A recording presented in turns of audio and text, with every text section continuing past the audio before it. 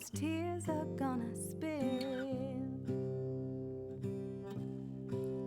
So build that wall and build it strong, 'cause we'll be there before too long.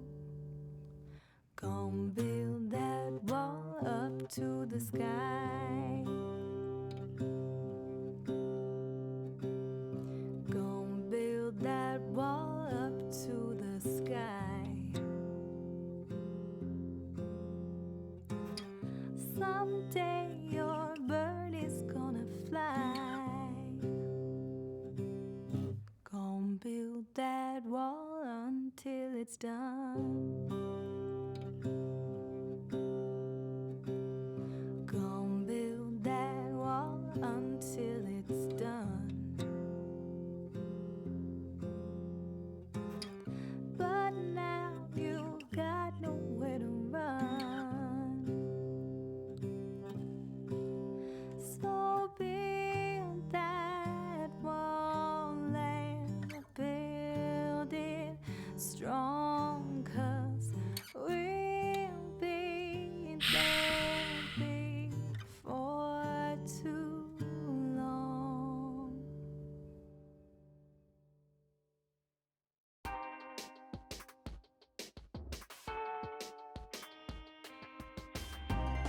Yo, Senpai, what's up, brother? How you doing, man?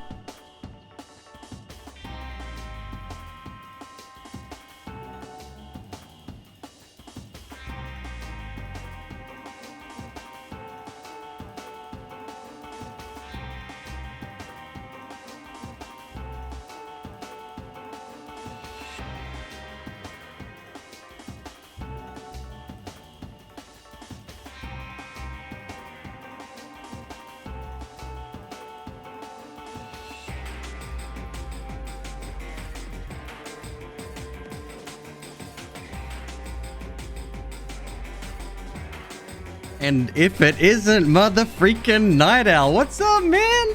Good evening. Hello. Night Owl, how are you, dude? Long time, man.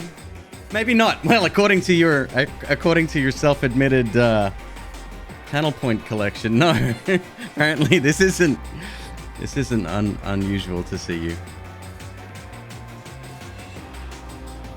It makes me laugh so much when people are like, people like, they drop into chat and they drop a lurk or that lurk command, which I still to this day still don't fully understand. I've never had that command active in my chat. I think it's a sort of a leftover from a support for support thing.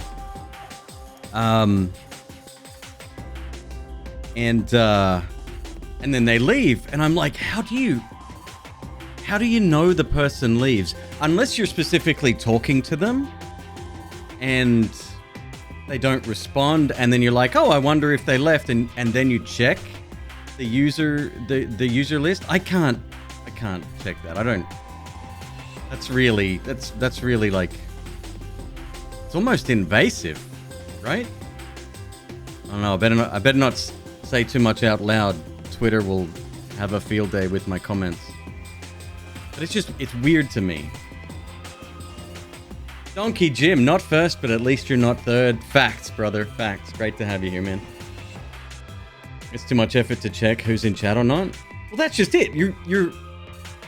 If I did that, you might not be able to tell that I'm doing it, right? But for a couple of seconds at least, you're gonna notice me lose focus, right?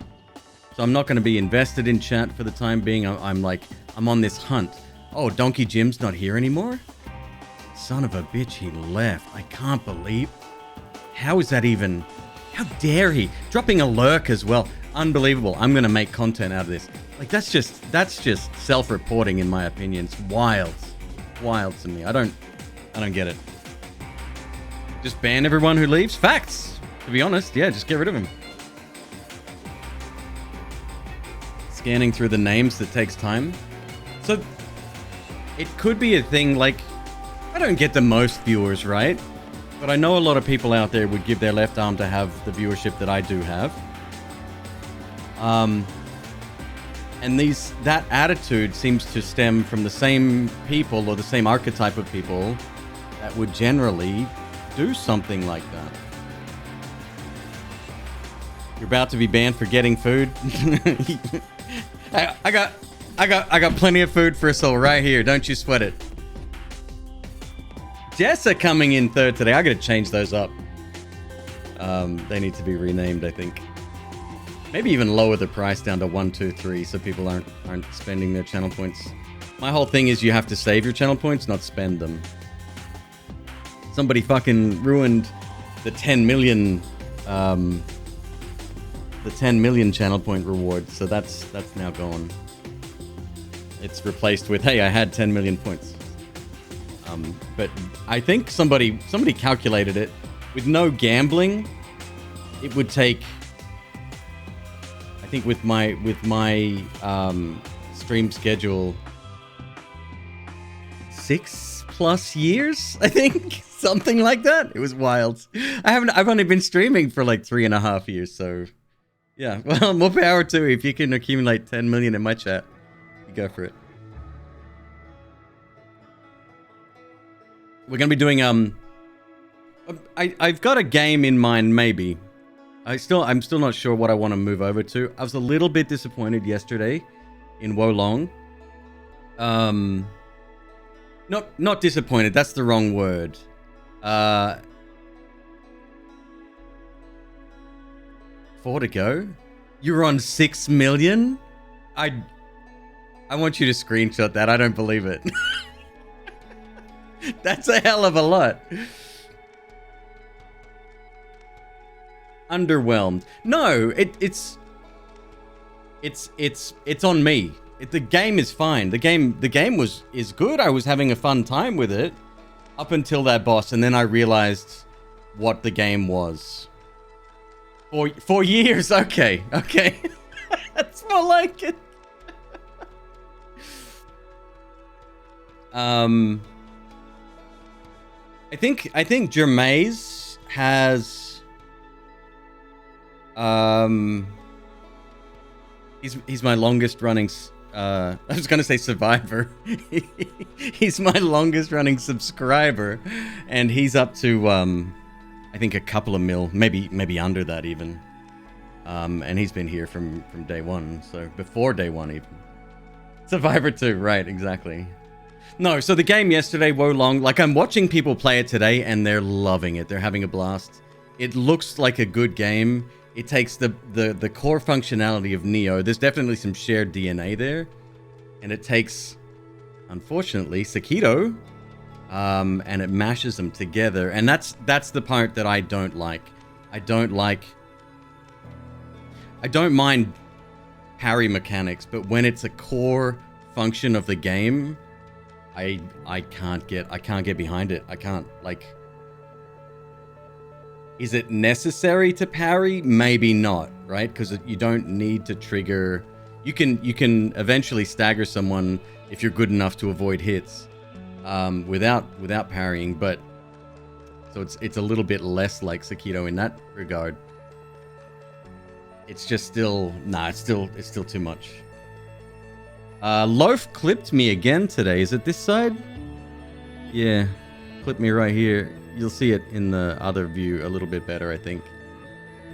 He got me good today. It could have been my eyeball. Dog doesn't know any better. He's a head full of fluff. He's a wonderful kid. I love him, but thick as 2 planks, I swear.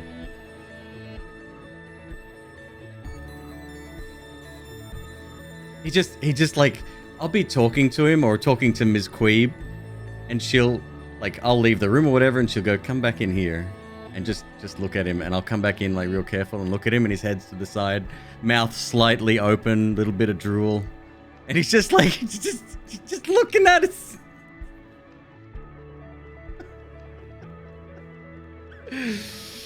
Yeah, tonight is our second Green Chef sponsored stream. I've got the box of stuff that was delivered yesterday, day before, and we're gonna unbox.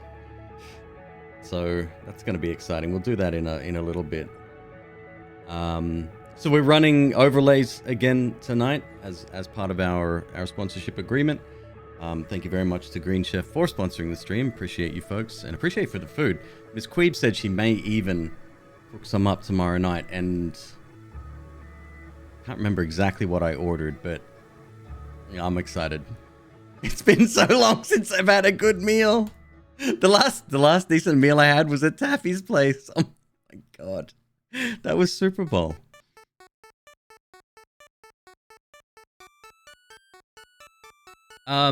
Yeah, I figured, you know what? I've got, how many? Does it show here? It shows at the top, I think. I have 140 games in my wish list. They don't all need to be there. It's like someone recommended it and I'm like, cool, I respect this person's opinion, wish list, or it looks cool, wish list, or during that Chinese developer event, I wishlisted a bunch in that because they genuinely looked great. But I think I need to dig a little bit deeper and get into the weeds and really discover whether a game is gonna...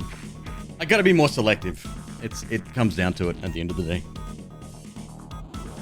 Either way. Thrin! 33, thank you so much. I am doing fantastic. I'm having a great day, actually.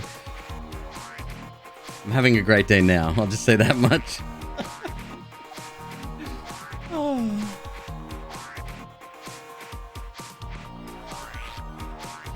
Sponsored overlays over there on the left side of the screen, of course. Even for alerts, they've got cool tools. I love these companies that put together sponsorship packages and stuff. They certainly know what they're doing. Okay. Let's start at the very bottom. So this game at the bottom is an amazing game. I've played it. I own it. The reason I wishlisted it because I wanted it to get remade and or come back to Steam. That's never going to happen. It's in development. Well, it's not in. No, it's not even in development standstill. There is no development. Massive licensing problems with this franchise. I know Vin Diesel's an executive producer, and it's a mess. I'm just going to get rid of it. The meme's done. It's never coming back, and I have to make peace with that. Easy. See? Look at that. Done.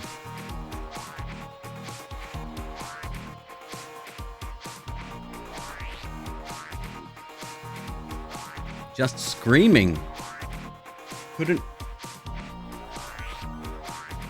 see the game? What do you mean?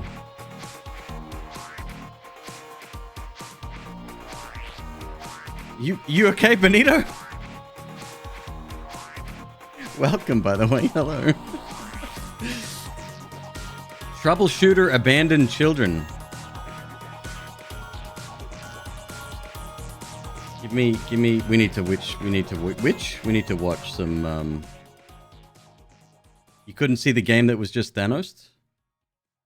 Did the screen switch? I'm looking at it correctly on my side. I did just update OBS, so that might have been a problem. Unless it's a messed up game. Yeah, you won't be able to... I don't think you can find it in Steam. But wait, you're looking at what I'm looking at. How could you not have seen it? Unless you're looking at my wish list. I don't know.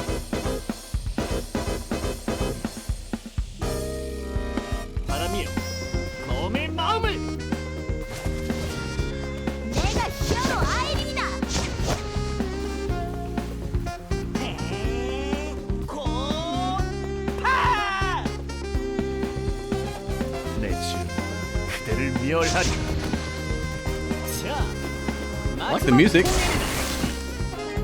Okay, so it's kind of like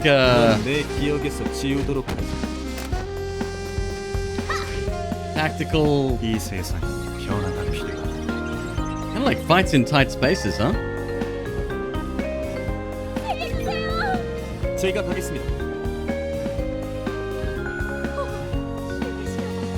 Genshin Impact meets XCOM.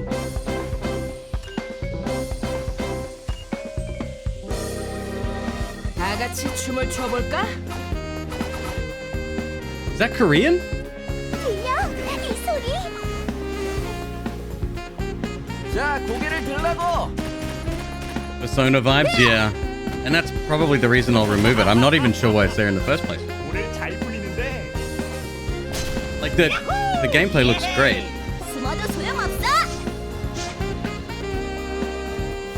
내 불 불꽃이 될지. 자, This stream's gonna get DMCA for sure.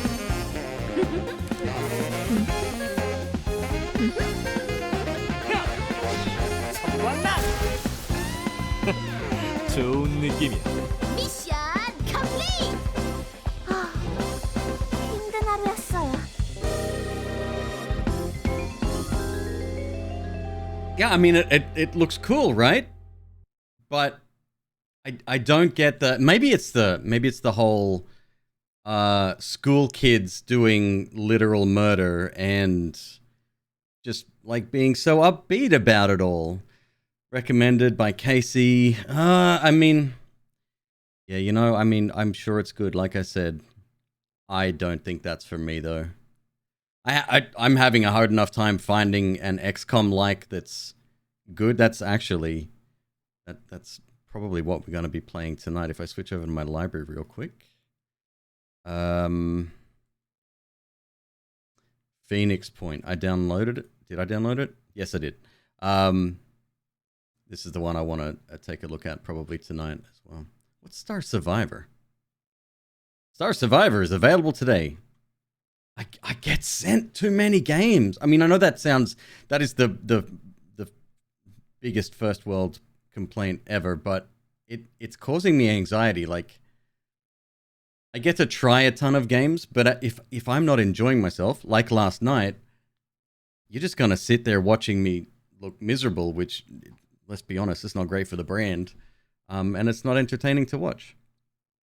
It's very true to the genre. Good, okay. I think I've put a few hours into it, but never really did much with it. So, okay, that's good. Get back. Oh, god damn it. All right, so we're going to get rid of this one. Very positive reviews. That's fine. Gone viral. Now, this is one that I've been interested in even before it came out. I've had this wishlisted forever. And I never picked it up. And I was talking to the developer of... Oh, shoot. What's the really... I really enjoyed it. It's a roguelike, kind of like Isaac. It's room-based combat, but it's set in the Dream. Dream might be part of the Dreamscaper. I was talking to the developer, I think, of Dreamscaper, and he was telling me that he knows the developer of Gone Viral, and Dreamscaper did okay considering, you know, not a lot of mass market appeal, and you know, on a marketing front and Steam visibility, he was telling me that Dreamscaper did okay, but when it came to Gone Viral, I mean, mostly positive reviews, came out August 2021. It's going to stay on the list, I think. I don't think I could reconcile the price. I've heard good things, but I'll wait. I'll wait. It's totally fine.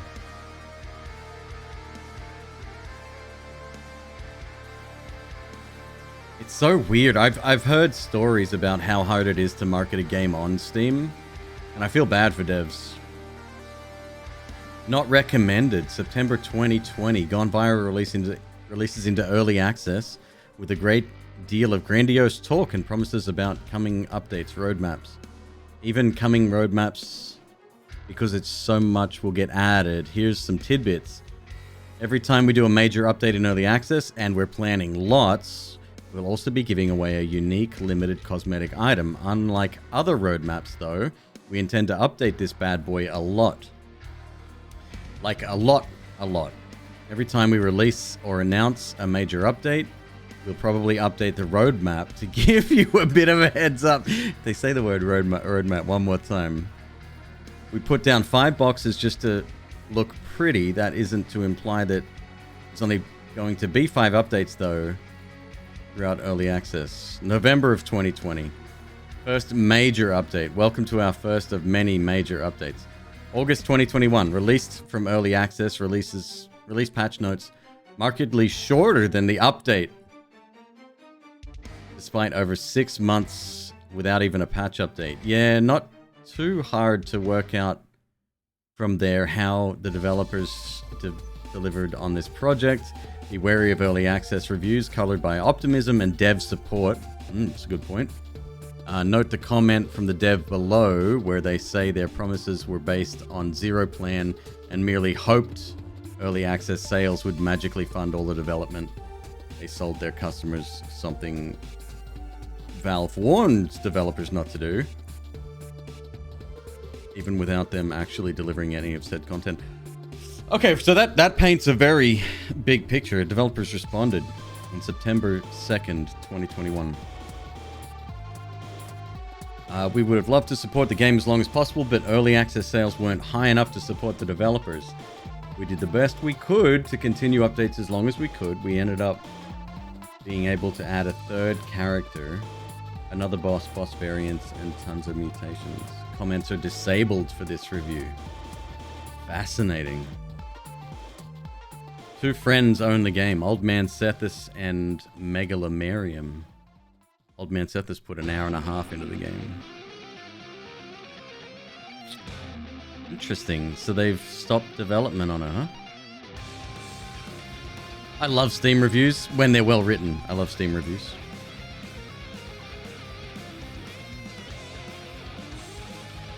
While the overall design is cool and fast-paced, even fun, the content provided is neither 1.0, the lack of bugs I saw, a good 1.0 release, that's about it. Okay, this is not very well written. Early access sales weren't enough to fund the roadmap. I lost hope. I get there's difficulty settings, but I shouldn't feel like I explored 60% of the content my first run, let alone win the entire run. Yes, I know RNG is a thing, but I was just randomly whacking stuff into pits. Definitely not worth the price tag. If I spent the asking price of $20 for this game as a 1.0 release, I would be legitimately upset.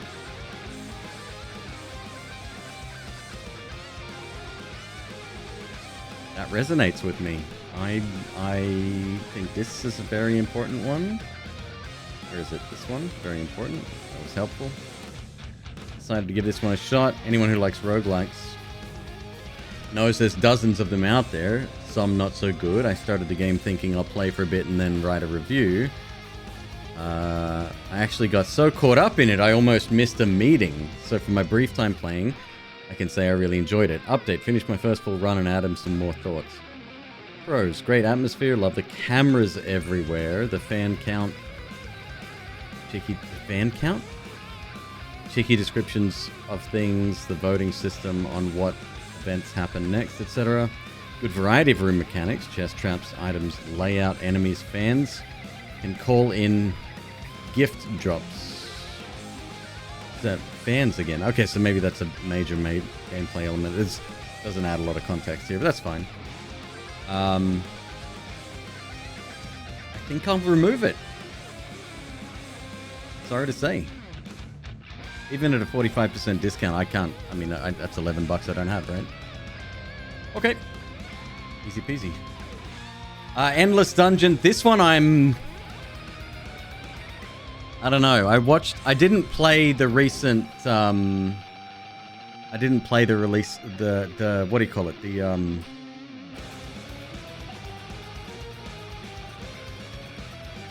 Speed of Snail, 11 months subscribed. Hello, my friend. What did you get? Looks like you got some kind of chicken curry dish. Welcome. I wonder if the picture changes something. That'd be funny. I feel like releasing games on Steam pretty much equals spinning a wheel of fortune with how many games that are released these days. For sure. For sure. Like some games blow up. Some that are legitimately good you never hear about. Base, you released your game on Steam, yes? Yeah, I feel like without even an indie publisher, like, you're fighting a massive uphill battle unless you know someone at Steam that can push the right buttons. Making me hungry? Oh, you wait. I got an unboxing to do in a little bit. the developer preview. Network test, whatever. No user reviews because the game's not released yet. I'll leave it there for now, but I don't think I'll buy it immediately. Although one of my best friends is a Sega community manager, so I'm sure that wouldn't even be a problem. I don't know. Cautiously optimistic here. Tactical Breach Wizards. This one we've been hearing about forever. Looks really good.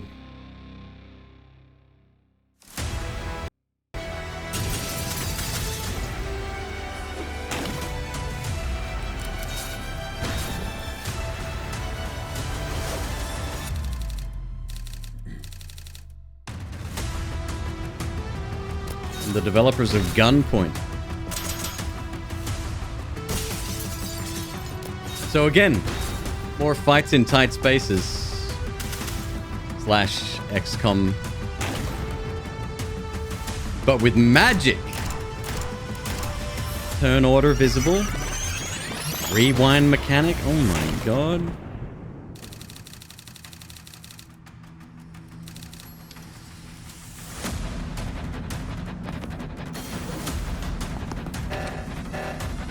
Defend the safe house mode.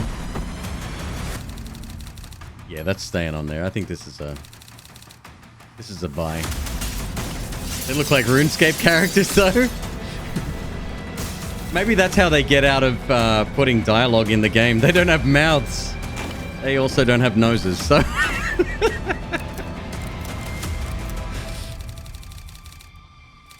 If we stop World War V...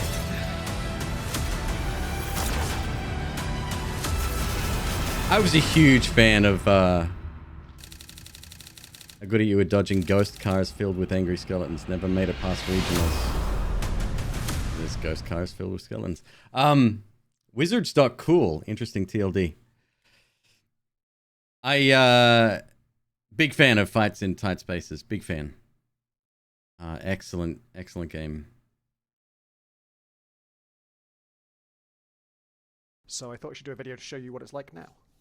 It's a developer game preview about wizards in Kevlar unraveling a global geopolitical conspiracy by knocking people through windows and coming to terms with their feelings. So on the left here we have Zan. He is a Navy Seer. He can see 1 second into the future, and his abilities all revolve around manipulating time and supporting his team.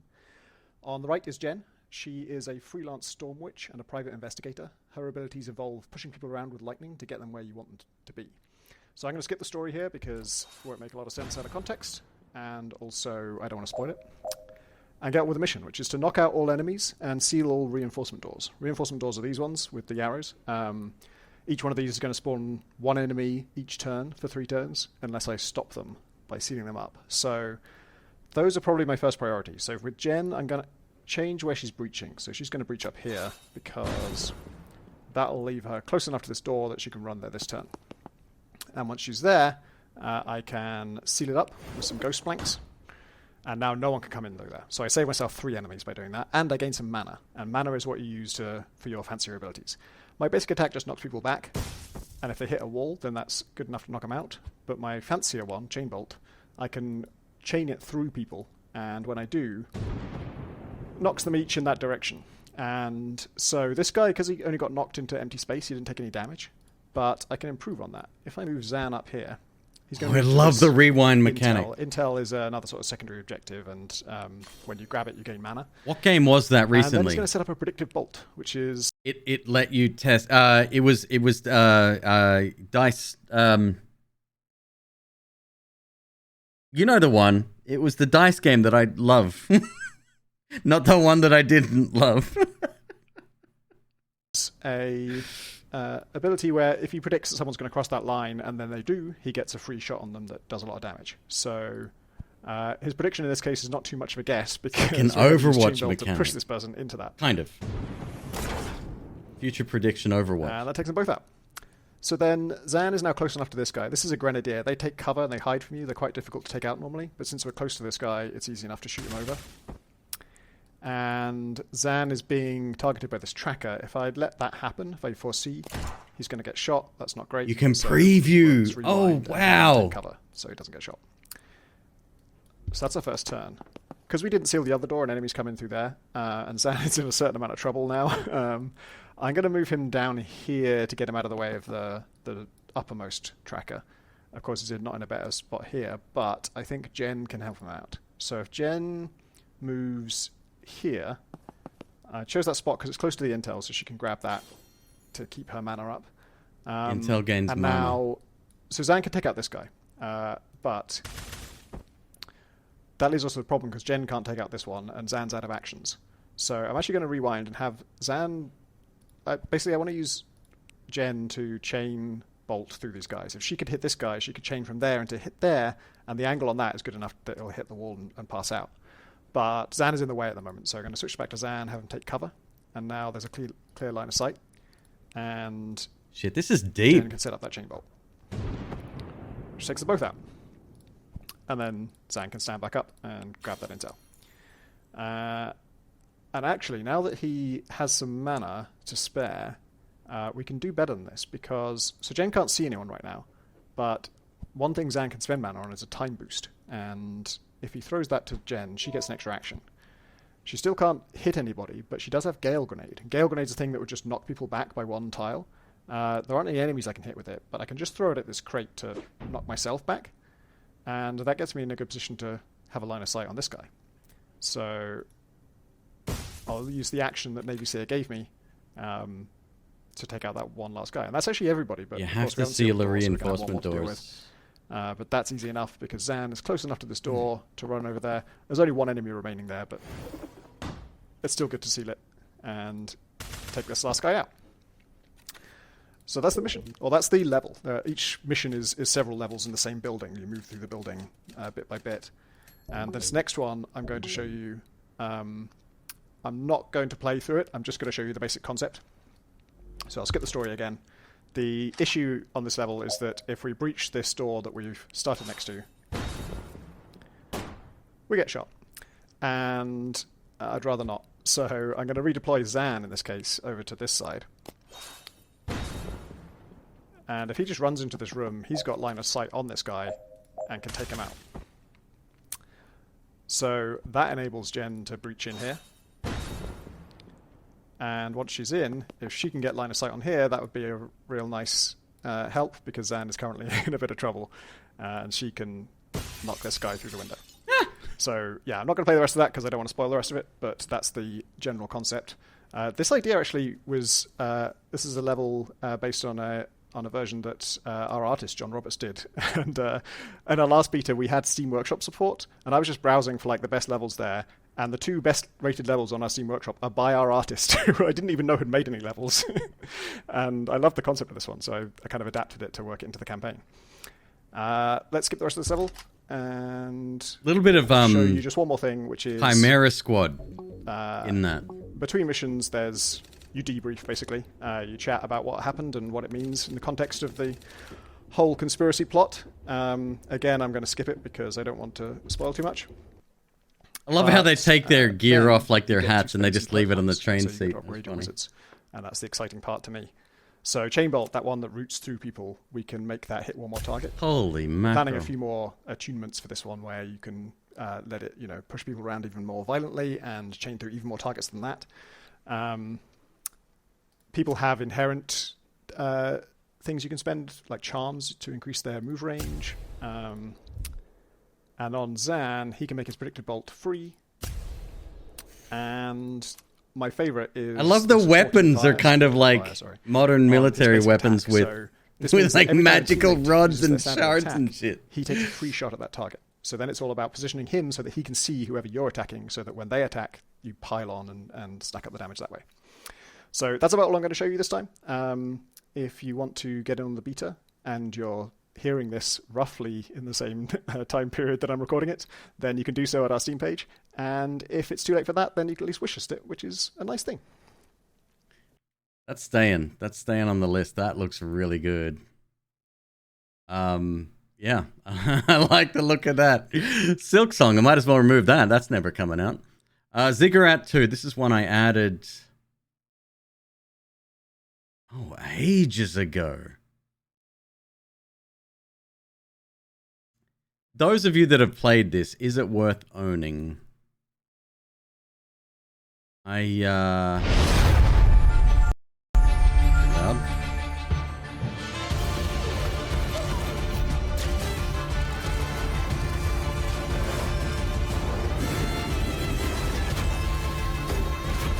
Club Magic.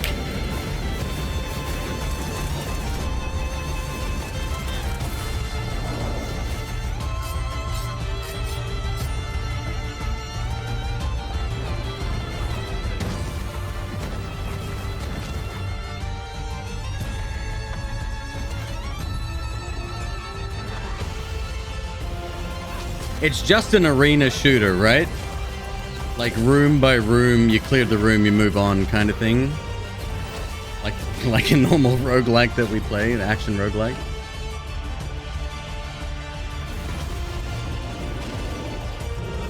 But in 3D. Yeah, it looks that way, huh?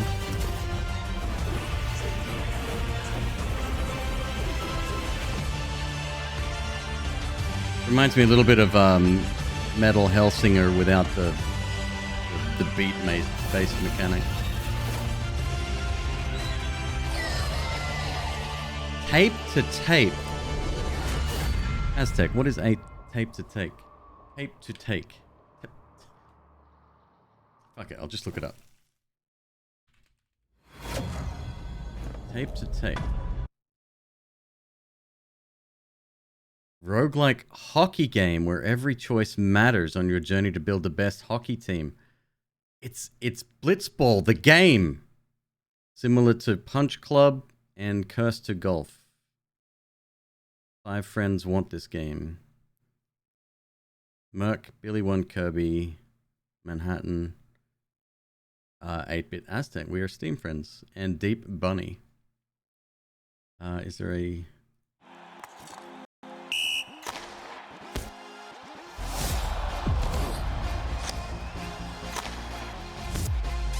Do you actually play the characters individually, or is it more strategy based and you just watch the plays happen?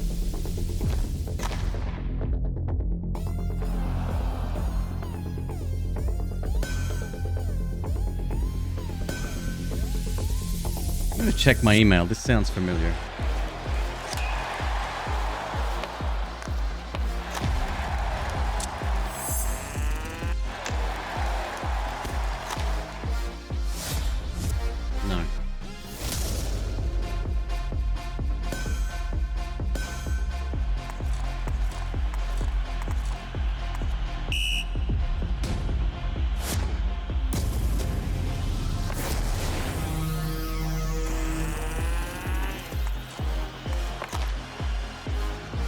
Why do they call it tape to tape?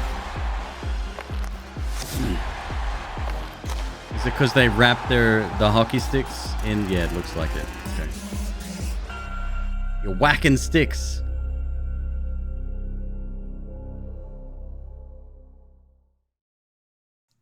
Okay. Yep. I'm gonna add that just for its similarities to Blitzball. Hopefully it's like more management.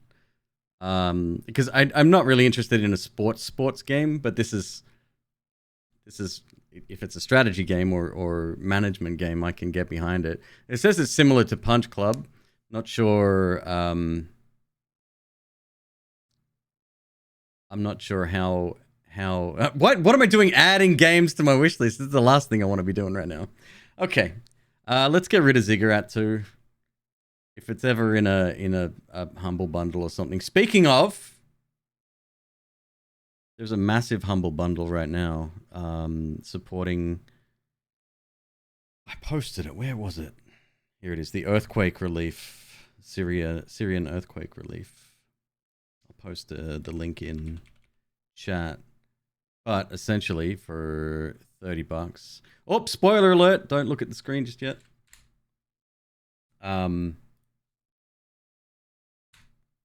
Definitely need more games to play right now. For $30, you get 72 items. Like some of that's like digital comics and stuff like that. But XCOM 2, Payday 2, Ticket to Ride, Strange Brigade, Euro Truck Simulator, Stick Fight. If I have $30 left over after fucking rent is paid, I might actually pick this up because some of these I have been interested in for a while. I don't think I have Worms are on. Maybe I do. I don't know.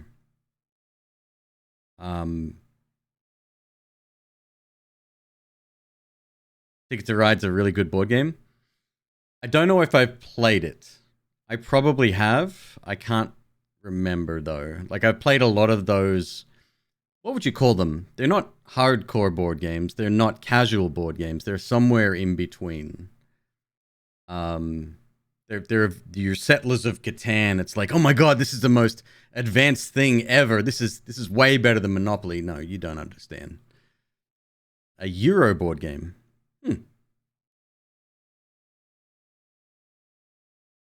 Don't play it against polymaths. What's a polymath? Mum and dad friendly. Like you're what's the game we haven't played yet? Orcs?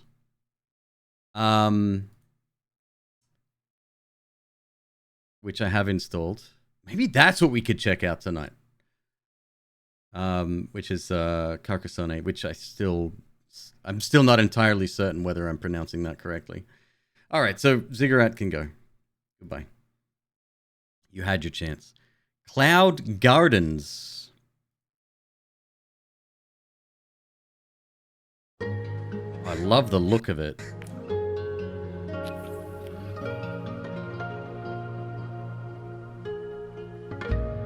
Carcassonne?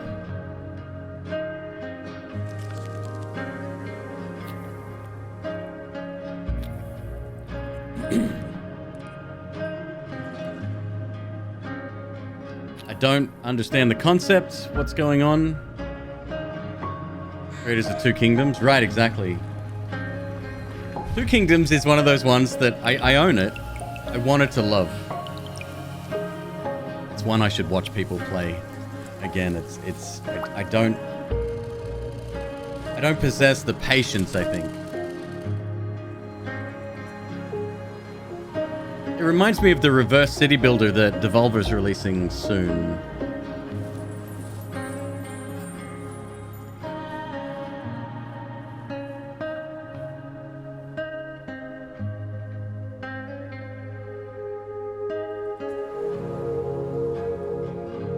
Industrial update available now. That can stay there. The overwhelmingly positive / very positive after the recent update. That can stay. Yep. There's another one that I've been keeping an eye on. I don't think I have it wishlisted. I don't even know if it has a Steam page yet. It's like it's a medieval city builder / terraforming game, but everything is generated like it's free flowing. So if you want to raise the land and add like walls and stuff, it's all done very fluidly. Like the engine's very clever about how it places items and stuff. I don't know its name. Yeah, that can stay. That looks fun. Nice and chill. We need chill in this family. Trust. Power of 10. I watched Bear Taffy play this one. I didn't understand it when he played it. I probably still won't understand it watching a trailer, but check it out.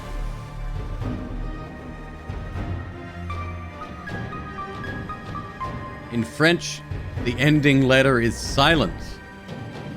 Carcassonne. Yep, that makes sense. So space shooter, tactical, roguelike, I think.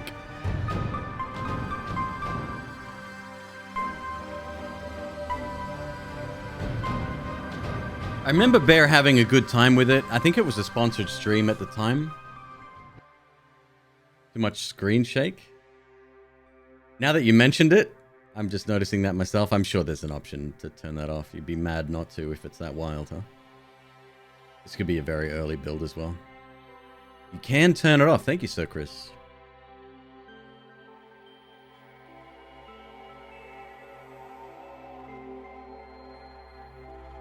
little bit of FTL inspired. Full release, January the 11th. We need more developer commentary trailers as the second featured video on Steam pages. Like, I was interested in Tactical Breach Wizards before. After seeing that developer commentary, like 100% I'm in.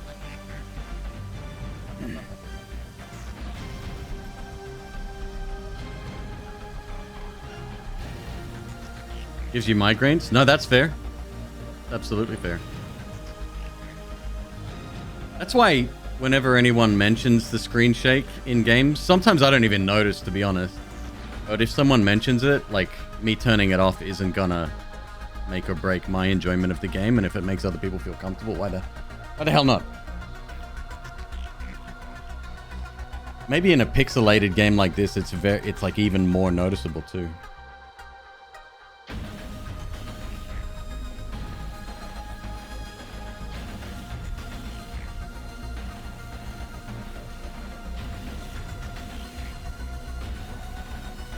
It's always worse watching than playing, just like you're trying not to lean when you're the passenger in a car instead of the driver. Interesting fact, if you've ever seen Interstellar, who played Dr. Brandt Jr.? Keep forgetting the actor's name. Anyway, she didn't lean into the spin, whereas Matthew McConaughey did. That's why he didn't pass out, but she did. Very interesting. So if you're ever in a spin trying to bring an orbital space station, Anne Hathaway, thank you, yes, back into a stable orbit, lean into the spin, not away from. Just an FYI. First thing you do is turn off screen shake and motion blur. Keep that in mind next time you're chasing Matt Damon. I don't know where that came from. Was that a Saturday Night Live thing? Maybe. Matt Damon. No, South Park. Blade Assault. 70% off. Like a 2-week sale. Blade Assault is a 2D action roguelite platformer with beautiful pixel art set in a desolate sci-fi world. We've heard this a million times. Fight against the corrupt military of Esperanza as part of the resistance force of the Undercity. Bring the corrupt to justice by becoming stronger and fighting alongside your trusty comrades. Mixed reviews recently. Interesting. I need a plugin or a mod for this. Maybe it's just a browser extension that shows me the history. There's a way to view the history of Steam reviews. And usually certain events will heavily shift, right? Like it's either an update that went, heavily monetized or no longer free to play. Some kind of political statement. Heaven forbid they add a gay character in. You know gamers these days. But it's an interesting thing to keep an eye on. All right, let me have a look at the trailer if you don't mind.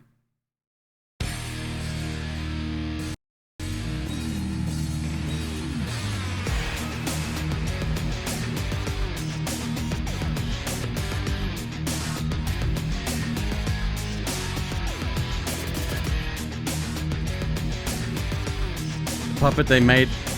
Oh, Team America! Yeah. Okay. Yeah.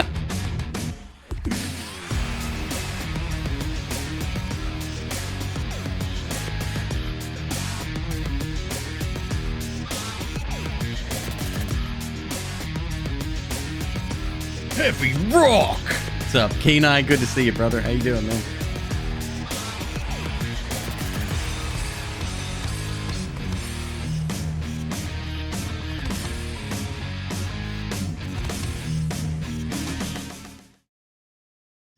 Why do they just have a couple of shots there where he's standing still? We're gonna remove that one. We don't that can go. Not sure why it's on there. Actually, before we do, let me check out the recent reviews recently posted. Control support badly implemented should just work without having to connect it at the right time. Garbage. Give that one funny. Keyboard and mouse and PS5 controller getting no input registering following different fixes, but none worked. Game called Blade Assault. It has a character that fights with his fists. What the fuck were they thinking? Okay. In terms of roguelikes, this is probably one of the least entertaining ones. It's just a constant grind with the end bosses all being meat sponges. It gets pretty boring and repetitive after a while. Damn. Okay, well, remove.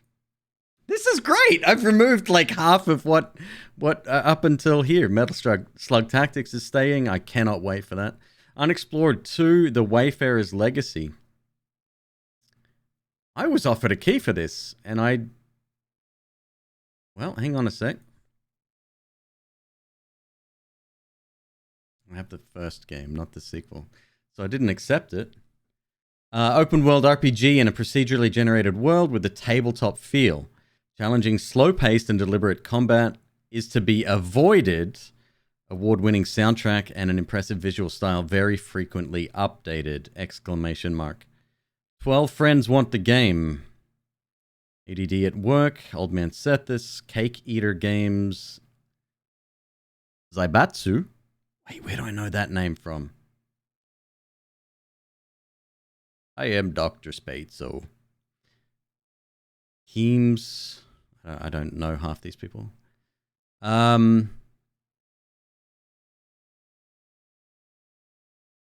see a trailer.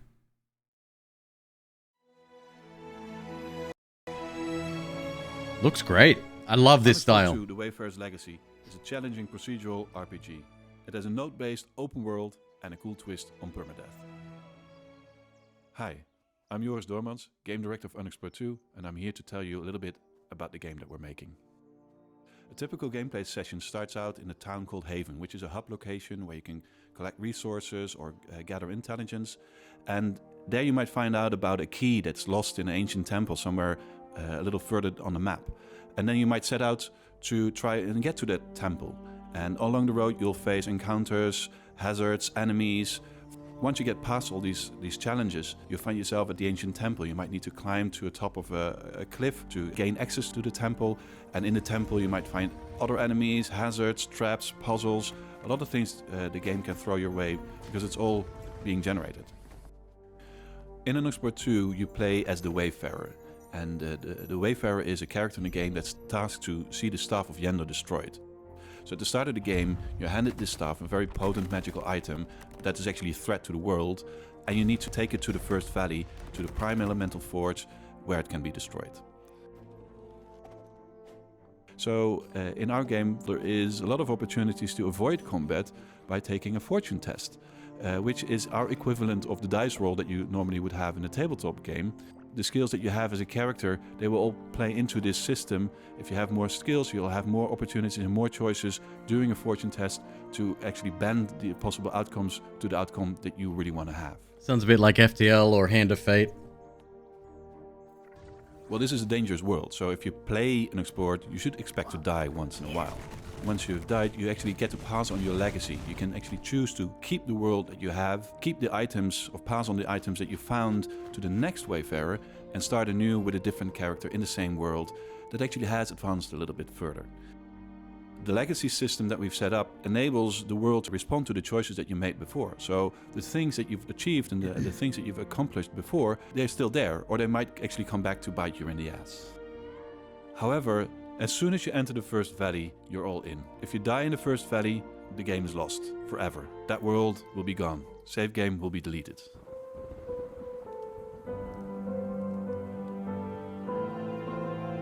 What was the zombie game? I think it was on the Wii U, if I'm not mistaken. When you died, your character, as set up as that character was, became a zombie, and you had to fight it. So you could reclaim some of your items and stuff. You didn't get like XP back or anything. You didn't become... it wasn't like a resurrect or anything, but it was just an interesting zombie U. I think you got it. Yeah. I really like that. I think that was clever. They should do that more often in games. I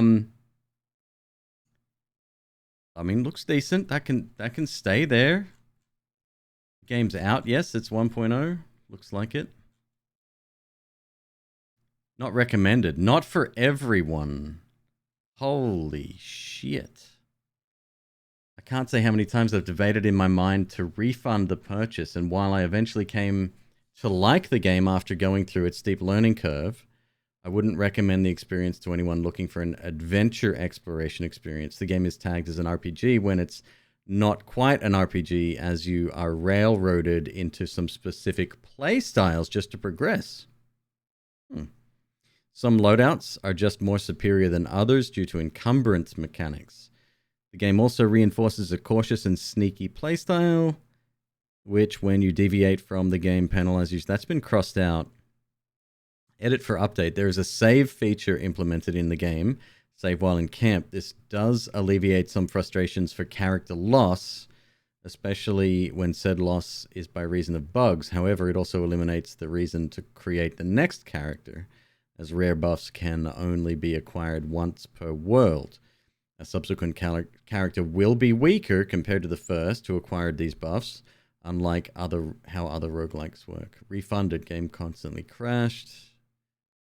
That was posted a week ago. Very tentative recommendation for now. Would pick it up on sale. Excuse me. Or if you really want something kind of weird and fascinating, if a bit rough around the edges. The gameplay concept is weird and interesting and feels like what people thought No Man's Sky was going to be. The bones are there. The game is fun. I find myself obsessed for multiple hours at a time. Interesting. So it definitely doesn't feel like that watching a video of it. Here's the actual trailer. You should put that before the developer commentary.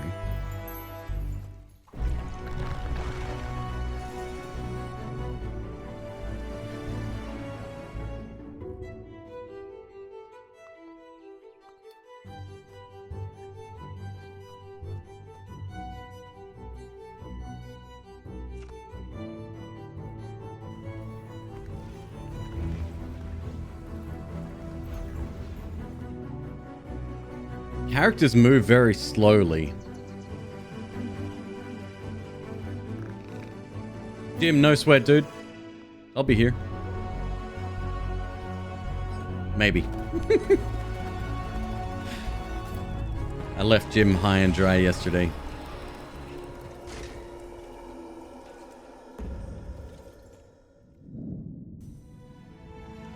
Terrible fucking trailer.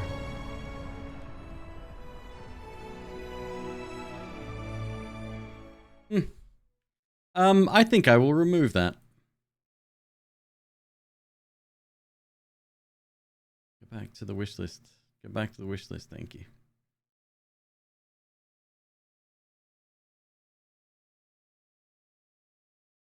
Dungeon Munchies. Overwhelmingly positive. Dungeon Munchies? This was added June 15, 2021. That is creepy as hell.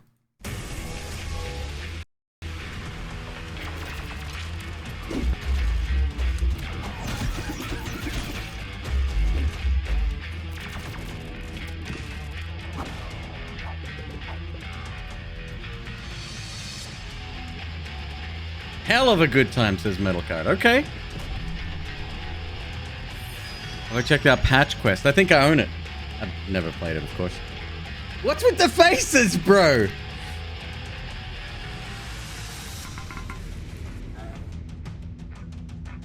So you generate your own buffs by cooking.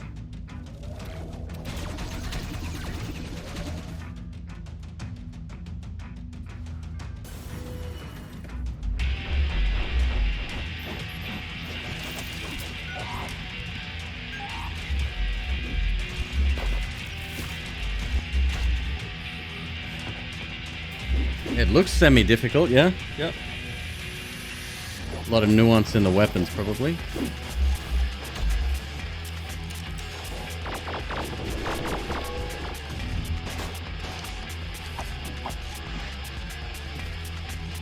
It looks fucking wild, dude.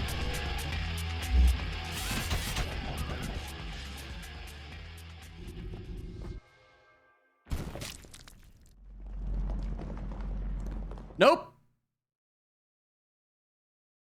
Dungeon munchies. Alright, alright. Next video. Next video.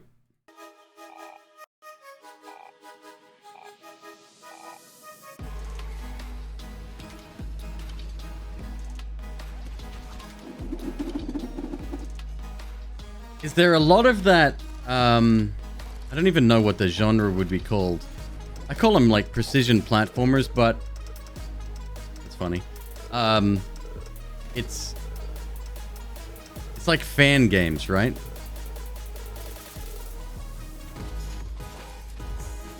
Is there a lot of those segments in it?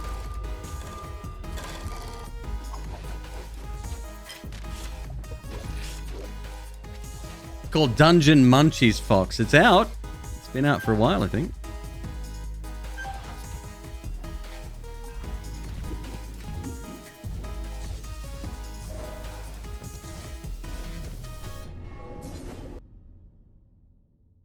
Chapter 2.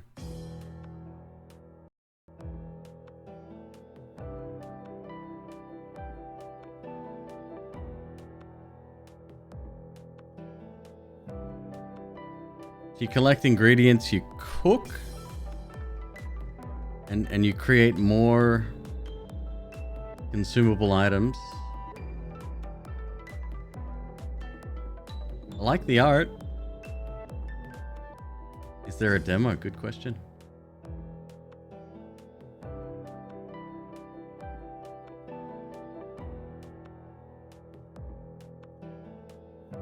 Power leveling some puzzles, a touch of rage at bosses, but nothing too bad. Okay.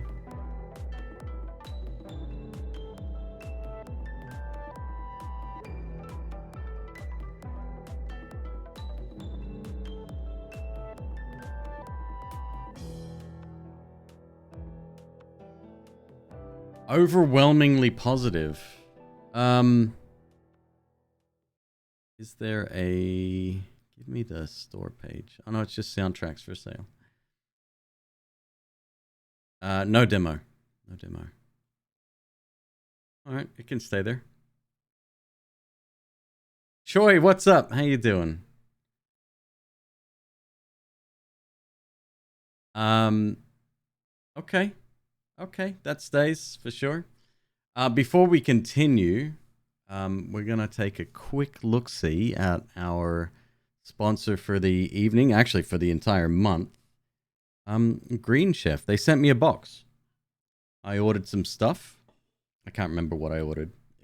It looked good at the time. And then they sent it to me. So let me quickly switch over here. Alright. This massive box.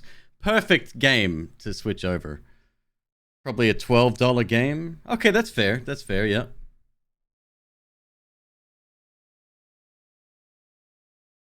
Yeah, that looks decent.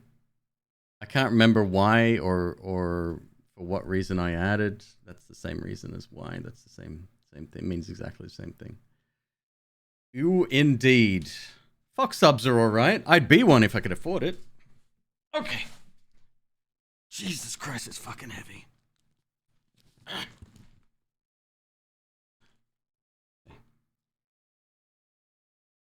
Time to start an order for the Green Chef thing? Well, wait until I unbox first.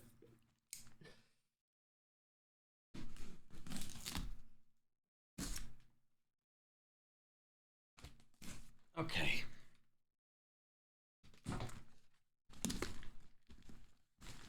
Oh my god, what? How am I going to even do this? Not leaving me much room here. Okay.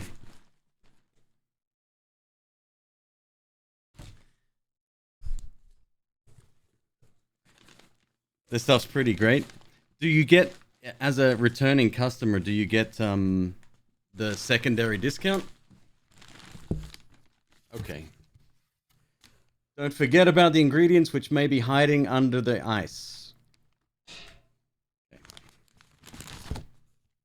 Here's what's in the box. We got truffle linguine with chicken, cremini mushrooms, garlic, and peas. I'm so fucking hungry. Okay, so on the little card, it tells you the cook time, the number of servings, the calories per serving, and then it says, for rich, earthy depth, our chefs added decadent truffle butter to the flavorful sauce in tonight's rustic pasta bowls. Here, the creamy sauce strewn with sautéed cremini mushrooms and green peas coats al dente linguine noodles. It's all topped with pan-seared chicken strips, seasoned with a blend of fragrant dried herbs and red peppers. God.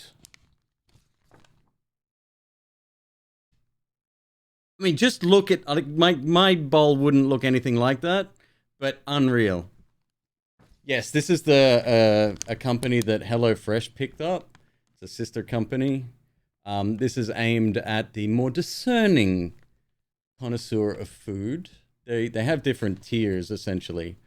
Okay, so it shows you the ingredients. I guess that's what's included. What you'll need. Large pot, medium and large saute pans, medium bowl. So we're cooking from scratch pretty much. We have the ingredients, but we need to like prepare the whole thing.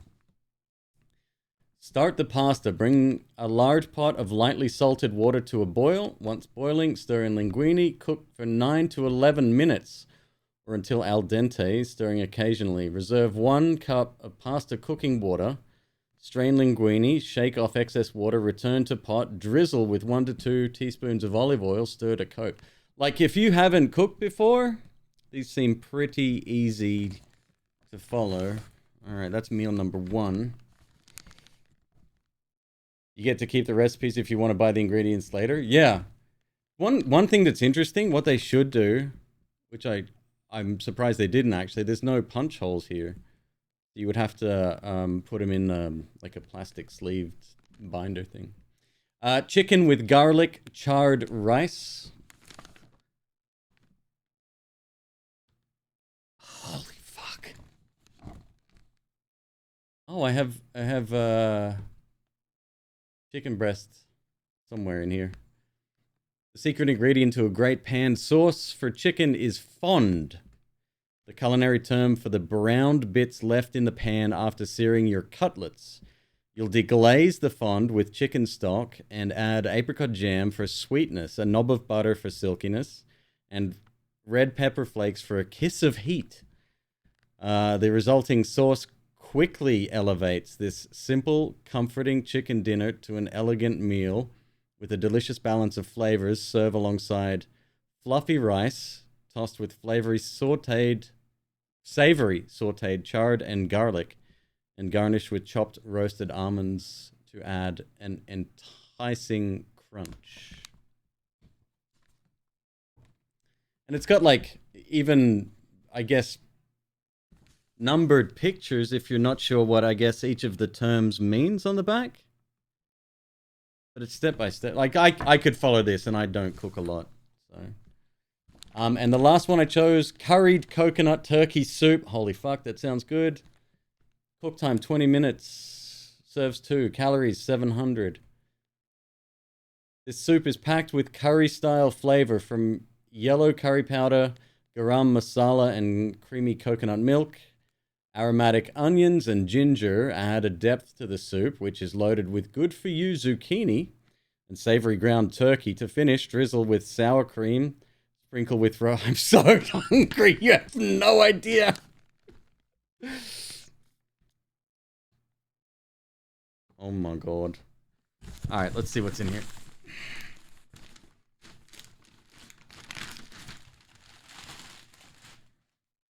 Okay.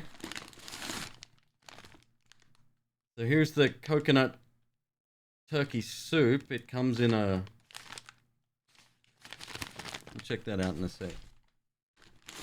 Each one comes in its own little paper bag, okay. And then there's ice. Oh, and then we got the proteins in here, okay. Ground turkey, chicken breast strips, got it. Got it. It's easy enough to understand. My code is telling you that it's expired. Okay, well let me... Whoops! Let me text my guy here real quick. 1 second.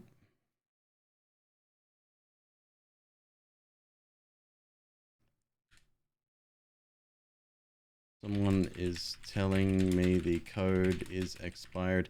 I wonder if it's like that's the same error code because you've signed up before, maybe. Please confirm. Okay, so let's check out what's in the soup package.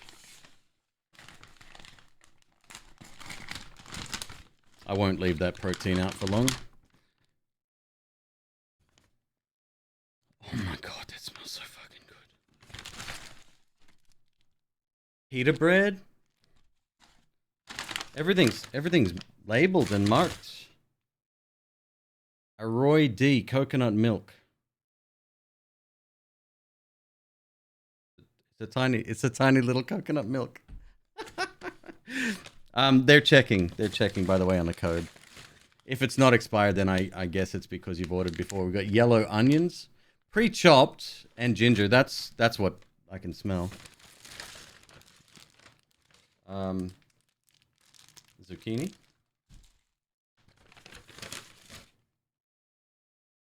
So everything's ready to go. You just got to make the stuff. Oh my god.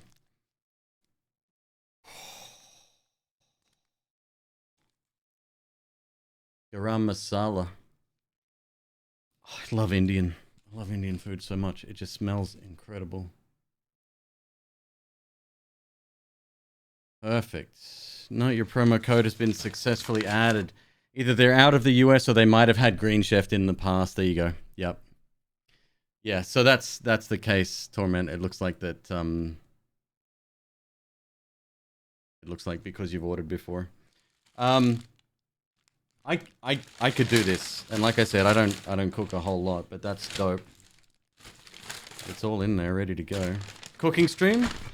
I don't have it set up. That was the initial plan for this. But I think Ms. McQueeb said she would make some tomorrow night during stream. So you may get to see me try it at least. And then we've got the proteins. Chicken breast strips, ground turkey, chicken cutlet. Everything's portioned out, ready to go. It looks like 2 servings in every package. Time for a beanie chef hat. Give me a sec, folks. Let me put this stuff in the fridge. I'll be right back. 1 moment.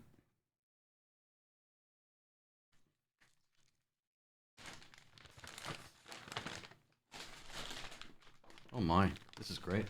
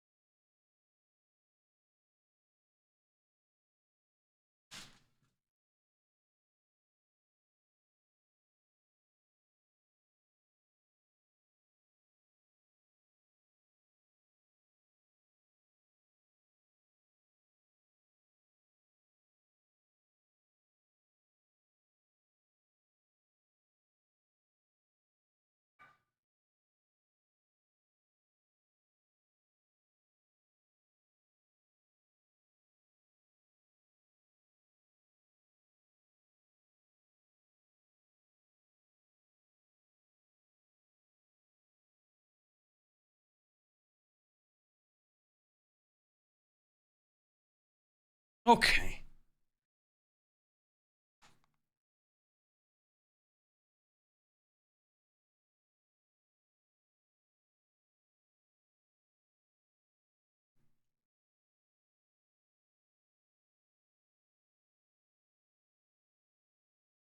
Did we lose music? We did. We never had it. Okay, cool. Silent stream.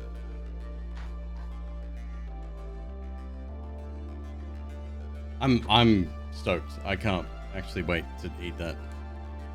Green Fresh in his stream stuff? Wait, what? Did I mess something up?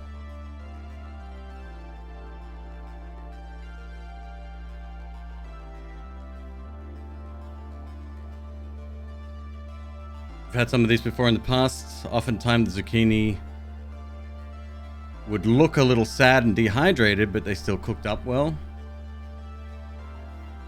In the tonight's game selection? Yes. Yes.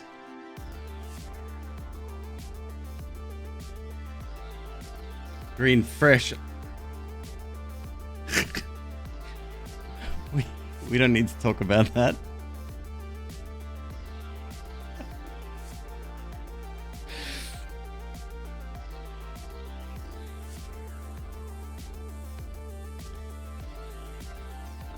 Your wife wants you to grow zucchini once you have a house.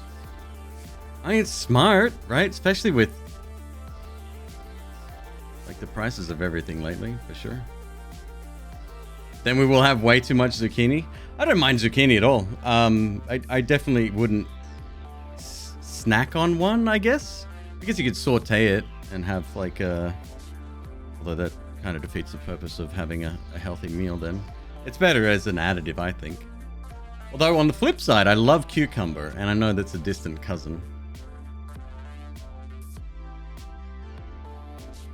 Let me just tell him. Yep, confirmed. He's had Green Chef previously.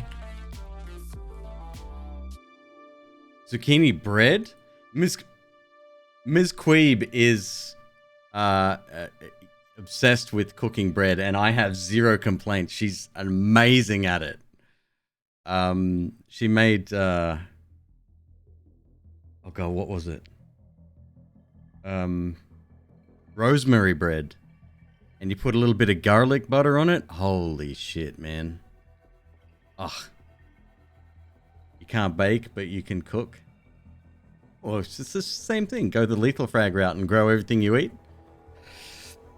It's very... The family is very self-sufficient. I've spoken to Frag a couple of times. And, like, not only do I look up to him in terms of, you know, streaming, obviously, but as someone that has their life together, it's nice. Please, if you are interested in what you just saw, having some portioned ready meals, click on the link in stream or use code POGQueebFeb60. Don't ask me, I didn't make the code. For a 60% discount and free shipping in the United States for the first week, I think, if I'm not mistaken. I can't remember how long the discount lasts, but yeah. But it is only for US customers, that one.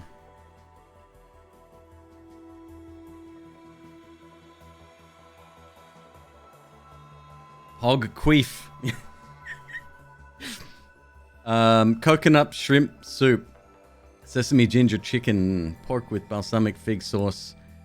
Barramundi bell pepper stir fry. This changes week to week. So that's the current week, and then one pot Tuscan chicken. So I should stop. I gotta stop. I can't. I'm sorry, but I'm so hungry. You ready to queef for the first time too? That's what Torment said earlier. And once I saw it, I couldn't unsee it. Yeah. Okay. Back to our regularly scheduled program. McQueeb. Where were we? Dungeon Munchies. Yes, that's going to stay on the list. I'm going to wait for a discount though. I won't just pull the trigger. You can't give a new account activation, but you tried. I appreciate it, dude. Don't sweat it, man. They probably. I mean that makes sense. That makes sense. Unlike a certain gacha game that I adore. These guys are smart. Makes sense.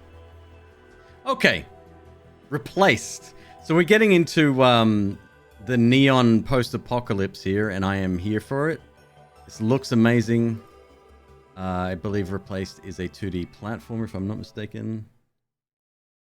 2.5D. You get an extra half a dimension. Gone wrong leads to thousands of American lives lost in the last 2 months alone. Cannot estimate the spread of radiation. After the abolishment of nuclear power, old mining complexes were reopened across To reduce our international affairs and focus on our own country. Phoenix Corporation representatives assure the walls were built for our own. Corporation bad. Obsessed. Already obsessed. I love the graphics. Within this cage, in hellish rest. Please don't DMCA me.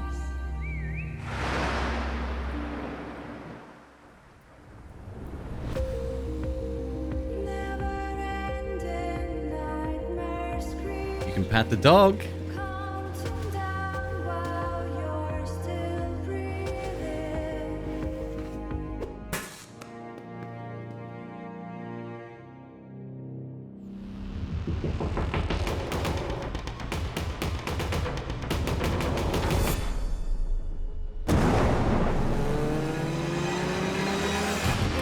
I wouldn't even call that 2.5D. Oh, I'm obsessed. I love it. I can't wait.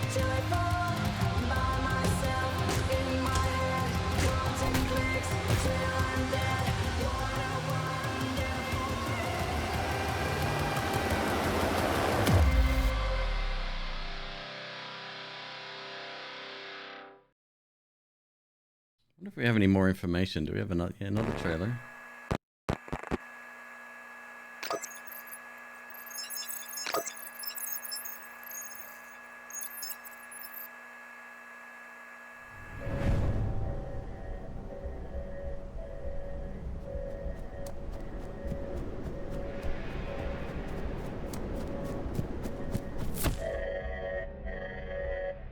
The lighting, right?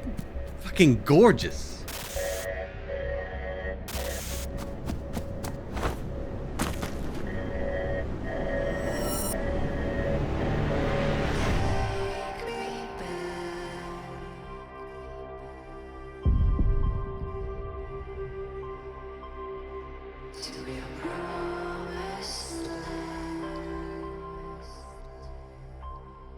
This might be a soundtrack purchase as well.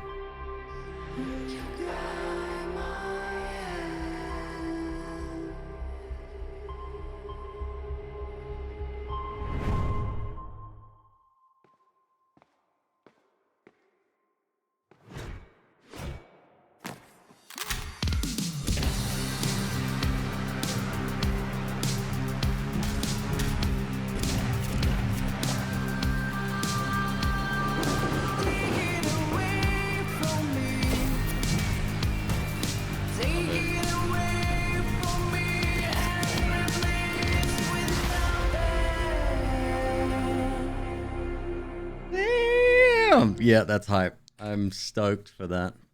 Coming soon. Fuck you. What does that mean? That one's called Replaced. If you're interested, check it out. It says it's like Neon Abyss and Rain World. Rain World, I kind of get. Neon Abyss, less so. I mean, sure, it's neon, but that is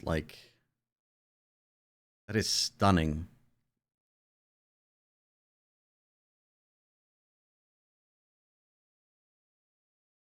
Yeah, I'm very excited by that.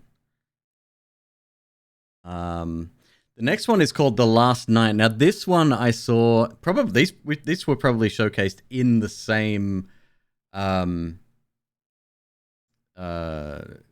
Next Fest or whatever, right? Like Game Awards maybe. But this one, kind of similar looking. Cinematic platformer with the heart of a sci-fi thriller. The Last Night is set in a post-cyberpunk world with a deep, vibrant vision of the future. Very similar vibe. This one has, yeah, a lot more depth to the world.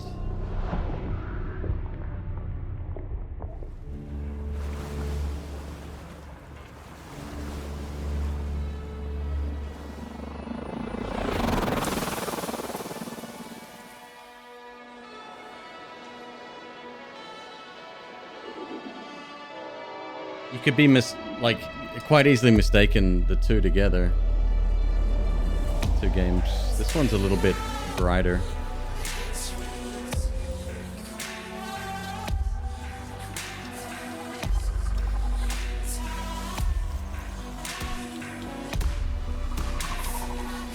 This one reminds me of Flashback.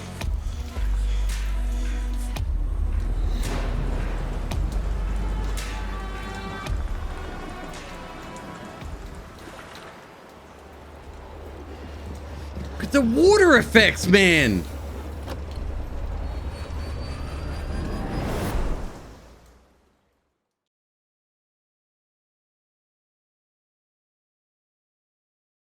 You have no right looking that good.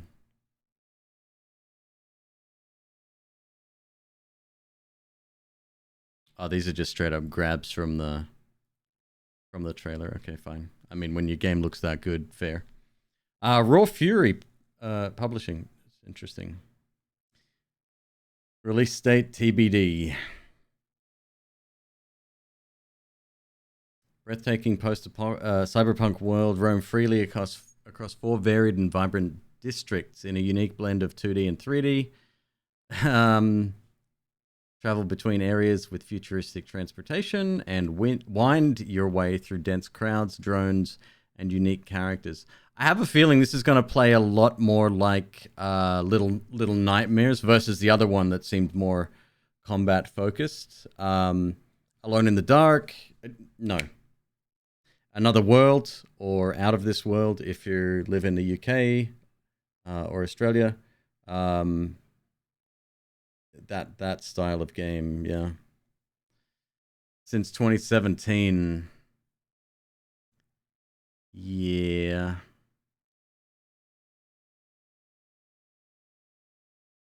Yeah. It's so weird, right? Like this, if this released in 2017 and it was a good game, it would be probably unforgettable, right? You got an art direction award here. But compared to the last game that we just saw as well, which is probably a lot younger, replaced. Hard to say. These were added on the same day. I think I saw them in the same showcase back then. What happened on 6/21/21? Wayward Terran Frontier Zero Falls. Mixed reviews. What are you?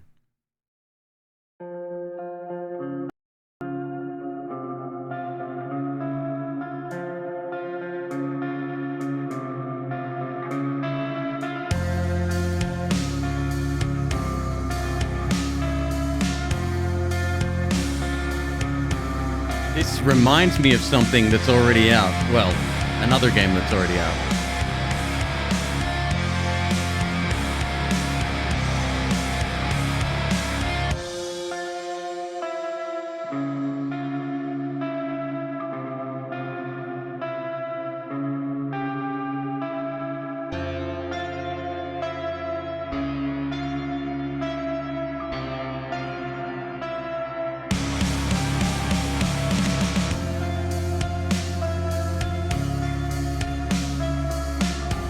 I mean, this looks very good.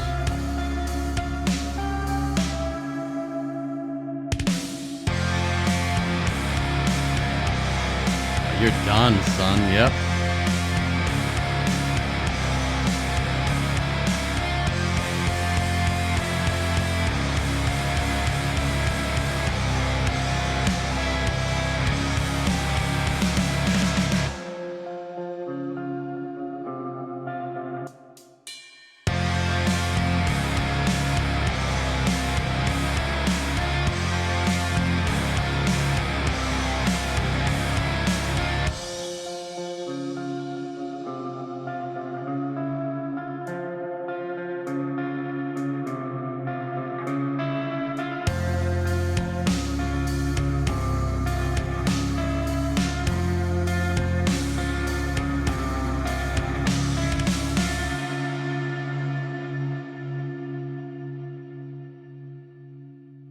So there was a game that came out that the beginning of this video specifically, where you were docking.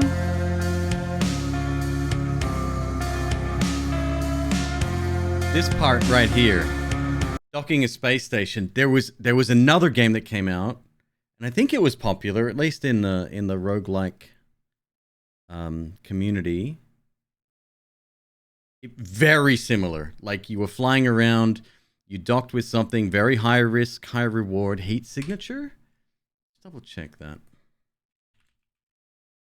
Heat signature in library. I have it.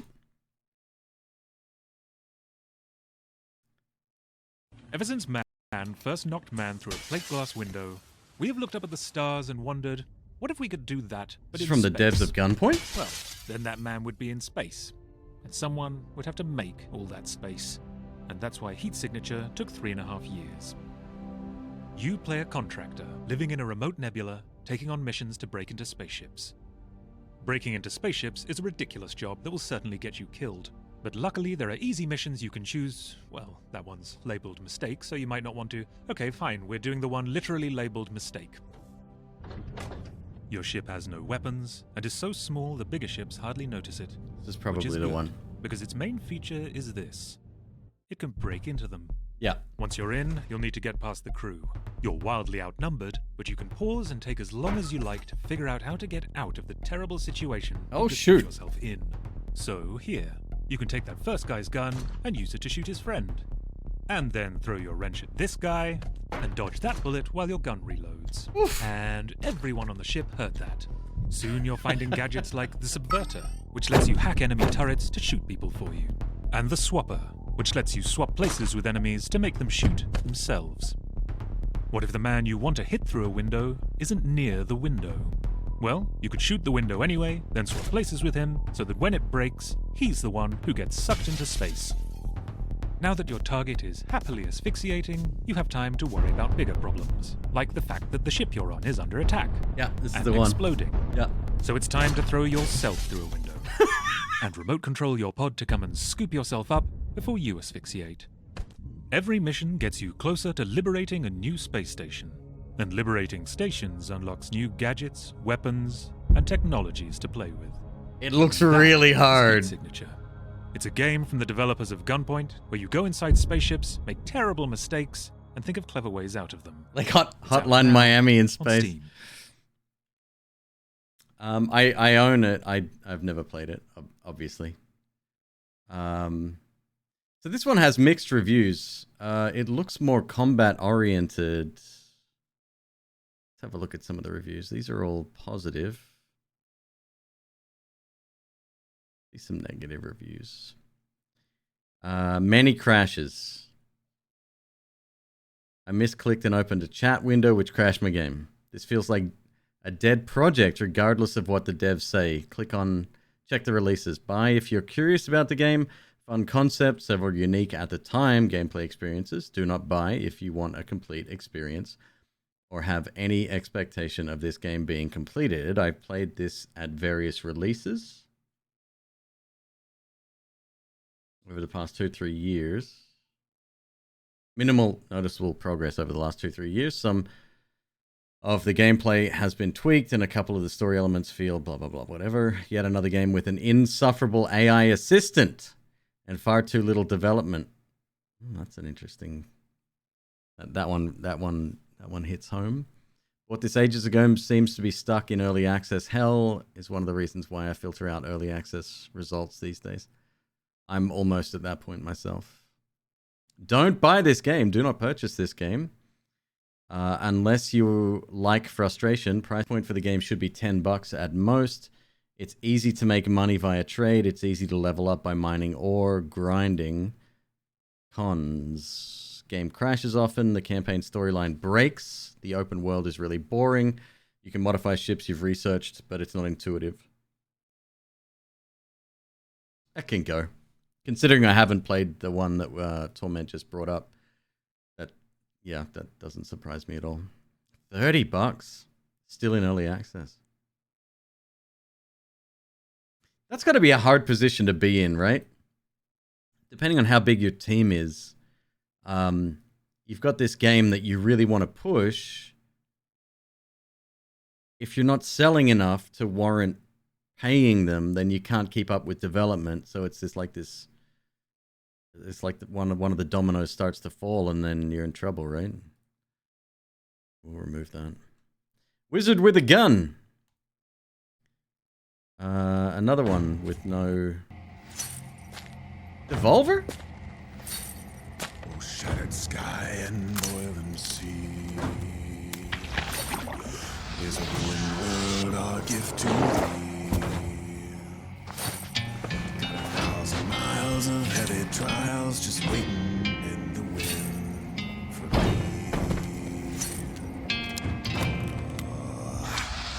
With a howling storm and a raging fire, I'll see it through this fool's desire. It's a hope that feeds this funeral pile. Gotta bury it in my hand.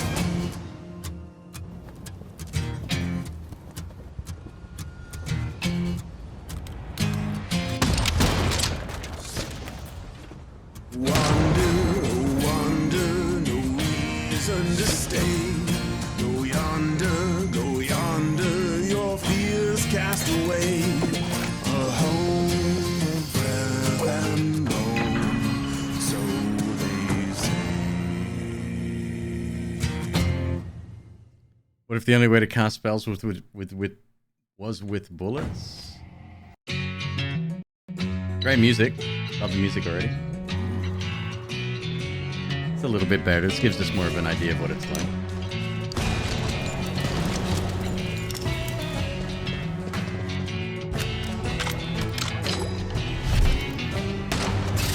I'm seeing collecting resources, so I'm hesitant already.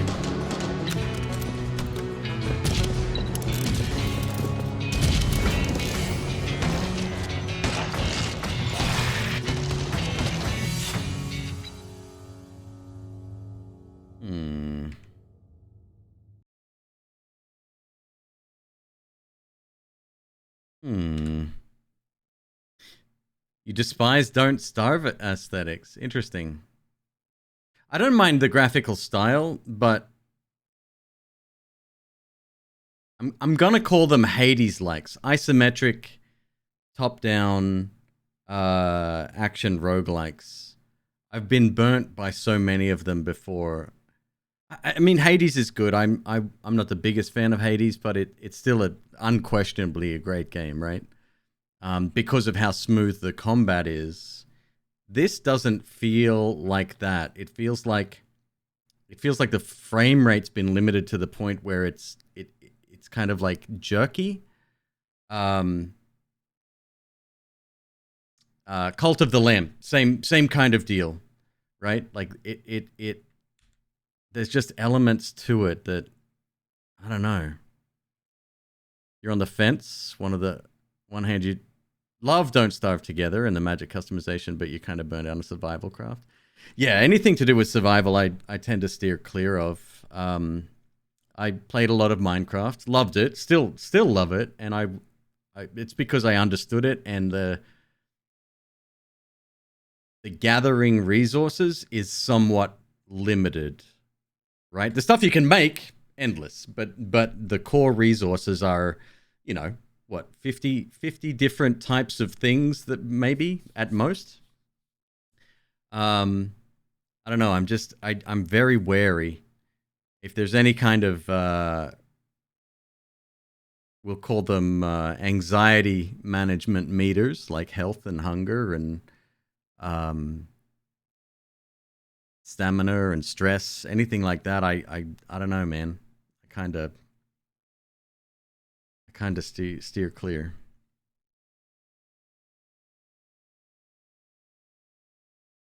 Satanic and adorable. Thank you. Yes, that is Cult of the Lamb.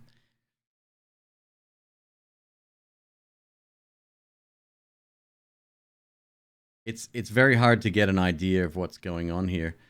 So bullets with modifiers. Okay, so you can add magical effects to bullets.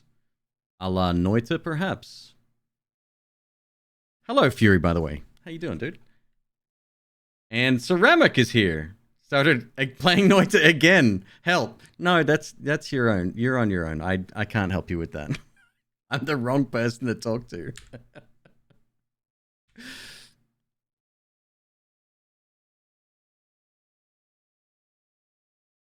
I was in an LST stream yesterday. Let's Suffer Together stream yesterday, and he was talking about burnout and playing the same game, and becoming known for one game, especially when you're a broadcaster. And I found that to be an interesting conversation. It's something I talk about often on the channel as well. I'm supposed to tell you to stop? Oh, yeah, no, definitely don't do that. It's easy to stop playing Noita. Yeah, I tell you what. Okay, no, have one more game. When you die, that's it. I'll see you in 15 minutes. I may leave that there, but I wish I could put a note here, like a little question mark next to it. Crowsworn, this is another Hollow Knight-esque game, right?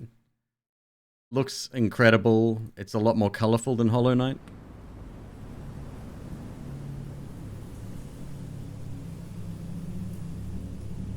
It's generous. How many hours do you have in Noita, out of curiosity?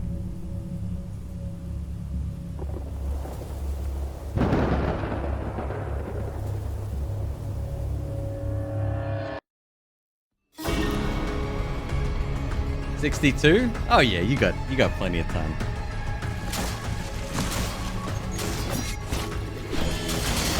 I mean, no, stop before you get into that second tier obsession. You kickstarted it. Oh, right on. Did you get anything for that, or are you sort of pre-ordering the game with your backer reward?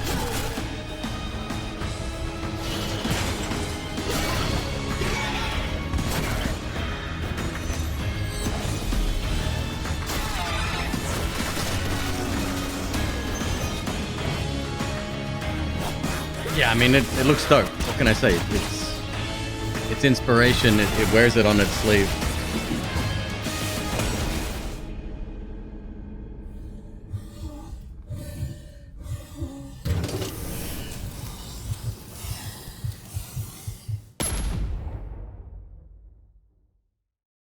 You want all of the Hollow Knight? You just want Hollow Knight 3? Oh, could you imagine? I'll be in my 70s when that happens. It's not the same team, APOC, no.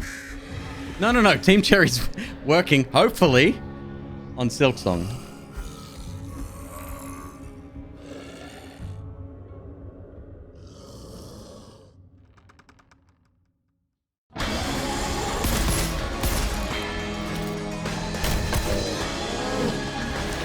Early access and the benefit of finishing the game, voice acting, and many other things. Oh, sick!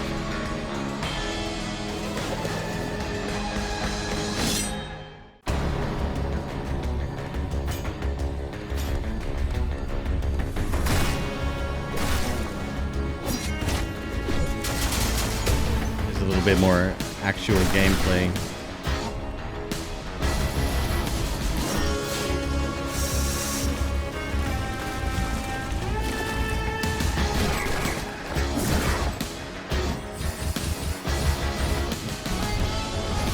Stat trees I like. I think that's cool.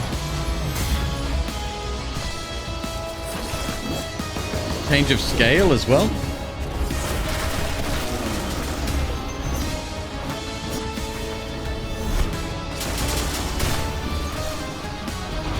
And much faster combat, it seems. No, I think that looks great. That stays on the list. Any to the people that did back it, any indication as to when? Oh, another one. Okay. So I played Blasphemous for about 5 minutes. Yes. I'm not sure why I didn't like it. Difficulty level probably has something to do with it.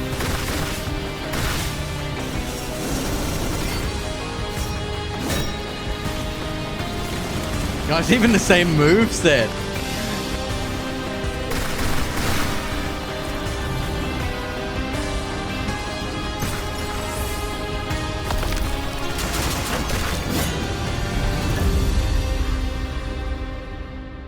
All right. Yeah, that's a safe one. The Invincible. This is another like creepy walking simulator style game. March 1st to the 8th, 2023, presented by DevGam, Digital Vikings.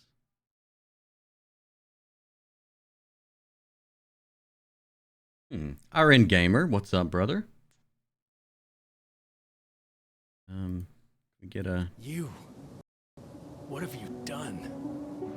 We back on Mars? Where are you taking me? You came here yourself. So what are you expecting, huh? You've set up a field camp down there. Yes. So I didn't expect you to have a second one here. Really? Sit here and don't dare move. What are you doing here? You're not gonna like this part. First gameplay showcase.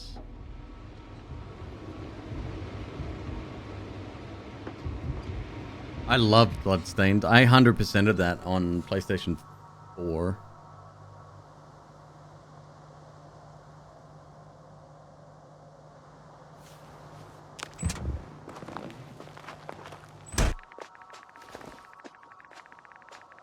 The radiation level is growing rapidly. It's starting to get interesting. I'll pretend I didn't hear that, Doctor.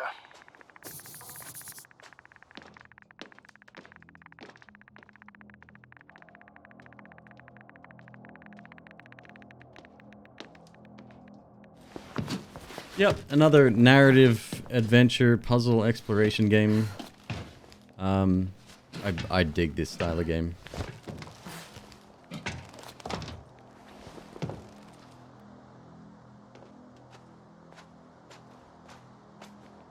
Oh yeah, go into the hole. Nothing bad could be in there. I located the mobile antimatter cannon. Another one? How many of those did they... Is it active? Dead. I admire your composure. Wait, someone's here. I liked Deliver Us Mars, despite the glaring issues with the Astrogator, they're dead. tutorial and the So you found someone. Unfortunately, such climbing unpleasant and discoveries are indispensable to the mission. the motivations of some of the characters. I didn't let that thought get to me. I was counting on this meeting very much. It looks good, right? It was. It could have been another abandoned place, but not this. But what exactly? That's a good question. So this is... I'm just going to pause it real quick. Who here has seen Alien? The first movie. It's one thing I find about cinematic games with dialogue where they're talking back and forth. It's very quippy, and it sounds like it's somebody recording in a studio talking to nobody, because they're not at the time, right? They're not acting in real life, and there's a barrier that breaks when this happens. But I always look at the first Alien as natural, hardworking, blue-collar people in this environment that they can't really give a fuck about. They're just there because they have to be. They treat each other with sort of a limited respect. You can hear it in the way they talk to each other, and the dialogue is flawless. It is so good. There's cut scenes from, I know some of you haven't seen it, so there's cut scenes from the movie that go into some of the motivations of some of the earlier events in the film. And some of the cut scenes, even that, it's like this stuff didn't even make it to the final cut, but it's just it's so natural. Like, people are fucking pissed at each other and you can hear it, even though they're still being somewhat professional. Games always rip me out of that with voicings. That's why that one segment in God of War, when Sindri behaves the way he does, if you know, you know. Or was it Brock or Sindri? I don't know, one of them. Voice acting's expensive. Oh, no doubt. Like, day rates are, it's acting. You pay for what you get.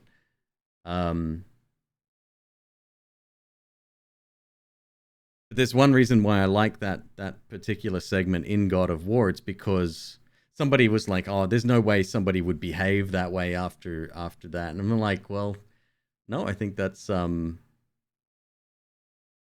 Thank you for avoiding spoilers. Yeah, no, I'm. Yeah, I don't want. I trust me. As someone who hates spoilers, I can't stand. I'm getting into the recorder. Myself.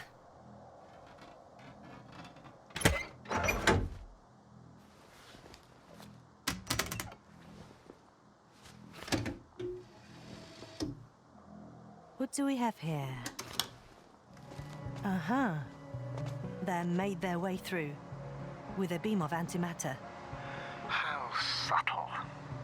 Did you locate this passage? See, do you know what I mean? Like, this doesn't sound like someone on the job. I'm looking at it now. Doing their job, talking to a colleague. This sounds like and several dozen meters long. Sounds like a voice actor.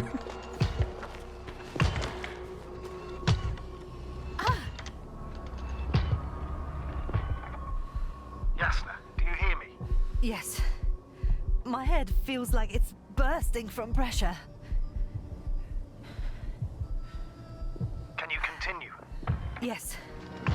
I'm better now. Yeah, Crag, and most of that came from TikTok. And actually, last night was a good. Hello.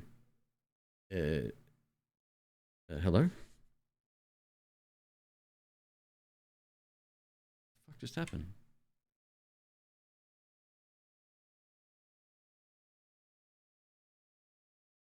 You. Last night was a good example as well with. Yes. I'm better now. Wolong. Actually, there's nothing here that I haven't seen before. There are a lot of metal bushes that were near our camp. The lower parts of the bushes are, how to put it, fruitless. So they came to pick the fruits.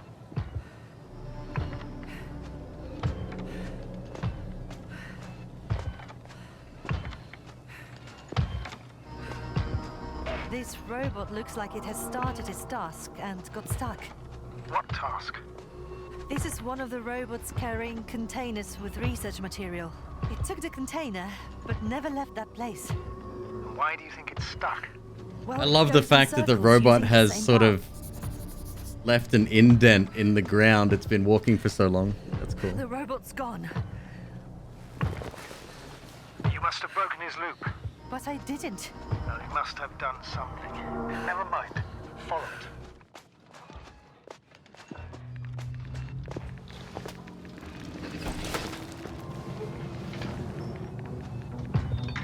Fuck! It's getting up! What, a robot? No! Antimat! Come on, Yasna. Run! Hide!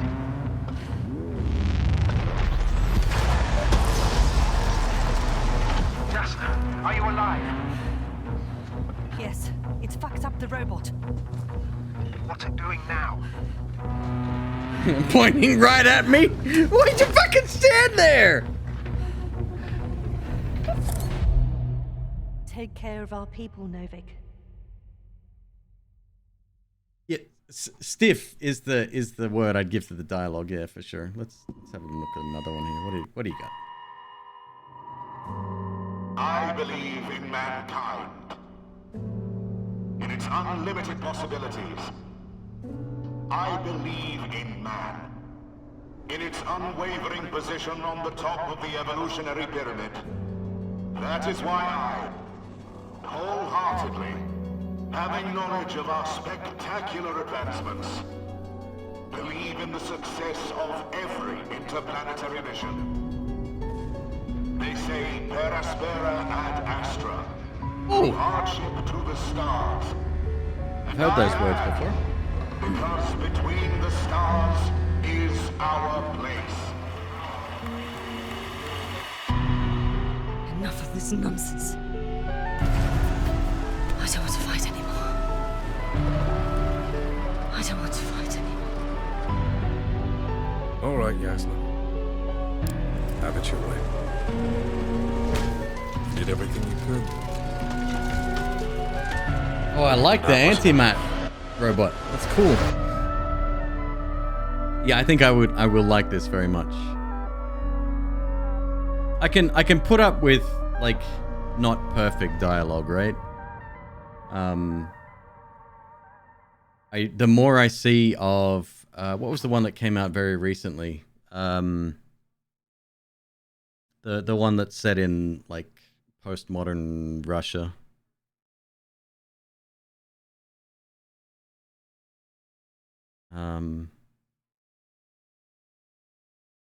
What was the name of it?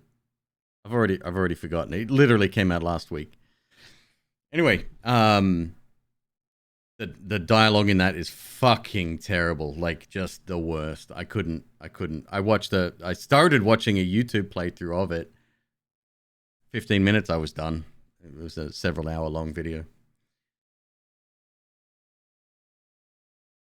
Kragan, speaking of, yesterday, when we dropped in on Hyper, did we drop in on Hyper yesterday? I think we did. He said, "Oh, how was the game?" And I said, "I hate it." And he goes, "Oh, I picked it up. I'm ready to play." I felt so bad. I felt so bad. Yeah, there's too much Sakito in my Neo game. But that's okay. Yeah, that's staying on the list. No doubt, no doubt. Last Stand Aftermath. Very positive reviews. Has a demo. This one is action zombie game, right? Maybe strategy? You're infected, there is no cure. Well, thanks for spoils.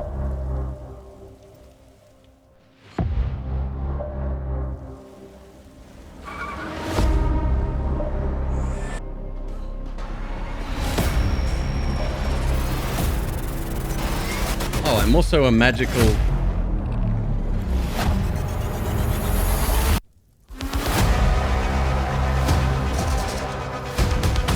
magical abilities.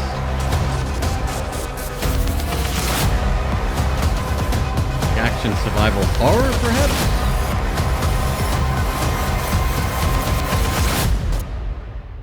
I'm not seeing a hunger meter. Armor Game Studios. Interesting.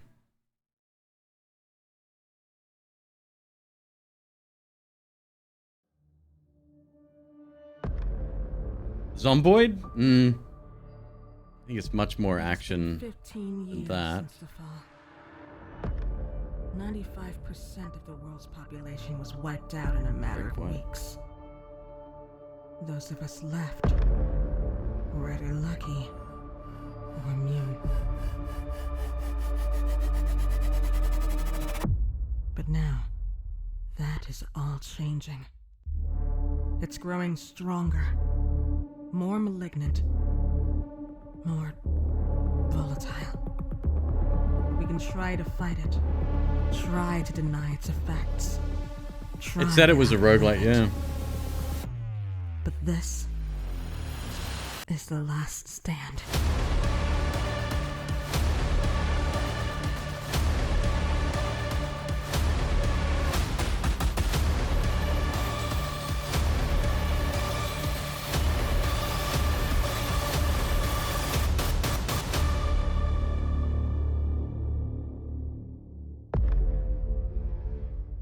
November 16th, 2021.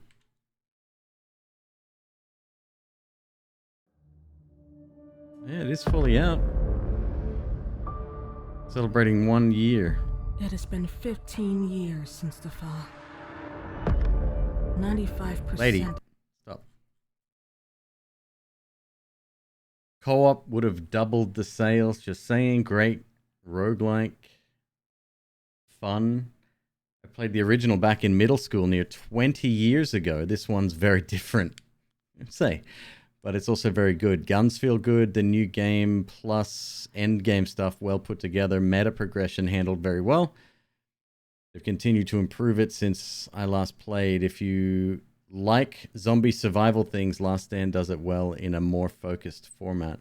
A nice remake of the original Last Stand that I used to play in web. In a few words, do you need a fresh zombie indie, not easy, but not extremely difficult, with a lot of zombies and weapons? This is the game for you. The background or the lore is simple but effective. The different style of ways that you can play.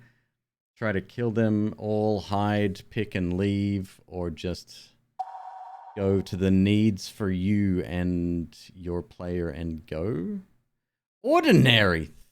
32 months. 1 month more than Baskin Robbins. Thanks for being here, brother. Significant number of weapons, needs, tools. I don't think this person's first language is English. There are a few models of zombies just above the limit of a few, so it's fine.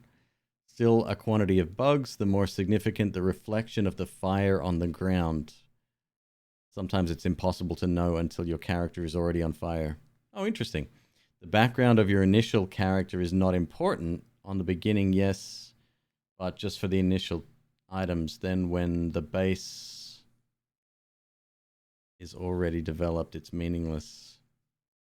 When you finish the final mission, the game wants you to replay some extractions, but in my case, in 3 characters, could make it to the max difficult.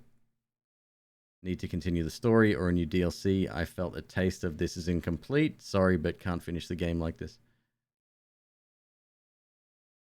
The most 5 out of 10 game I've ever played.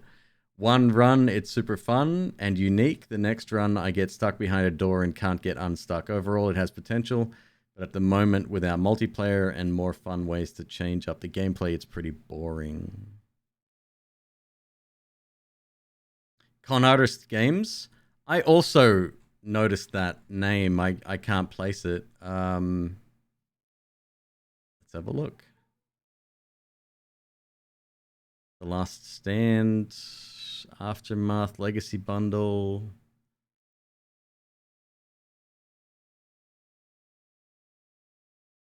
I have no idea. Played the games on Congregate? Ah, okay. I want to see the UI.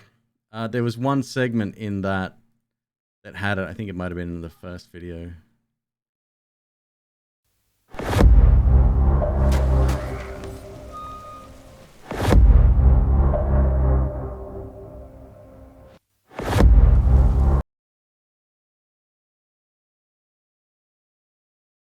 Okay, we've got a battery. Some kind of, I don't know, consumable perhaps. A weapon, a gun, and a fist. We've got stamina meter, health meter, and something else over here. Maybe that's the infection. Maybe you're fighting against the infection the whole way. And then these here. What do we think these are? Unknown.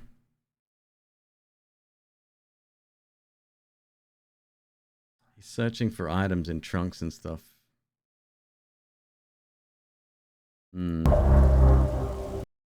Red dot sight attachment. Okay.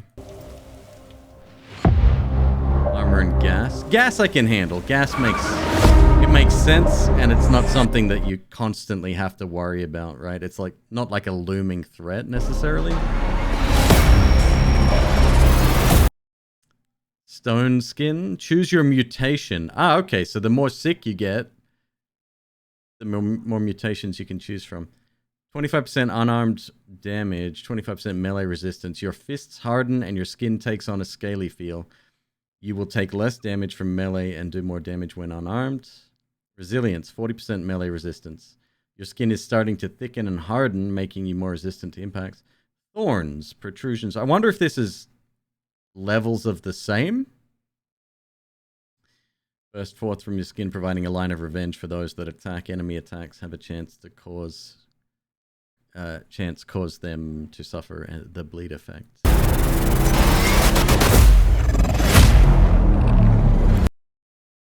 Here we go. Stops 8. Supplies recovered 50.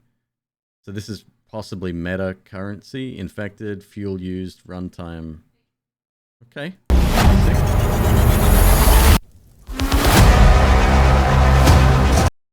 When it comes to resources, this is something. If you're new here, this is something about me that I don't want to talk about it too much. Okay, it's very personal to me, but I fucking hate a lot of resource management in survival horror games, and that's the reason I won't play them most of the time, or survival games in general.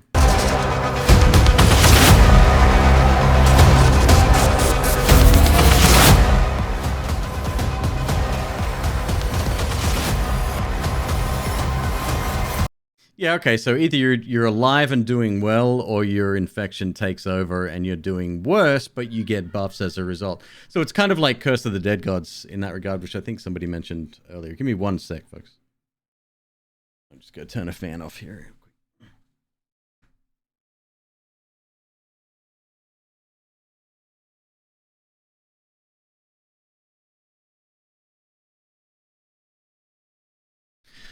Okay, that was me. All right, it can stay there. I'll wait for a sale on that one. Looks decent enough. Roll. A relaxing deck builder with dice. Not sure who I saw play this one.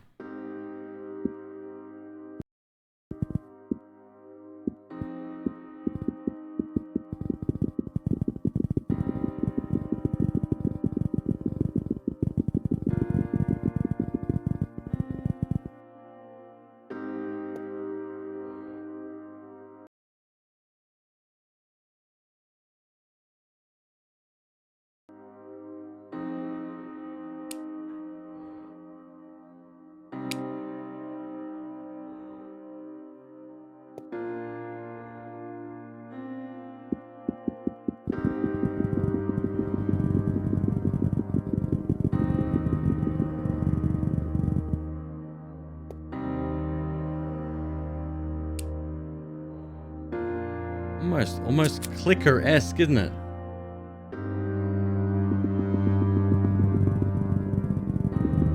Looks mobile as hell.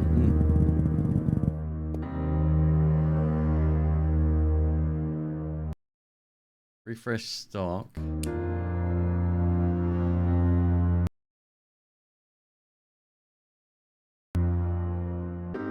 Where the hell did I add this to my...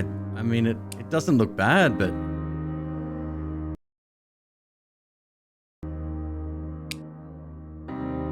Limited number of rolls. So it's kind of like 3s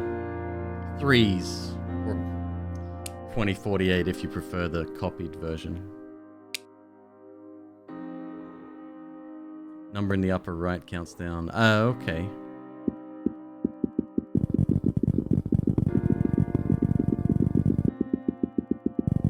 I get the relaxing part, but I can't see a lot of excitement here.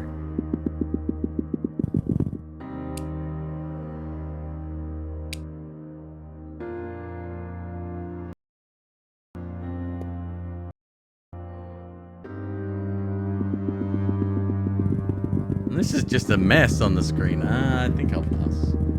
It's got a second trailer. Hey, it must be doing all right. It's the same as the first one.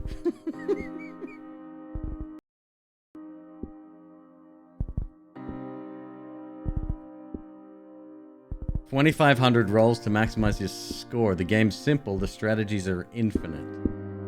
I bet they are.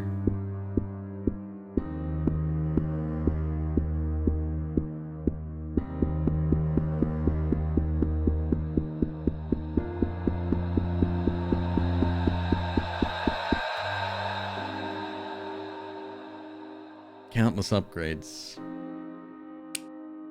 Die quantity. Okay, so you have, these are individual dies. Each one has a face, depending on what you roll. No purpose, though. It's a score chase game, right? Yeah, okay. I'll remove it. I mean, it's $5, but that's $5 more than I've got to spend, so goodbye. Like I said, I need to be super critical of the games that I'm going to be playing. Not just from a cost effectiveness scale, but there's just so many of them. Linked, what's up, brother? How you doing? Forgotten City. This is probably on here if I had to guess, because of this game right here. A narrative-driven time loop adventure in ancient Rome. Yeah, no doubt. It was recommended to me because of Outer Wilds. Let me begin with a question. Would you say you know the difference between right and wrong? If even one person commits a sin here, every last one of us will die.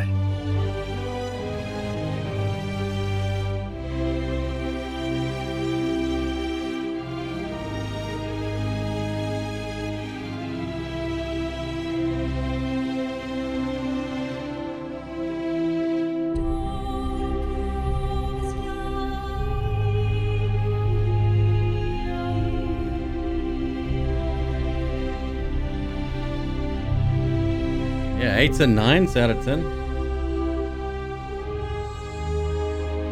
Milby gave it a positive quote. I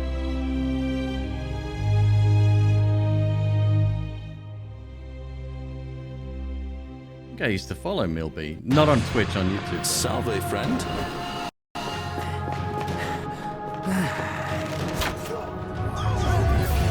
The many shall suffer for the sins of the one. Salve, friend. Mind telling me who you are? I don't think so. I've never seen you before in my life.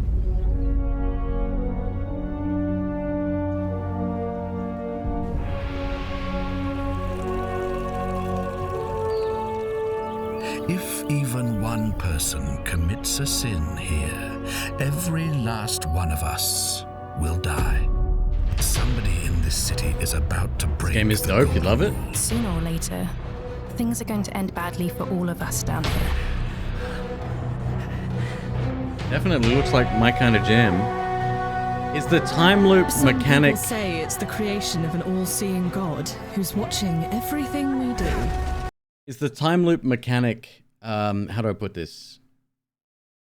Stressful, I guess is the best way I can put it. Because Outer Wilds is yeah, it's done well. Outer Wilds is my favorite game of all time. No surprise to anyone here. Either you don't know the difference between right and wrong, or this unknown God doesn't. But did you ever get the feeling some of these statues are watching us?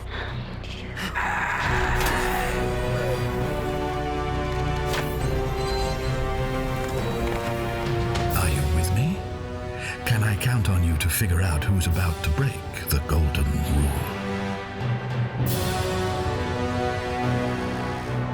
How is it that you've just arrived here and you already know everyone and exactly what's about to happen to them?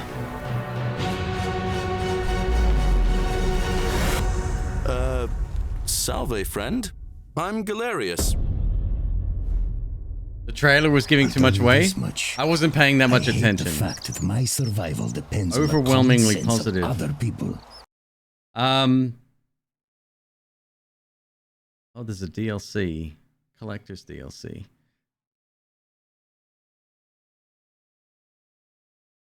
This is Rockley Smile. I wasn't expecting to be so totally pulled into this puzzle adventure. The concept cleverly expands as you figure out more and more of what's going on. I highly recommend you don't overlook this one.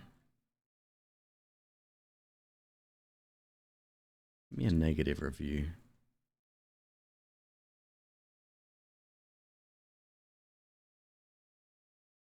Dialogue too modern, too short. Another greedy price hike. So you're saying it was a mod previously? Okay, that stays on the list. I think yeah, I'll check that one out for sure. That one looks like it'll be worthy. I tried to pay cash at the plagiarism store, but they only take credit. Okay. I like that one. Umurangi Generation. This is a photography game. I will probably remove this one. I've become less interested in this as time has gone on. It looks great. Very Jet Set Radio Future, but I don't know. Doesn't really fit my vibe, I don't think.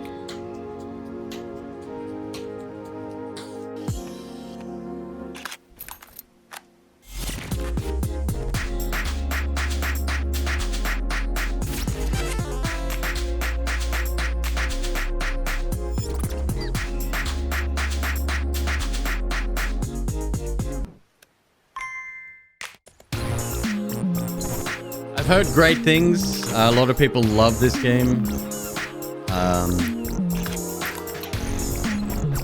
Yeah, I don't think it's gonna be. I think for me, it's gonna be money well spent.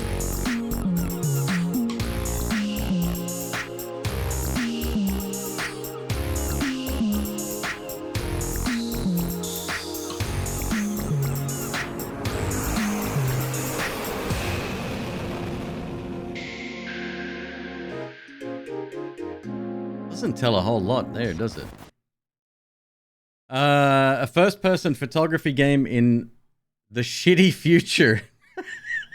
Set in Tauranga Aotearoa. It's in New Zealand. Off the back of an impending crisis, you are a courier for the Tauranga Express. Throughout the game, you will unlock a variety of lenses and equipment. Somebody should fucking rewrite that as soon as possible. That's horrible. All right, yeah, let's remove that. I have heard very, very positive things, but again, yeah.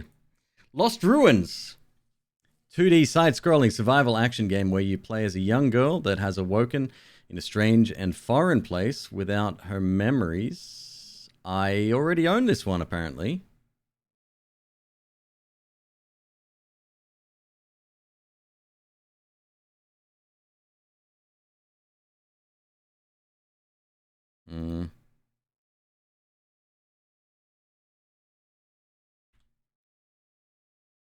And it's currently installed. Okay. You can tell when someone was gifted a copy of a game if it's in their wish list and in their library at the same time, because they're different SKUs. That can go. That's cool. White Shadows. This one kind of looks like Limbo-esque.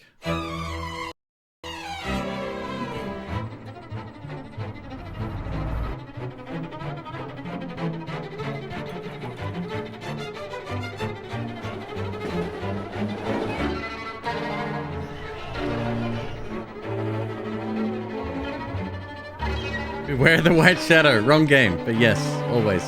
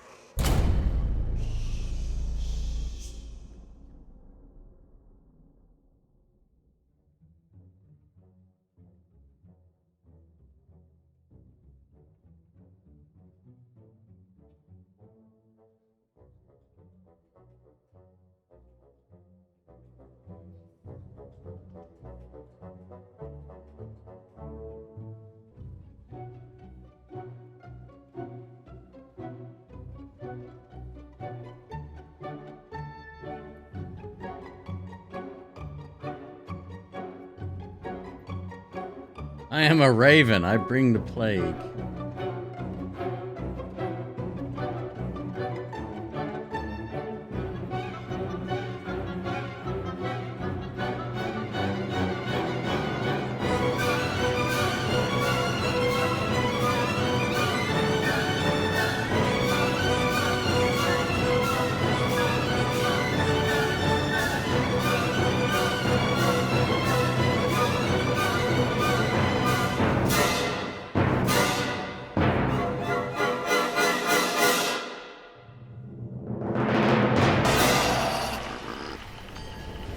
Royalty free? Yes, yeah, no doubt. Public domain.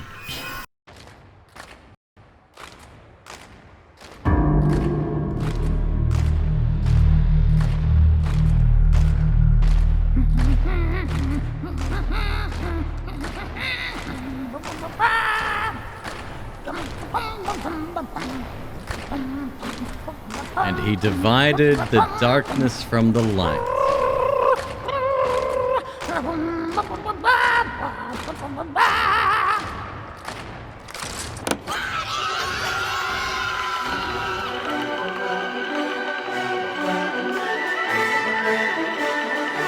An attack helicopter comes over the top.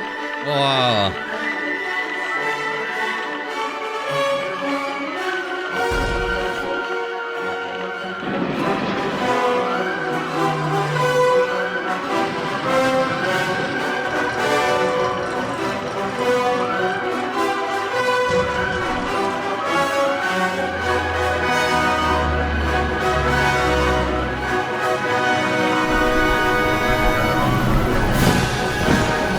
The Raven.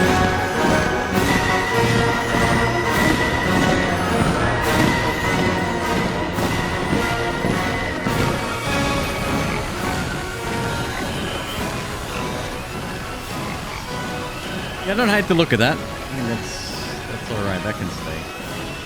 White shadows, huh?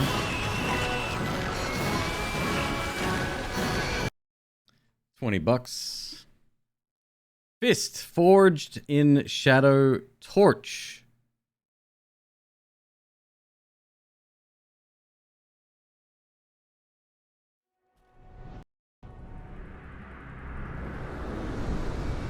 准备好了吗？上去就不能再回头了。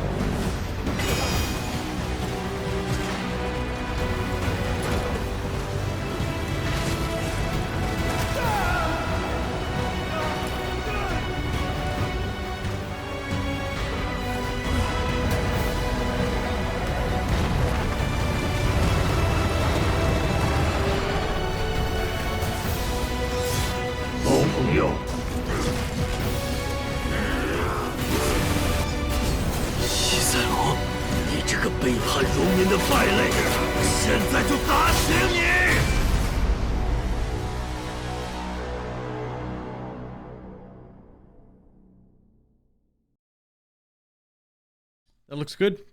That looks very good. I do like the graphics. A lot of deep, especially in like the fur and stuff.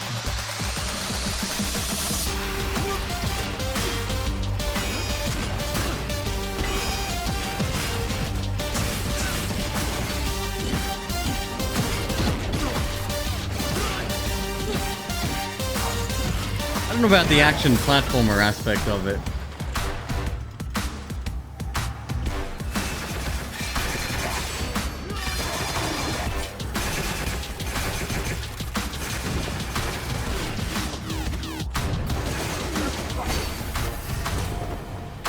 I feel like somebody reached out to me about this game, but I just searched my email and I couldn't find anything.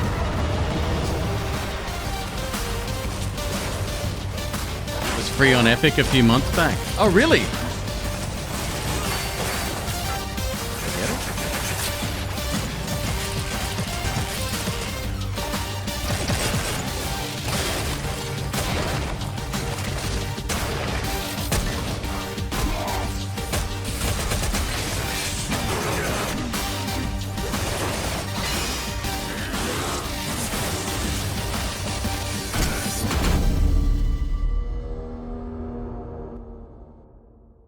Hold up. Security code. Bro.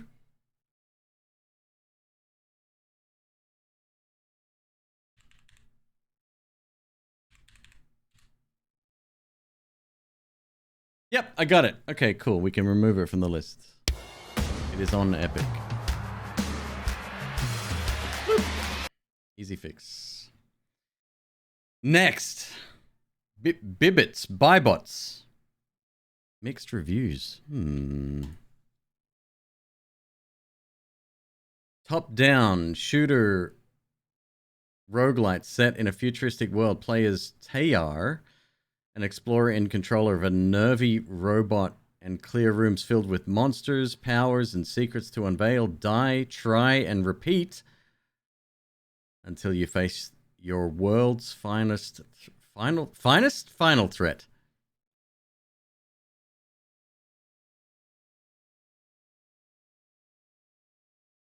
One friend owns the game, Velhart. 2 hours played. That's very telling. I don't know, I bought this game due to it having its similarities to Gungeon, but it plays rather odd. Most weapons feel the same, does the same damage, and mostly offers nothing new. Abilities was okay, but not enough to carry it. The weapons shoot extremely slowly for the most part, and the highest variation they offer is bad aim and spread shots. The light part of roguelite is almost non-existent. You do level up your robot after each run, but they are so seldom used since building up the meter takes forever. I played about 4 hours, and I think I used the bot maybe 5 times. On top of that, when you summon the bot, it lasts maybe 10 seconds anyway. Since the buybot is the only thing that seems to grow stronger each run, you rarely use it. Every run kind of becomes the same. The boss I encountered and beat on the first level was extremely spongy. If I had a bad upgrade drops, I could look forward to a 3 to 4 minute fight to take him down. Give me 1 second, folks. Somebody sent me sent me a tip. I'm not sure who that is. I don't want to say your name out loud. What was that for? It was a $30 tip. So that was for a game, I assume, but I don't want to presume anything. So make yourself known. It didn't show up in my notifications for some reason. In the meantime, I'm going to run to the restroom. I will be right back.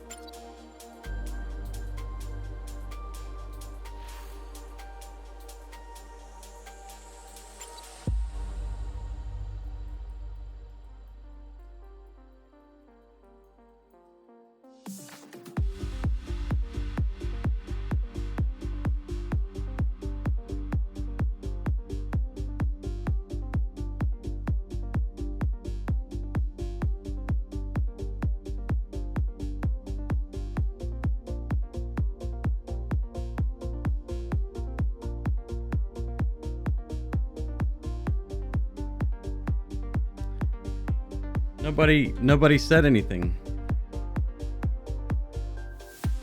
I wonder who it was. I'm not gonna call out their name. Because PayPal tells me the person's name whenever they send something. Where else can I check? Stream elements, maybe. Maybe.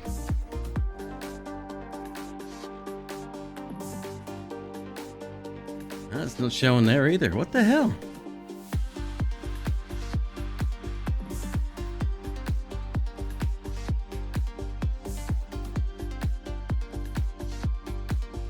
Today, March 2nd? Nope.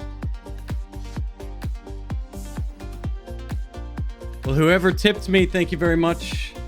It is much appreciated. I apologize if I missed it. I don't know what you wanted me to get, though. What was $30? Anyone remember?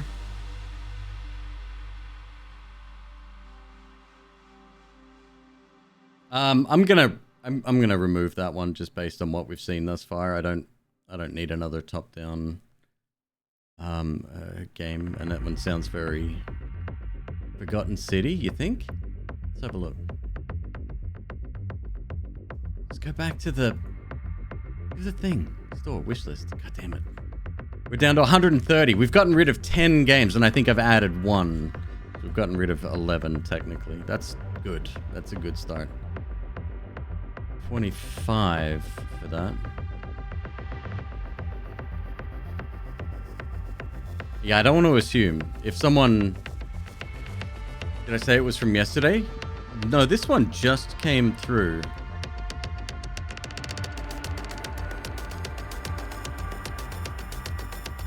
$30 transaction date today, and the note said wish listing. So I don't want to. Again, I'm not gonna assume. Like this is the one that I'm guessing, but I could be wrong. I don't want to buy the wrong game and then they go, oh well, I tipped to get to see the other game. It's fine. Let's get rid of this. Citizen Sleeper. Now this one was offered to me, but I never took it, and it's on my wish list.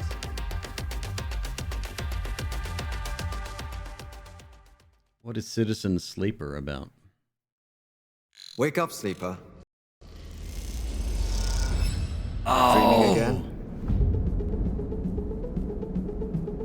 It's a city builder on a ring world, on a space station. You roll your dice. You do the work, get paid, survive. You turn up for your friends, or you don't. That's life on the eye.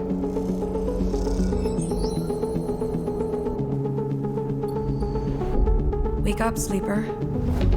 Your body is dying. Planned obsolescence. As an ARP's gift for It's Tharsis without the cannibalism? I have no idea. But we can fight this. You can remake yourself here. They don't own you anymore. Wake up, sleeper. You are hunted. Break their locks. Access their secrets. We are waiting.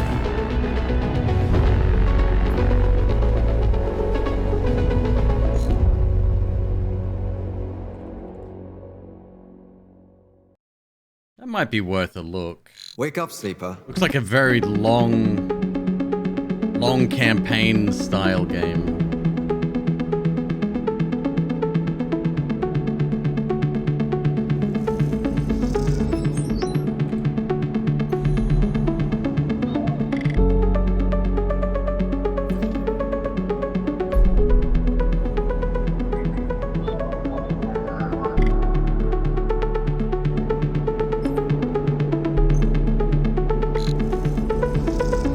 Looks like it's dice, right?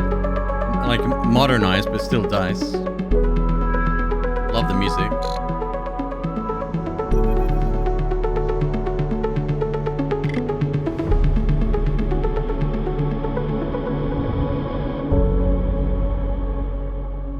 Wake up, sleeper. You have no idea what's coming. I'm searching my my key sites that I visit as well. I'm not seeing it. No emails at all.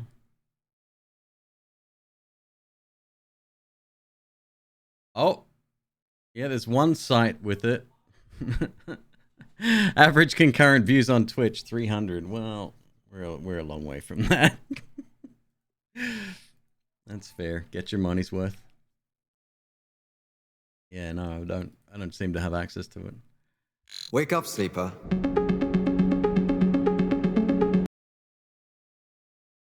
Role-playing in the ruins of interplanetary capitalism, live the life of an escaped worker washed up on a lawless station at the edge of an interstellar society.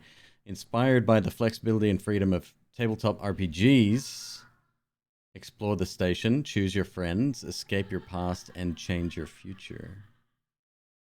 Similar to Knights of the Old Republic 2 and Loopmancer. No, I doubt that very much. Do I have Game Pass? Somebody gave me a code for 2 months, which I think I can add. I've just got to...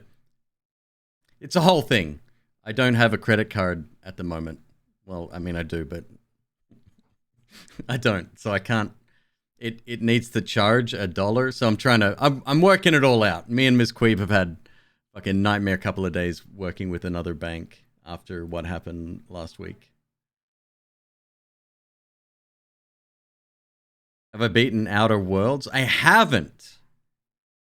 I got bored with it, and the dialogue annoyed me. Is it worth revisiting? Because I loved Fallout 4. But there was a lot about Outer Worlds that just didn't excite me. I think the upgrade system in that, the character progression system was kind of... There's a new thing coming out. Oh, what, a DLC? The first DLC was okay. The second was good. I think I tried... I got in... Let's see how far. Outer Worlds. I have Spacer's Choice Edition DLC. Soundtrack. Yeah, I got it all at the moment. 20 hours, I mean, that's not a small amount for me. They're remastering Outer Worlds. Oh, really? Hang on. Spacer's Choice Edition. Choice advertisement jingle. Attention, all qualified customers of the Stop. Oh boy, my sound cut out. That's weird. Why would you use Blister in the Sun, for fuck's sake? Let me just read instead. Ultimate way for new and returning fans alike to experience the Outer Worlds. Higher resolution graphics, dynamic weather system, overhauled lighting and environments, improved performance and load times, enhanced details on characters, an increased level cap. Okay, so it's like a revamped game. All right. If you already have the Outer Worlds and its associated DLC, Murder on Erindanos and Peril on Gorgon on Steam, you can upgrade to the Outer Worlds Space Edition for a reduced purchase price. To enable the upgrade purchasing option, you must be signed into the Steam account used to purchase the base game and its DLC. $10 to upgrade. Probably the same game. Definitely sounds like it. Just enhanced. Oh, APOC added this to their wish list late last year.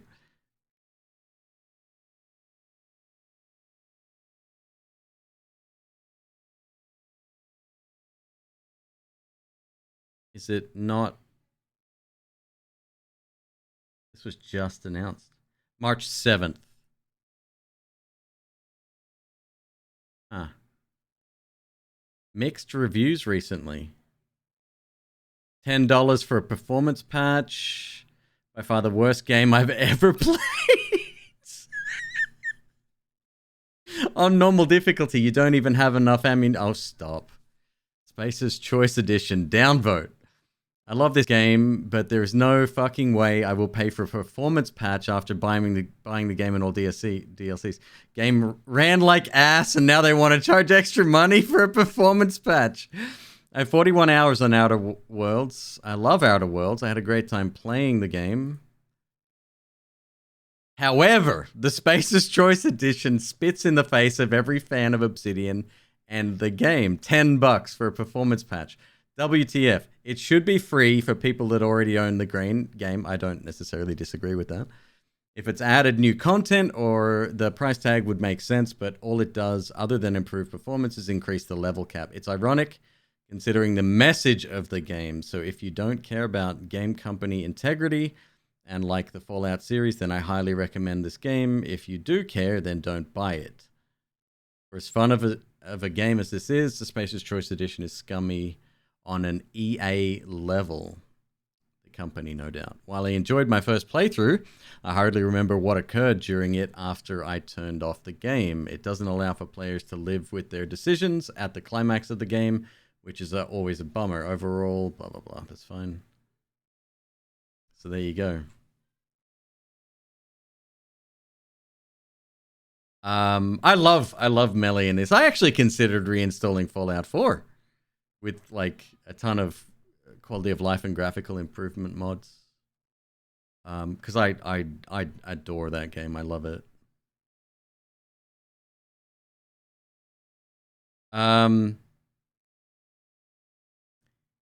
Yeah, I don't know. I won't be spending $10. I mean, it'd be nice to revisit it, but no, that's fine. You have 150 hours in it? In this game? Think your wife may have played on your account, though? Oh, okay, that's fair. Asking for a dev key? Oh, I don't know if I have a... Who's the publisher here? Private Division. I don't think I have a contact. I mean, it wouldn't hurt. All right. I'll definitely keep that one in mind. I had no idea that was even a thing. I don't know where that came from. I haven't seen anything on it. Nobody on Twitter talking about it. So you're saying this one's on Game Pass, is that right? I'm gonna pull up a Game Pass. Oh, you know what? Hang on one sec. If it's Microsoft,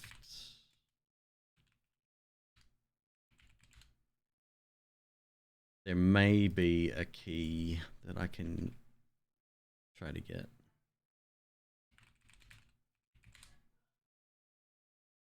Spacer's Choice. Notify me. Done. So I'll get an email when requests become available. It's weird that it's not already open if we're in March already. Whatevs.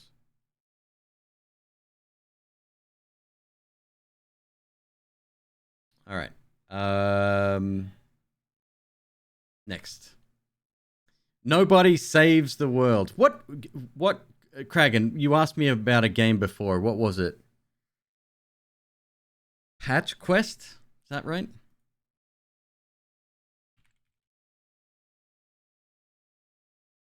Patch Quest. Game release yesterday. For the past 7 years, Patch Quest has been tirelessly worked on by a solo dev, Liam, or you may know him by Lemon. This is on the front page of Steam.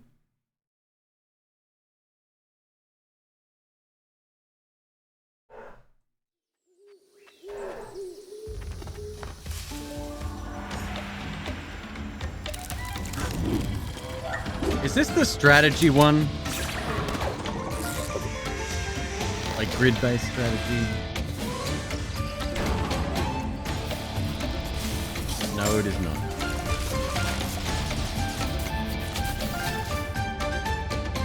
Monster taming roguelike.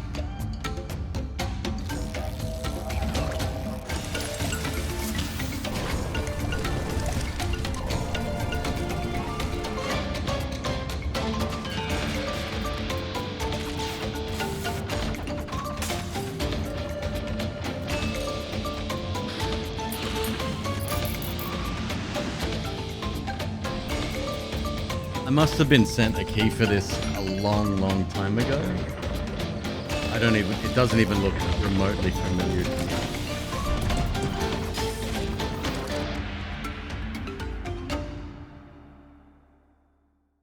Northern Lion played it?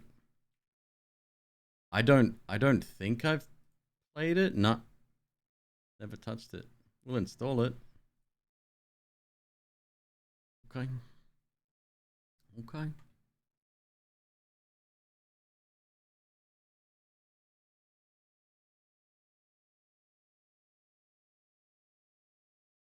God damn, where's my... How many games do I have in here?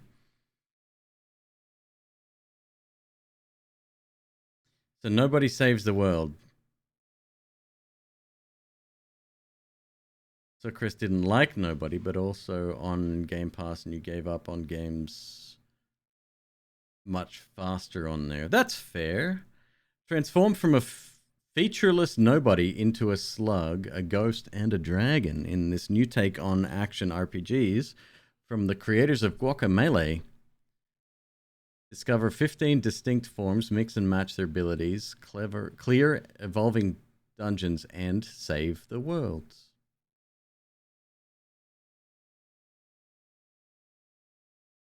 Let me see.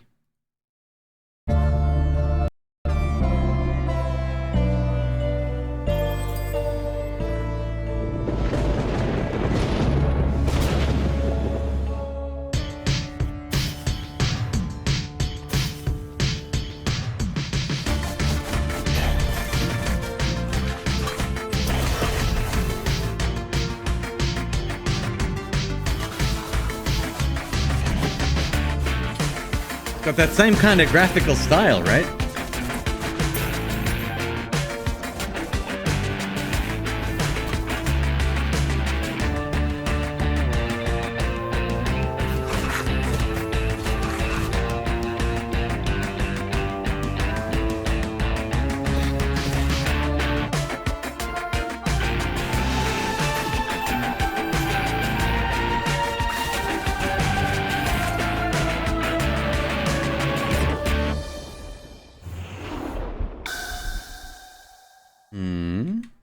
$25.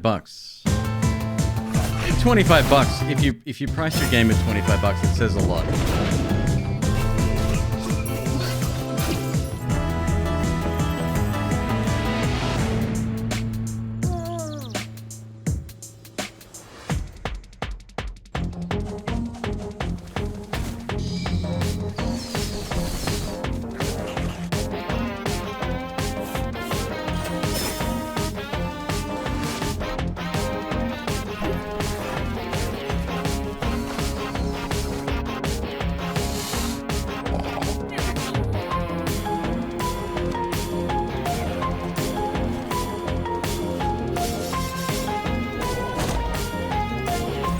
Goodwill, they're writing from Guacamelee, which was really good. It was actually. Now this is a horse. We get it.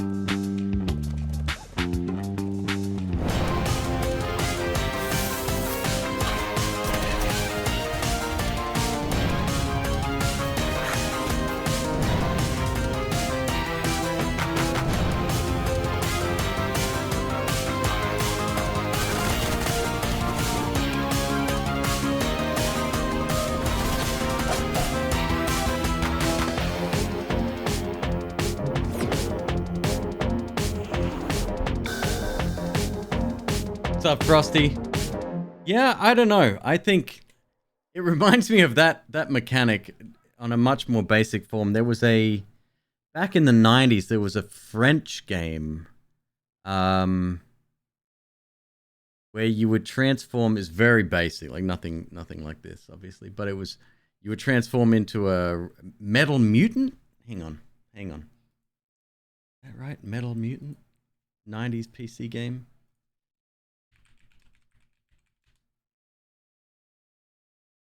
I'll take an Amiga. Yeah.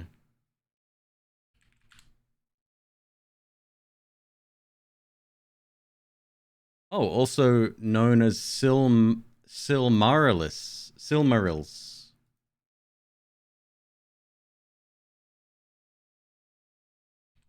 Okay, so it looks very bad.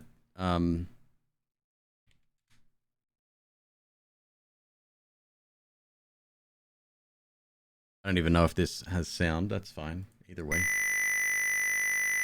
Oh yeah, has sound all right. You change forms to do specific tasks, right? Not fucking groundbreaking, but that's what that feels like, with the exception that those different forms come from enemies and monsters and shit.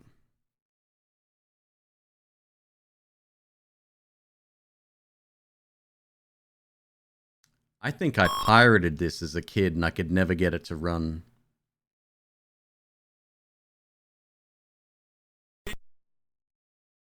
God, it looks fucking awful. The shit this was groundbreaking at the time, by the way.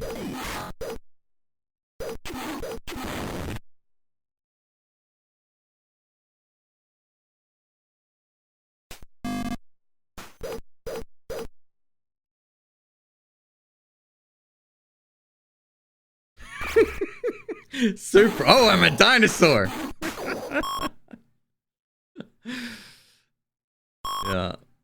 Yeah, super special.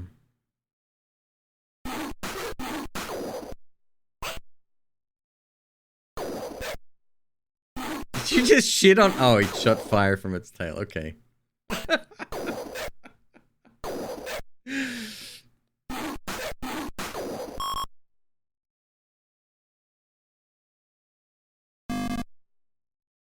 The dino walking animation.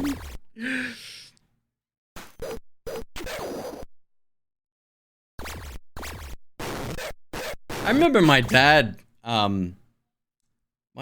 pirated a game for me back in the day. He got it for my birthday. Like we weren't wealthy growing up, so that was kind of like that was a big deal for me at the time. And he got me Teenage Mutant Ninja Turtles, the PC port of the NES game. It was busted as fuck. It barely worked. But it was still... I was like, thanks, Dad. This is awesome. I was very, very young. Cool. Okay. I think we've seen enough of that. We don't need to watch the full playthrough. I think I'll remove this. It says it's like Children of Morta and Last Epoch. No. No, disagree. Hard disagree on that one. Yes, this one. Yeah, $25 is a statement. Yeah. All right, Deflector in early access, very positive. What you got? We can't stop the growth. It's spreading much faster than anticipated. I'm sorry. There is no other choice. Deflector protocol is a go. Deflector protocol is activated.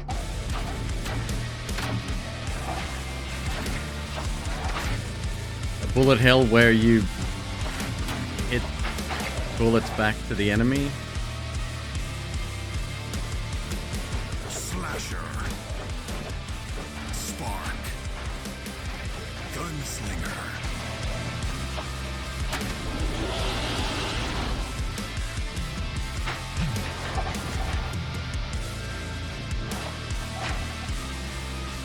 Again. Again. Again.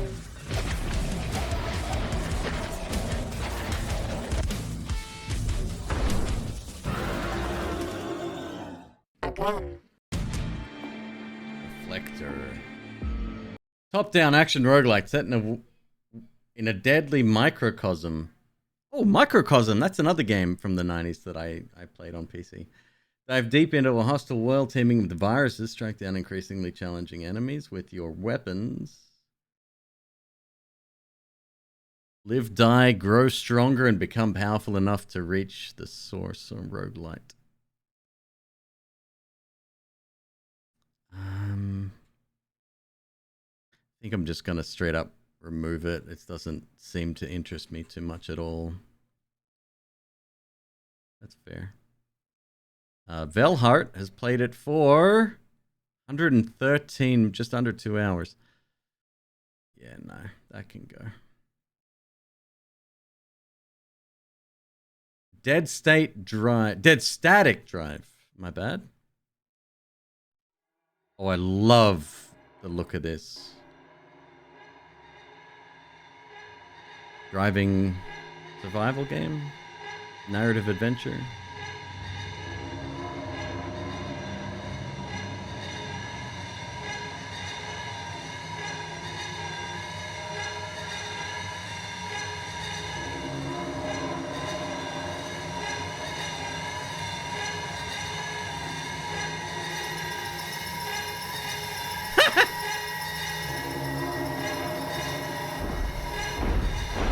Oh, hell no. Grand Theft Cthulhu. Dead Static Drive is a horror survival adventure. You're on the road. The world begins to fall apart in front of you. Your friendships will make every bit of a difference as order collapses and the people you meet fight for their own survival. I will leave that on the list. Yeah. Yeah, that looks good. Paper Planet. Oh, I think I can already tell I'm going to be removing this one. We'll check it out real quick.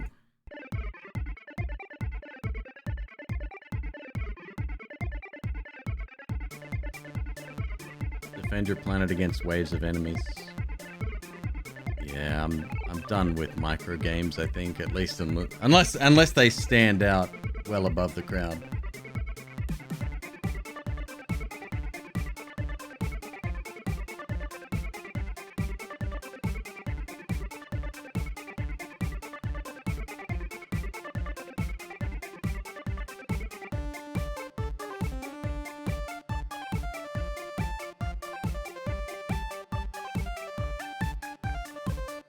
I can't even read the fucking text on the screen when it's jumping up and down. It drives me mad.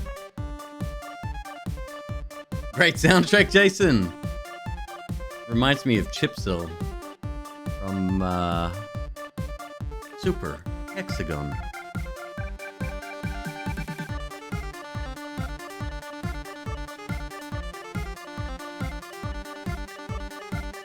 Actually, I should add that to my my playlist now that I said that out loud.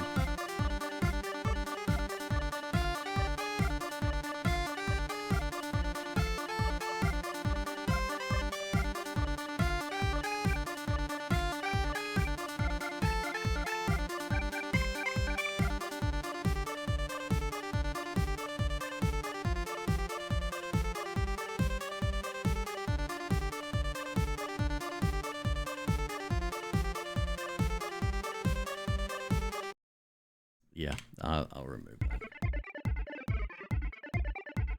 that. It's got a dim. I can't. I'm over Vampire Survivor style games. I do like the fact that it's kind of like a central hub, but the fact that you have to aim is, funnily enough, less exciting to me than one that you could sort of build up automatic defenses. It's fun. No shade to the dev, but it's not for me anymore. When did I add that out of curiosity? February of 2022.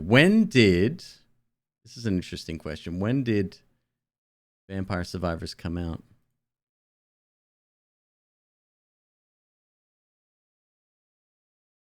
This fucking review number blows me away every time. I can't believe the fan base of Vampire Survivors for a game that doesn't even fit 16:9 display. When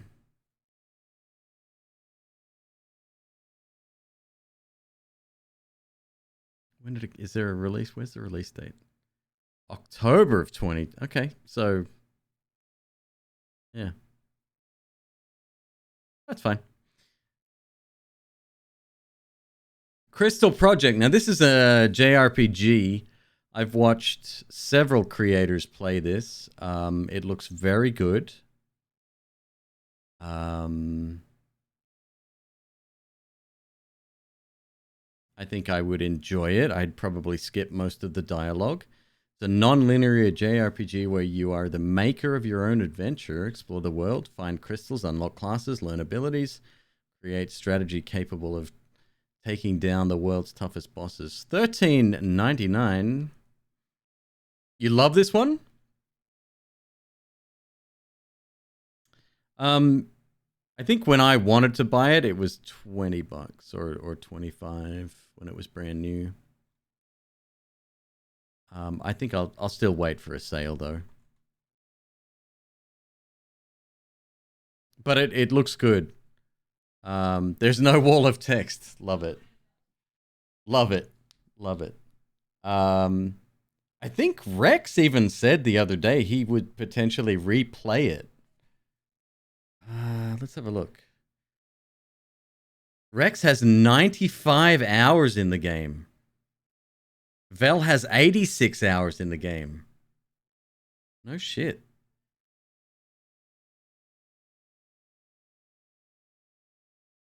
Asher, I think he used to be a YouTuber. Oh, there's Zen. Haven't seen Zen in a while. Okay, it stays on the list. It's fine.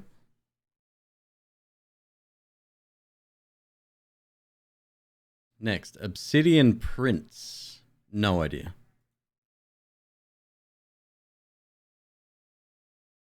Give you 3 games to buy? I don't know. What are you into? Is my wish list public? I think so. And yeah, it is. Yeah, it is, because a lot of the key sites that I use need to see your wish list. Or I don't know if it's public or not, actually. No, they need to see your library. I think that's very different.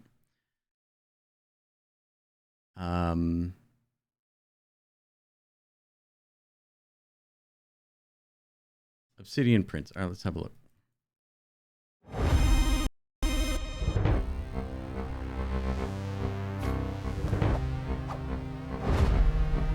In the dungeons, every move matters. All right, dungeon crawler.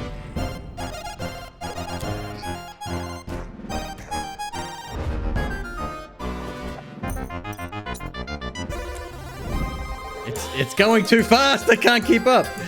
Voxel graphics. All right.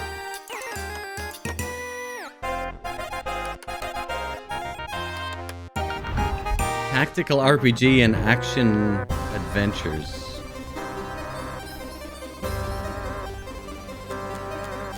Do you like narrative adventures?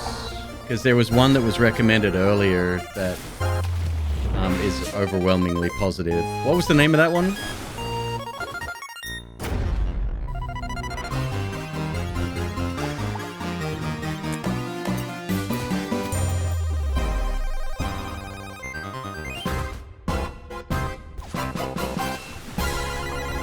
Trailer's a smidge fast, right? You can't see shit.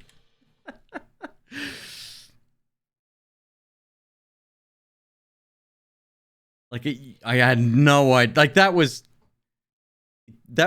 on the verge of a good trailer, but it was way too fast. If you can't focus on a screen, if it's just like cutscene stuff or you know, maybe just action, it's fine, but you've got to intersperse actual mechanical gameplay for people to see. The Forgotten City, yeah. Emo, check out The Forgotten City. That is definitely one that looks like it could be really good. Very popular by the looks of things. See, I don't even know what to make of this. I know it's a dungeon crawler. I can't tell much else from it. Like, we've got some abilities here. I think maybe semi-card based. I don't know. That was way too fast.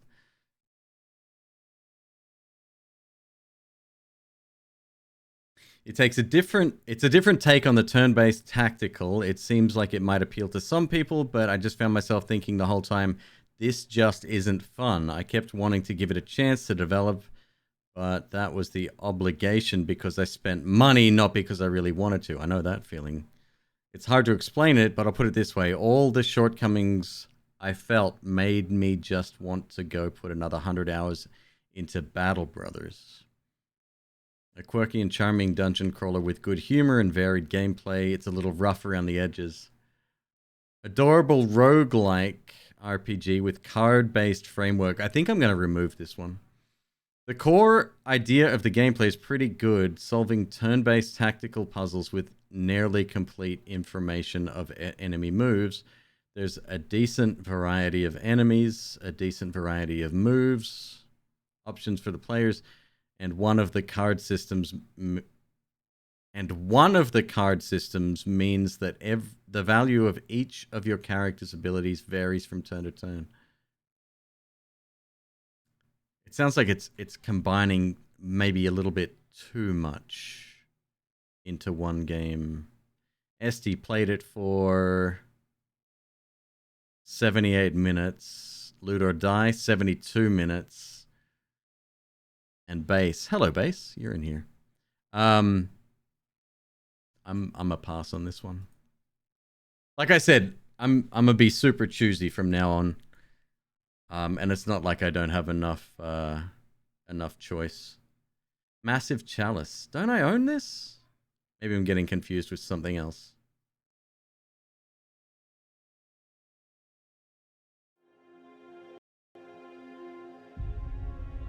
Double Fine Games. This is no ordinary war. The Cadence corrupts our lands, attacks our people without warning, has completely surrounded our nation. There is no escape. Medieval But that XCOM? was before you. Now our heroes finally have someone to unite them. To guide them. Oh yeah, okay. To inspire them. And as days become years, and years become centuries, you will manage more than just battles. To weather this war, you need strong bloodlines forged by your choices and the traits of your heroes. We will build, expanding our knowledge through research and training, and show this enemy That sound that we effect that they won't use back for metal on metal, way overused. Hell's Kitchen used it, for fuck's sake. Massive Chalice. Who else used that one? What was the movie review site? It was one guy, his name's Jeremy. Everyone hates him now, and his content is garbage. It's always movie reviews.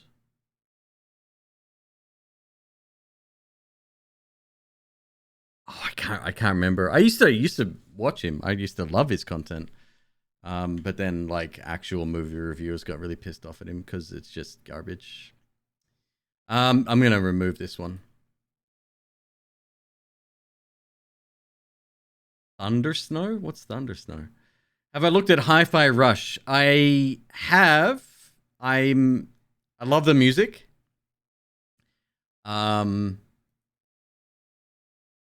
I just don't like gameplay mechanics that were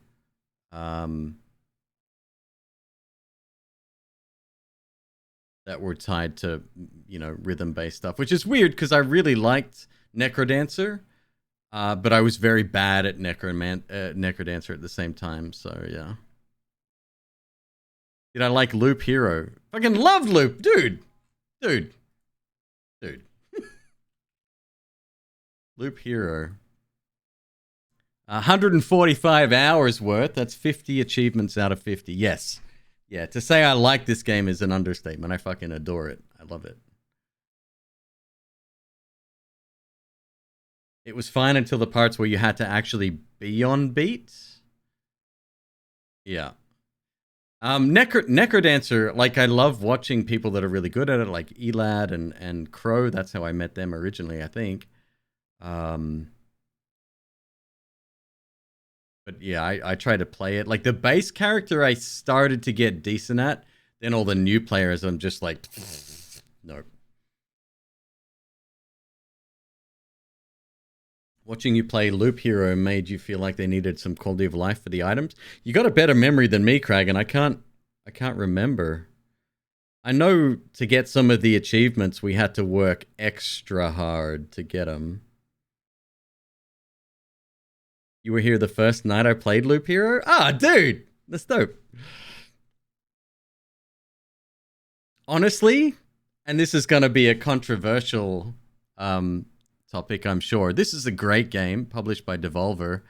But for me, Stuck in Time was the superior game. This, with 275 hours played, most of those are probably off, letting it do its own thing. Yeah, this is the game for me. Loop Hero comment with the tactical RPG. Oh, gotcha. Just too many and you almost needed an auto clicker.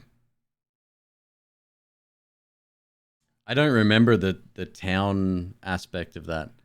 Wait, Velhart's only got 102 hours? Hold up. I need to compare his fucking... How do I compare? I hate this fucking... So do I go to my achievements first? And then can I compare? No, that's global achievements. I have to go to his page, but it doesn't take me to the page of the game. Recent achievement showcase. Oh, that's just individual achievements. I want to know if he maxed out his achievements on 108 hours versus my 276.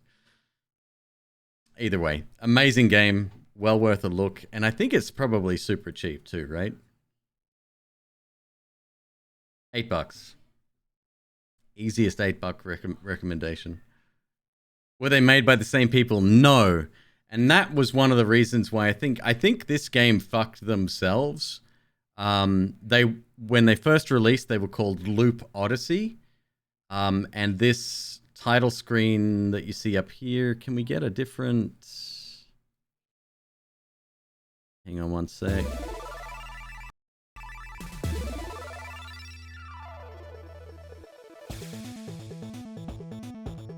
I know the game doesn't look like a lot. There is a depth here that is amazing. They could have both sold well had they co-advertised. Kragan, not gonna happen. No, Devolver wouldn't do that. Devolver has...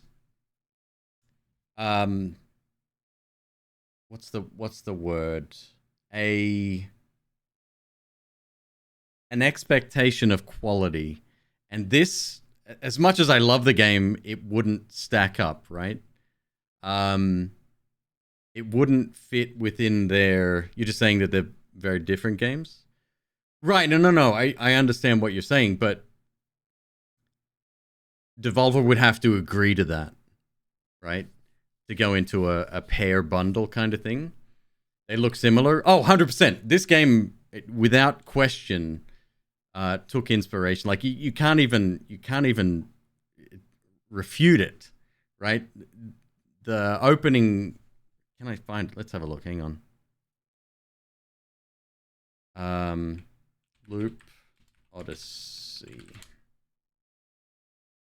Also now known as Stuck in Time. This is their title screen.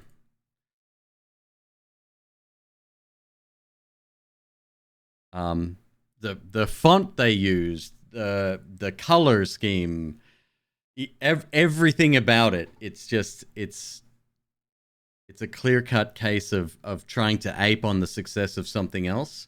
Devolver sent a cease and desist to the developer of Housemaid because of that fact. So they had to rename it. And I think it cost them at the end of the day. Had they released under their own name, they would probably have done a lot better than they did. It's a fascinating story, but I prefer this game. Like Loop Odyssey, Loop Hero is amazing, but this one fits much more into my. You feel like Devolver was in the wrong? I don't at all. Think about it. When you come to like a lot of major bands, when it comes to like sounds and people suing and all of this sort of thing, they don't sue out of malice. They sue to protect their own IP, and I think that's just the case of should Outer Wilds and Outer Worlds both be able to be named that? That was unfortunate, and I think Outer Worlds. I'm not sure who made the decision to do it, but Outer Wilds suffered as a result of Outer Worlds being released from a much bigger publisher. It's a fascinating. Like I don't blame Devolver at all, and it sucks for this development team, but at the same time, the intent was there. Like you don't need to be a genius to figure that out, right? Maybe even the name's okay, but not with the title screen. Both being so close was unwise. Yeah. I think they fucked themselves.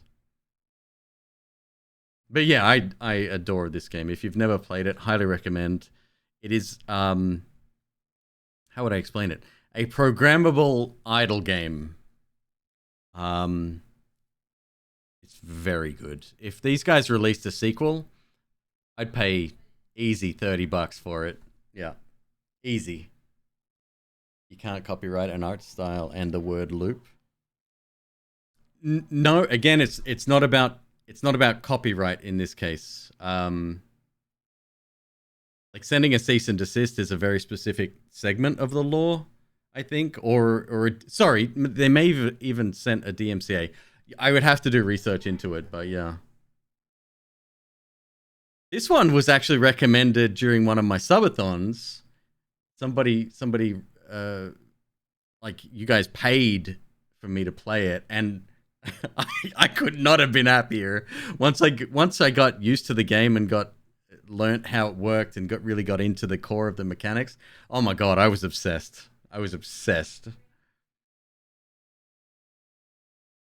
All they asked for was a name change. I mean, it's stuck in time now.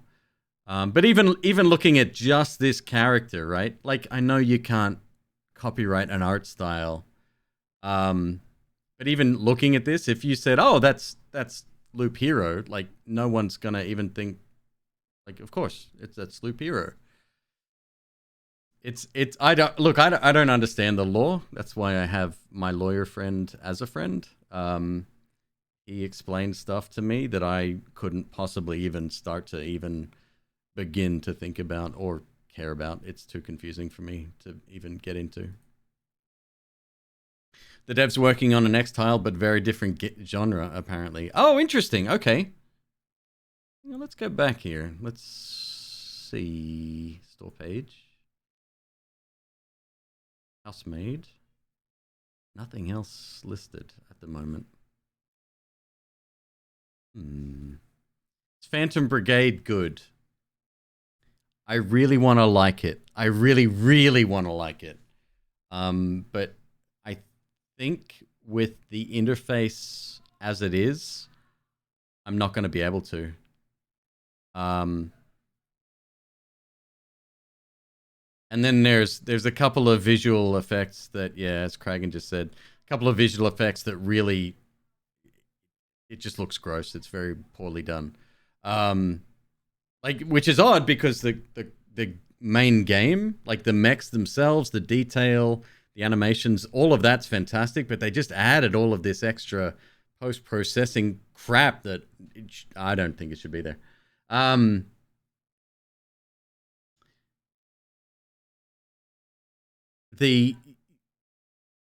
It's the interface for me that is stopping me from coming back. Actually, they did have some patch notes, didn't they? Let's have a look. Well, maybe.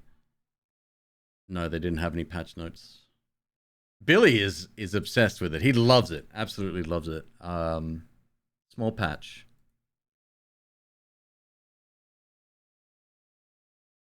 Added an option to disable chromatic aberration. Oh my god! There you go, Kragan. Fixed. Oh wow. They're listening. That's amazing. That is amazing. Friday, March 3rd. Here we go. Black screen, so a couple of crashes, subset of players experiencing stuttering cutscenes. That's fine. Difficulty sliders. Tooltips. UI can be carried from one context to another by accident. That may be part of what I'm talking about.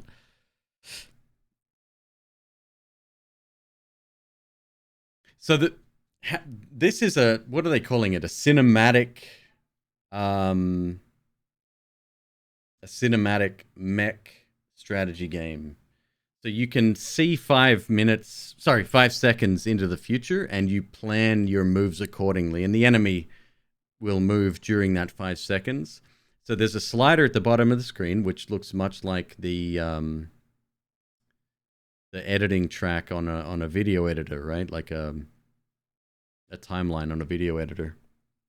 And you can scrub through that to see what the enemy's going to do and what you've planned and stuff like that. But for some reason, they let that scrubbing mechanic take place on the main battlefield. So it's very difficult for me at the moment. I really want to enjoy it because I think there's a decent game there, and I love watching Billy play it. Billy's sort of gotten used to it. Adobe Premiere, the video game, more or less, yeah. Yes. All right, go back. Patch quests. Did we install that? We did. Where are we up to? Awaken, Astral Blade. This is, looks like a platformer. And the mage knights were at the gates in growing flames of war. Regrettably, hope turned out to be despair.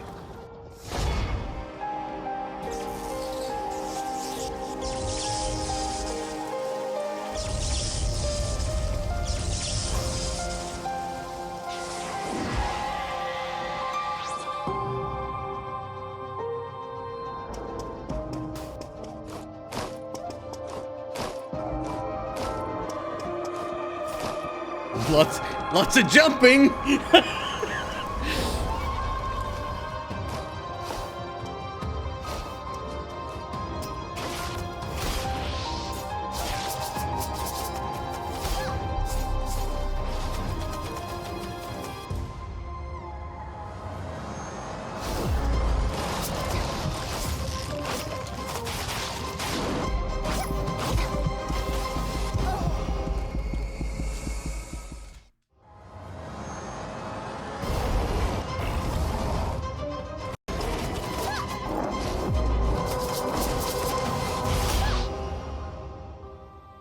What is the new hope?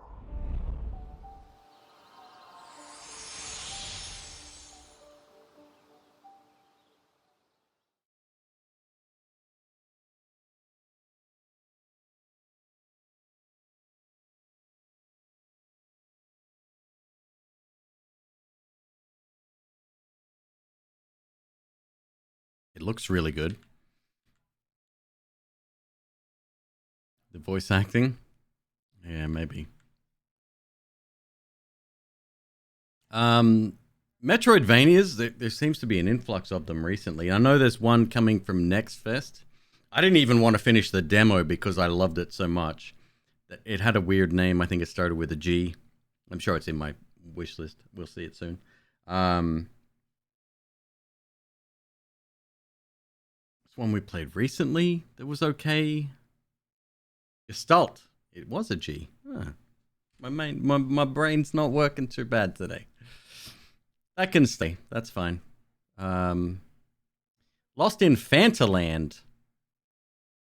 A land made of Fanta.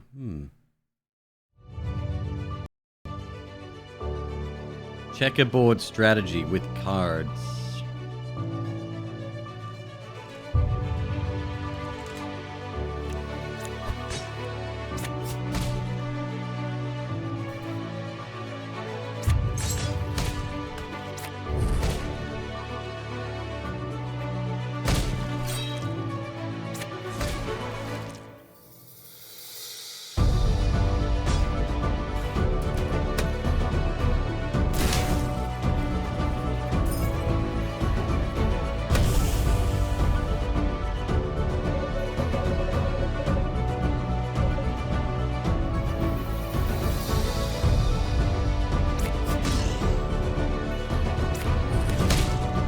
Like Into the Breach or FFT, right?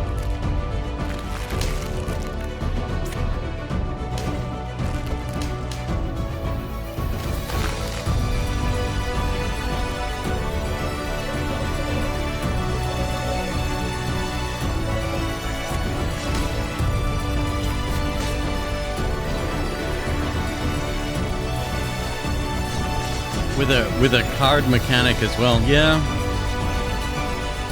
Probably a bit too much going on.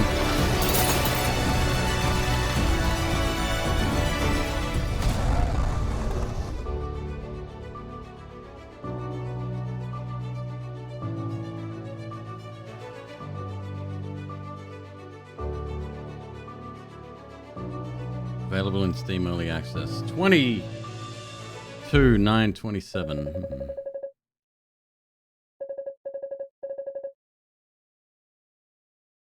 Why do they do that at the end of trailers?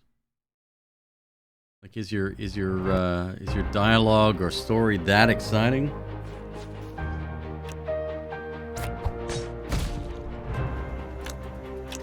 Yeah, very much into the breach.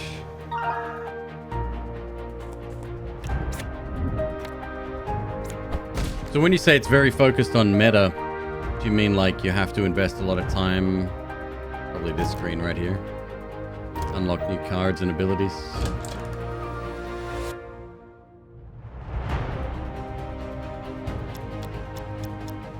That's where the Alina comes in.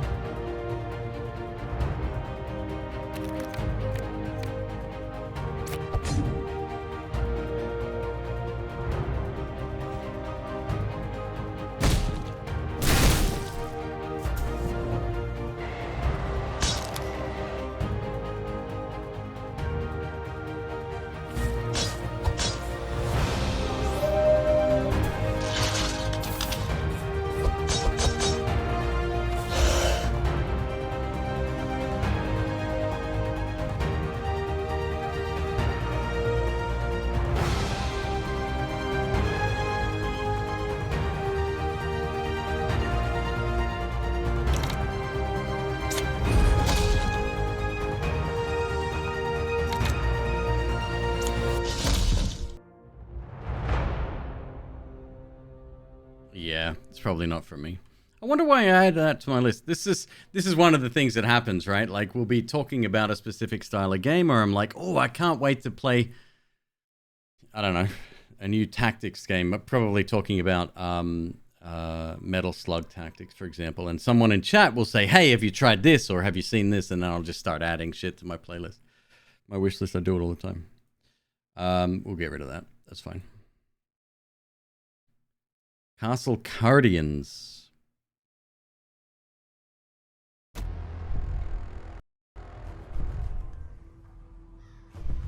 Steam needs a little notepad for its own list. Oh my god, that would be so good. This kind of looks like Kingdoms.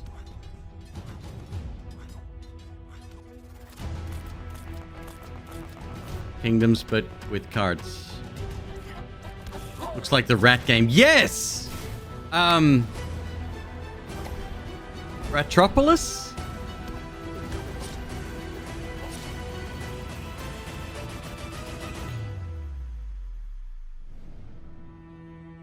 Yeah. No, that's not for me either. Again, no idea why I added it. Oh, it's cute. It's pixels. It does have a Chinese or some language I don't recognize. Yeah. So this might have been one that looked interesting during the Chinese dev showcase that I was sponsored to co-stream. Yeah. So I added a bunch. In fact, I know that this one at the very least is part of that. All right, Mooley's Dreamland. Help Mooley on her nightmare of the forest. Use claws and bullets to dodge in the roguelite bullet hell where all Mooley's cutie friends become mobs and bosses collect and upgrade bullets to help Mooley.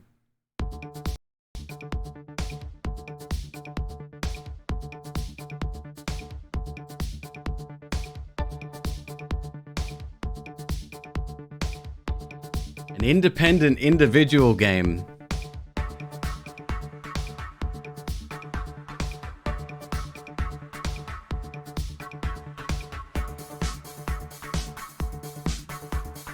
Yeah, not for me either. You can't bullet hell? It's so weird. I can do bullet hell.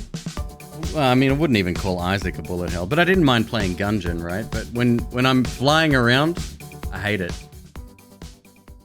Especially the games where your safe zone on the screen is like this big and you have to be moving along with these grids of just instant death. Yeah, I can't stand that shit.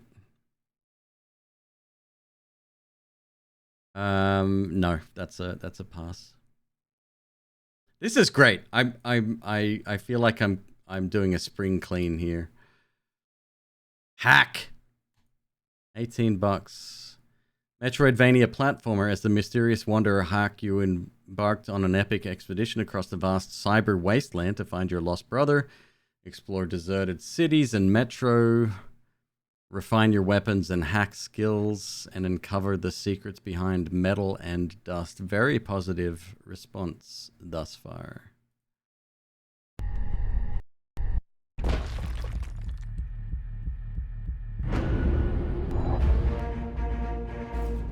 Yeah, same Chinese game developer showcase.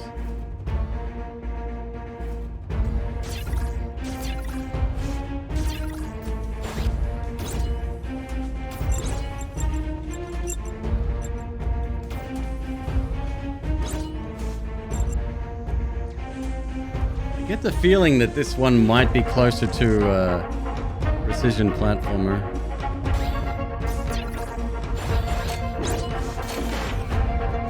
Frame rate looks terrible, but that could just be the video encoding.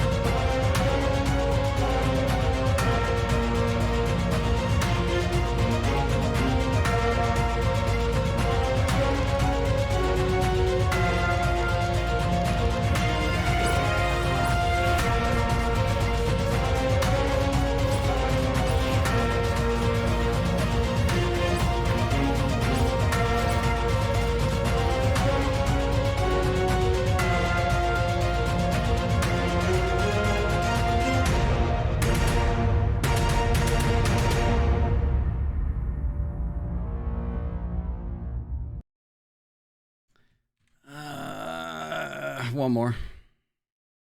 I'm very on the fence.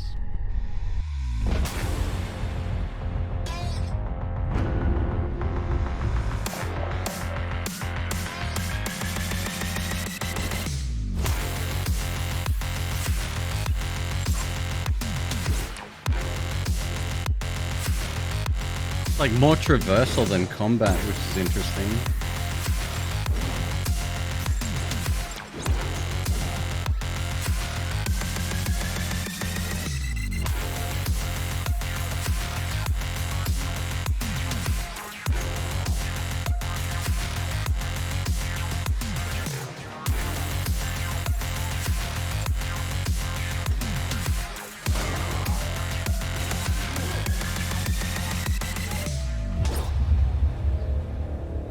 August 25th, 2022.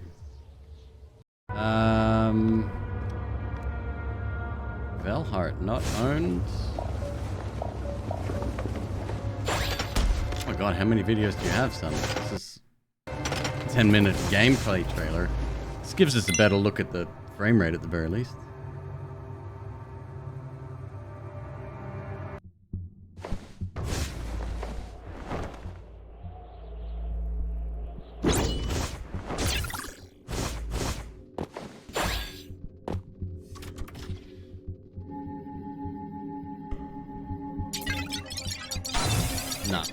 No, that's gone. Hack! Sand Dream. Now this one I remember looking quite interesting from an artistic perspective.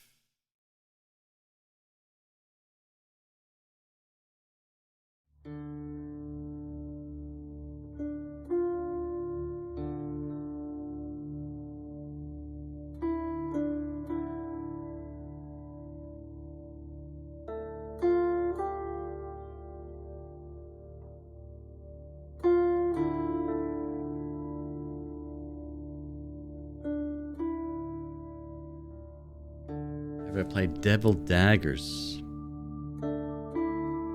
I'll check it out.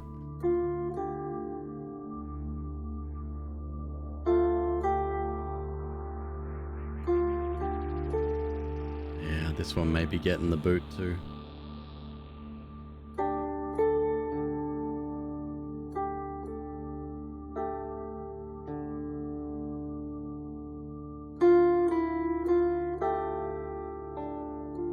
Arena Bullet Hell, crazy FPS game. Oh, the fucking psychedelic one? No, I haven't.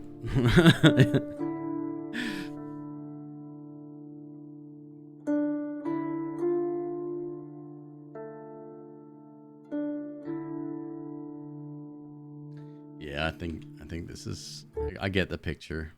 I'm sure it's lovely, but not for me. Next, Super Alloy Ranger.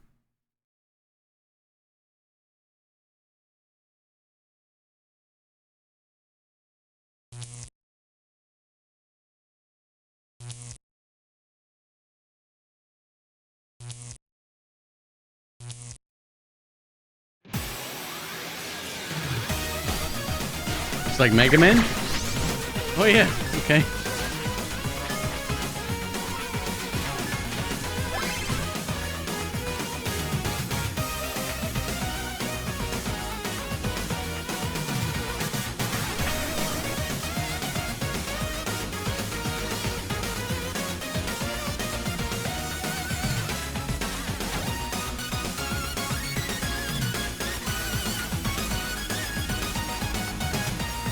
Why put that in the trailer? Oh my god.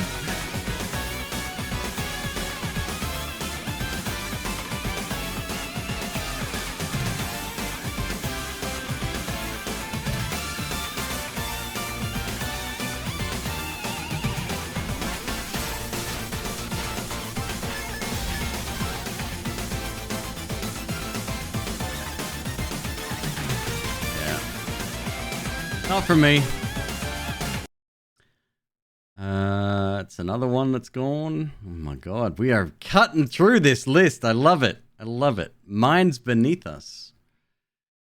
Story-rich sci-fi thriller adventure set in a futuristic Asian city in a society that has become fully automated with AI. You will be trapped in a body that doesn't belong to yourself, making choices for him and facing the coming fate together. That makes zero fucking sense.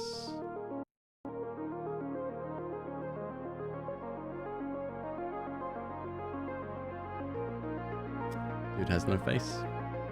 What's up, Vale? Good to see you, brother.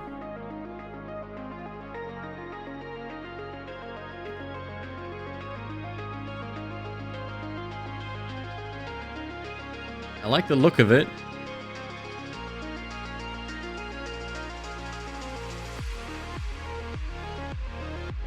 Aesthetically wise, I like the look of it. Oh, he was dreaming the whole time? Am I still suffering damage from the accident? God damn, that took a turn.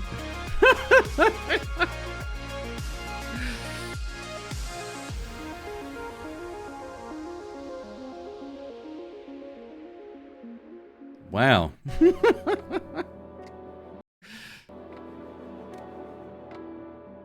I want to see how the game works, like how you interact. A and D to move, shift to run, right? It's just dialogue. It's like a point and click adventure without clicking.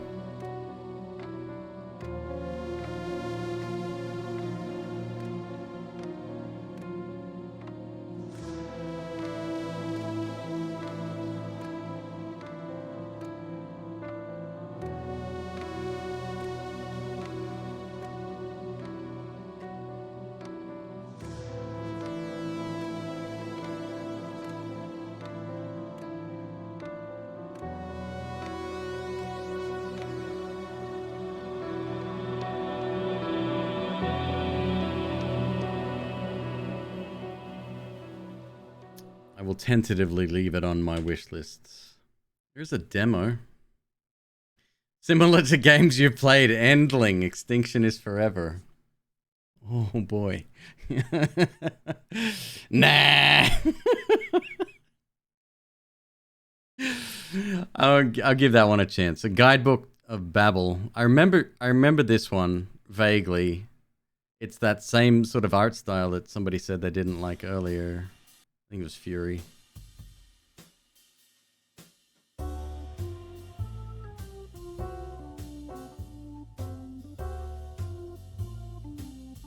Very comic book style.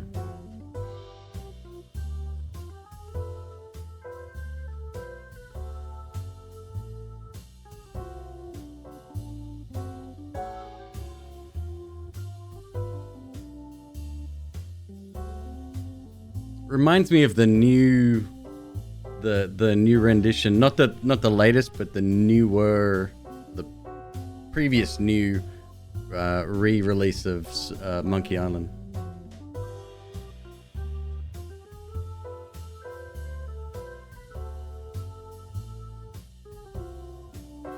Every choice you make in the past will alter how the future plays. Nah.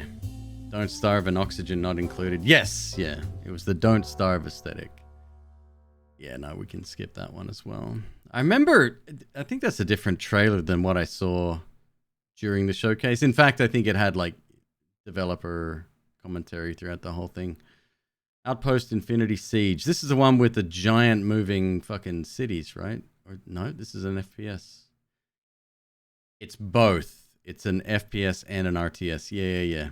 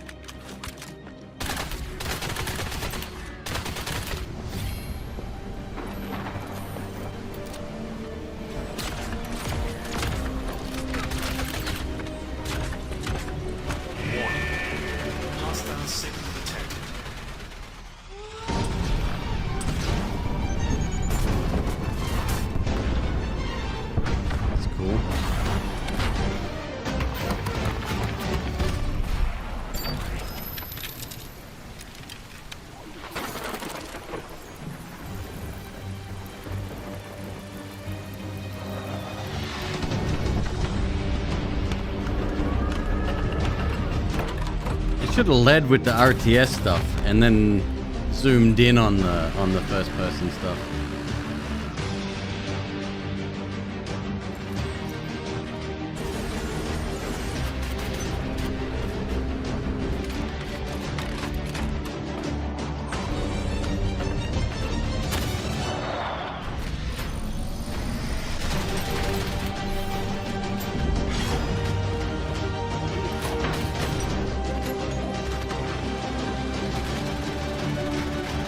Like Sanctum? Sanctum I haven't heard of either.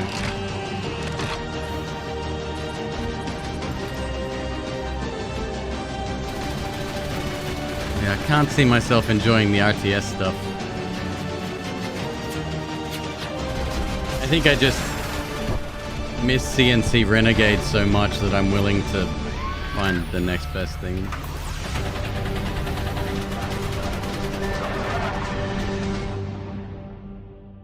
Team Ranger.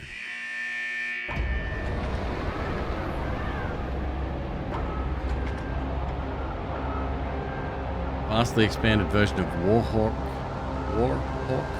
Starhawk. Attention. Operation Starfall is in the final preparation stage. All outposts, prepare for engagement. Well, that's not good. Today will be remembered forever. Arrived at the target location. Waiting for orders. We are the best. Anyone ever play CNC Renegade? We stand guard against humanity's extinction. We are the last out. It's very good. I was a lot younger then. Graphically impressive, that's for sure. This is just screen grabs, yeah. Earth Siege. Way back in the day. Awesome mech game. Nothing's filled that niche since. Renegade was not very popular. Bellheart wants this game. Interesting. I think I will remove that. That's one I would probably much prefer to watch than play. Fine by me. Keep it going. Beneath Orsi.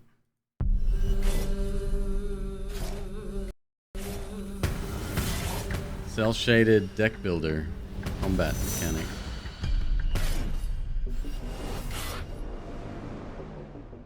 A new blend fighting deck building roguelike.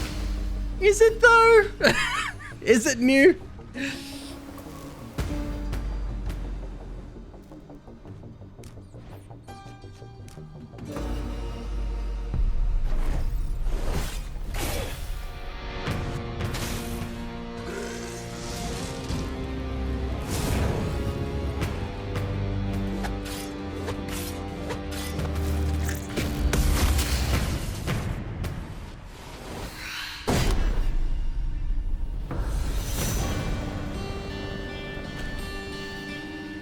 Early access out now.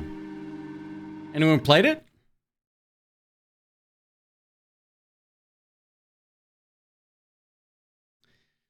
I don't know, man. Deck builders, I can't. I just, they don't grip me. So Gilder play it? Did he like it?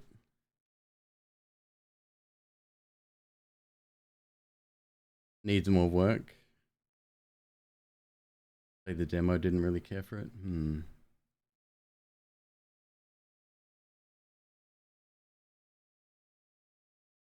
I don't know what it is about deck builders. I mean, there's the aspect of having to, well, it depends on the type of deck builder, right? Like if it's Slay the Spire, which is kind of the framework that a lot of games base themselves on,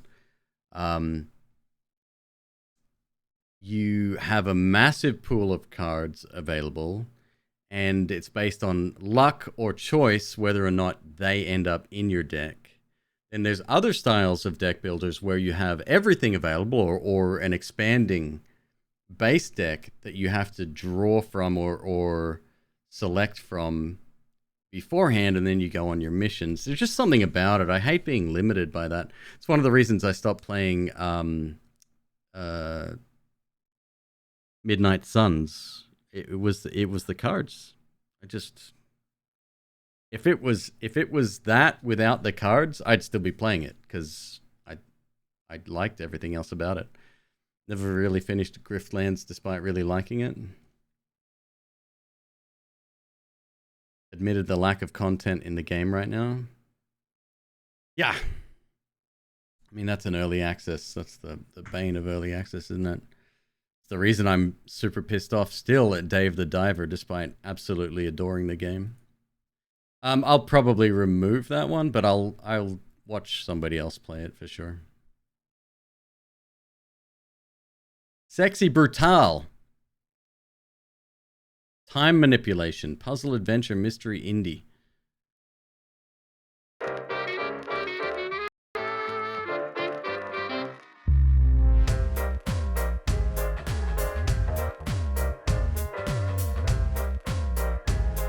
Interesting art.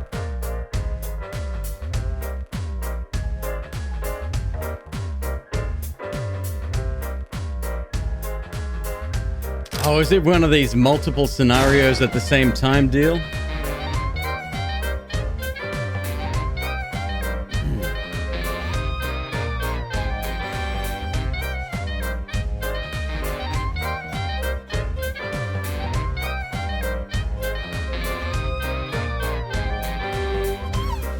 Explore the day, save the guests, gain their powers.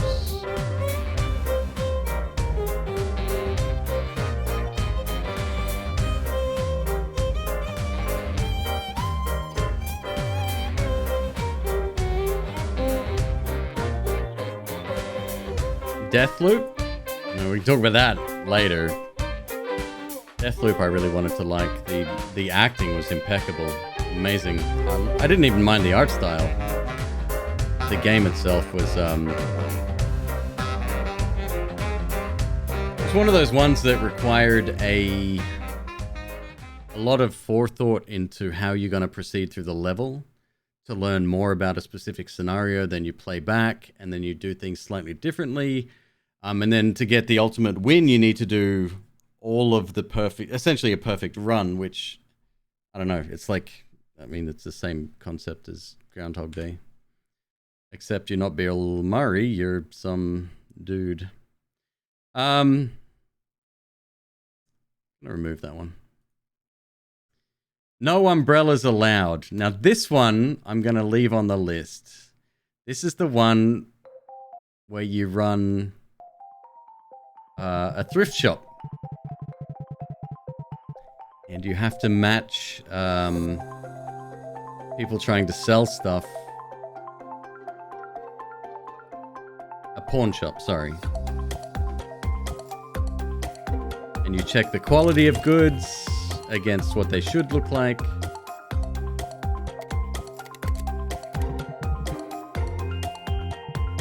You read up on... So it's kind of like Papers, Please, except people are trying to sell their stuff to you.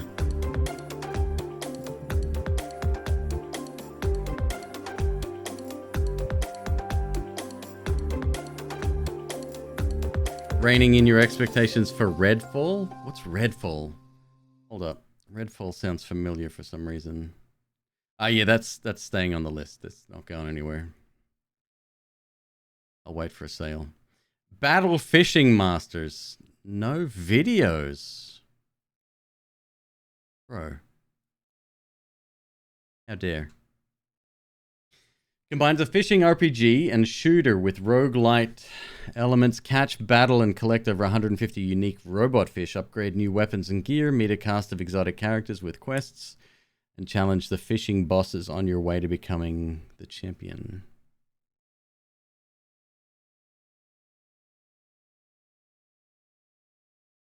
Sorry, every time I say pawn shop,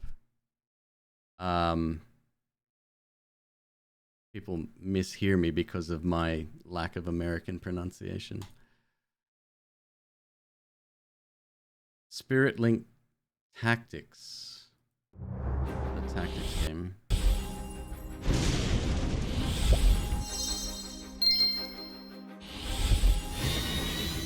Redfall, that's what I was going to look up.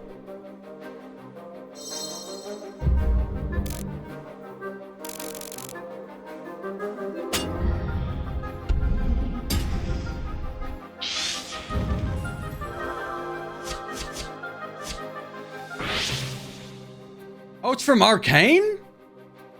Shit. Okay.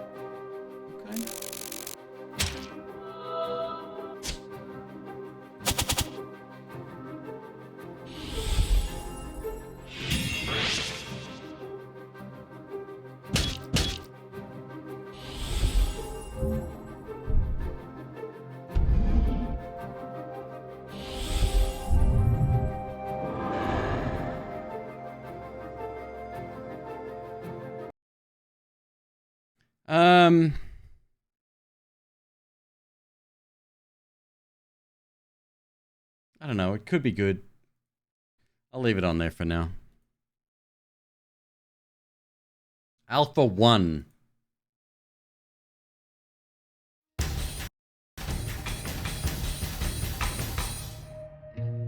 Alone, far from home, you find hope.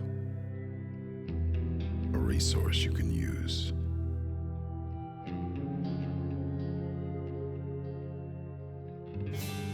Resources allow you to build. I'm intrigued already. And acquire more. Research. Defend. Oh yes. Control yes, the yes. right resources. This is checking some boxes. I don't even know much about the game. And find a way.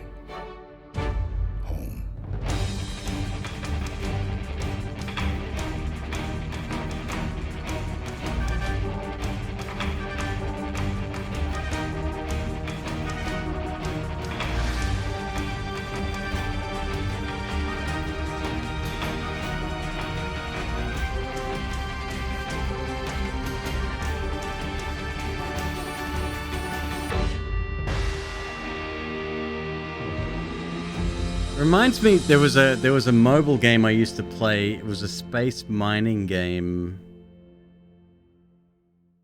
Real cheap. It was appropriately priced at the time. May have even been a free-to-play game. I can't remember. A 4X light strategy game? I don't even see that. I mean, maybe with this screen, perhaps. But the combat alone, the fact that you're mining in space, love it. It's what I wanted SteamWorld to be.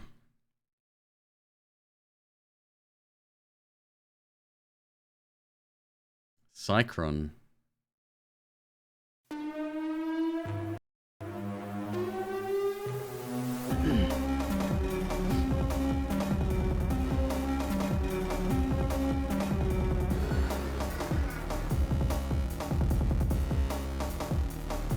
Lo-fi Metroidvania.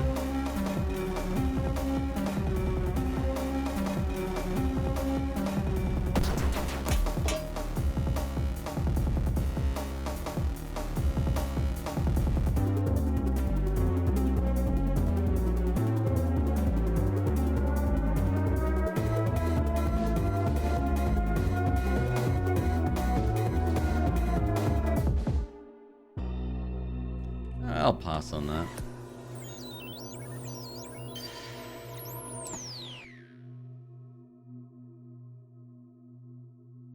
.2D action Metroidvania where you try and escape the deep space scientific research vessel Kremos. Explore 4 wildly different areas and you fight strange enemies, acquire upgrades, blah, blah, blah, blah, blah. Yeah, okay. Fine. Cosmeteer. I think this one was recommended to me very recently. This is one where you build wild freaking spaceships, right?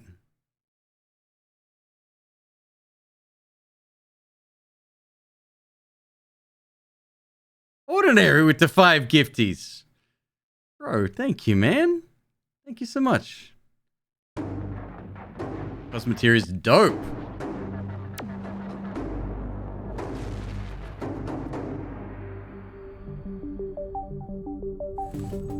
I was watching someone like 2 days ago play this.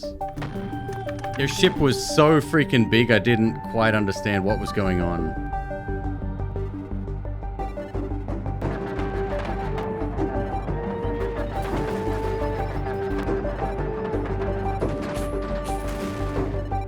this type of game has been done before. Okay, Kel, so when you say the game's dope, is it just building, or do you have to manage what's going on the ship at the same time? Because that's probably gonna make or break my decision here. If you have to fucking move people around and shit during combat, I'm probably gonna pass.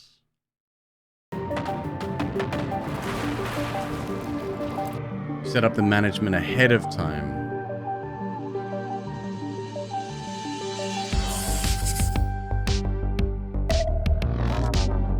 Like music?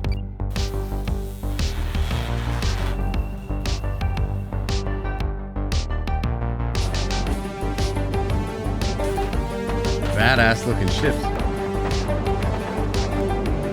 That's what mine's gonna look like. It's just gonna be a brick. Brick with just guns.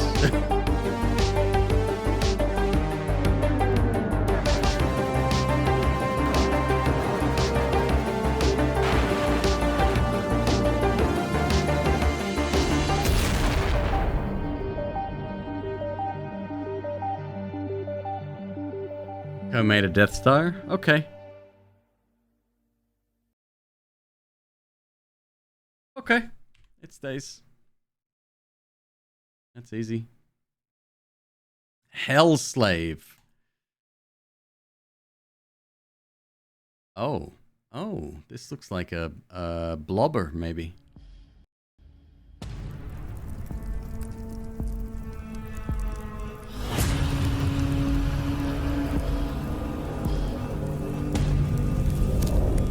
You don't have the imagination? That's why you build a brick.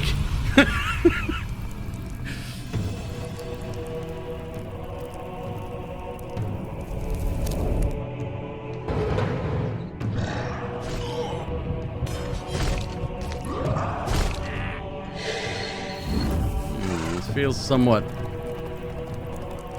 more akin to Darkest Dungeon than a blobber.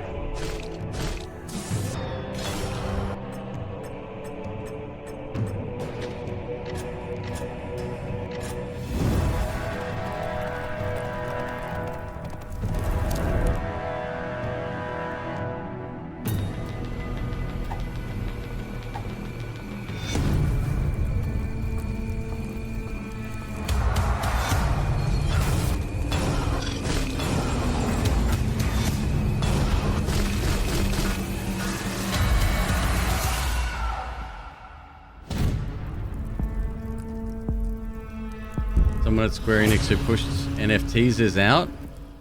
Oh, good. Maybe they realized that. Yeah, I was surprised that that wasn't. Yeah, that's good. That's good news. A peaceful world, but no more.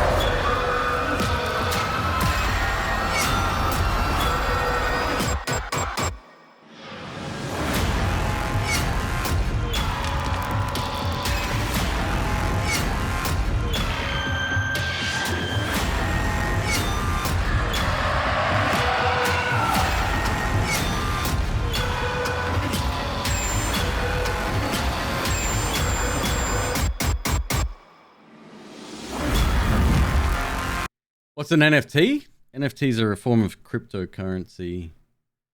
And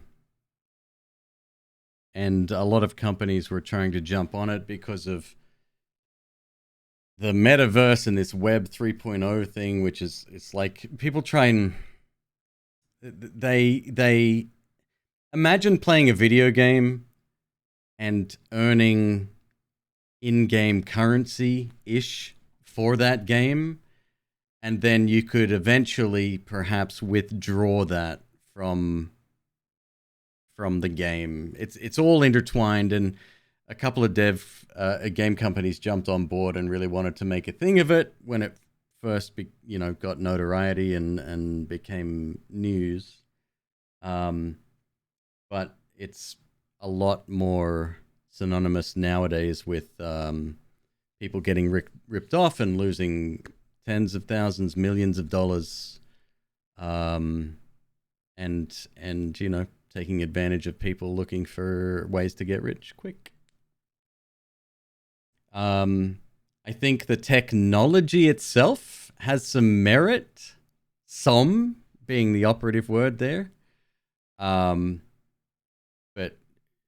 it's got a lot of long ways to go. Yeah, a lot of people get ripped off, unfortunately. They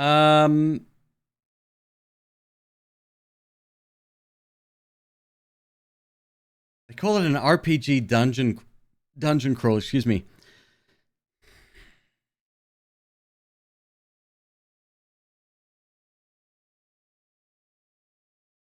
Dungeon crawler unlike others, following in the footpath of classic dungeon crawler but introducing new mechanics, drawing its inspiration from dark fantasy universe poems and artists such as John Milton.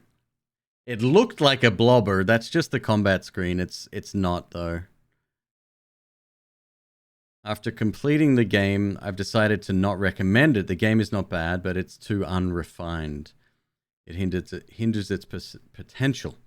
A few of the negative points. The combat feels sluggish with unnecessary pauses between actions. Actually, the whole game lacks responsiveness. The combat is basic, and every fight feels the same. There are no tactics, just repeating the same set of abilities. Furthermore, the game is not challenging, and the final boss was unimpressive. But I haven't tried the New Game Plus mode. No explanation what the starting classes mean.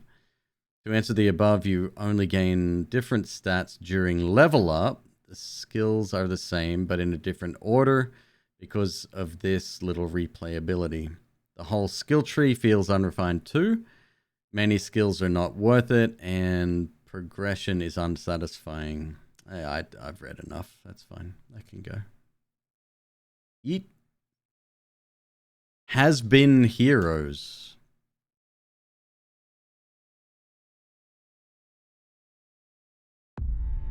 The band of epic heroes had completed many quests for their king.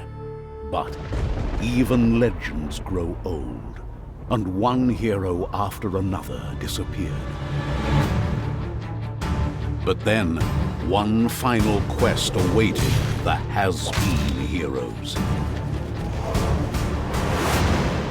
Hundreds of enemies in their way, the heroes would have to find ways to defeat them and face the evil ghoul eye to eye. Like a lane attack game. Roguelike strategy. Countless items. Powerful spell combos. Legendary heroes.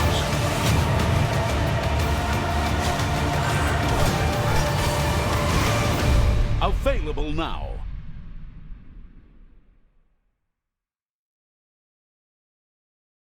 Show me gameplay. The band of epic heroes had completed many quests for their king. They were legends. Mr. Tin Man, nah. But even legends grow old, and stories fade. He's got a good voice. This is the story of the has-been heroes.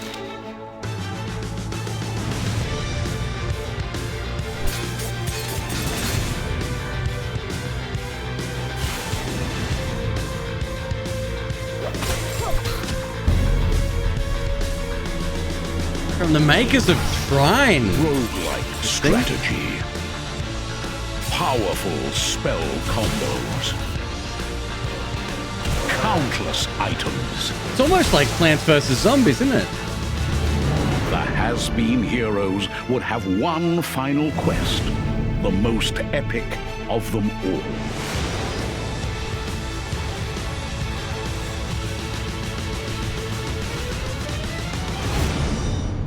I want to see just gameplay. Don't give me a hype trailer.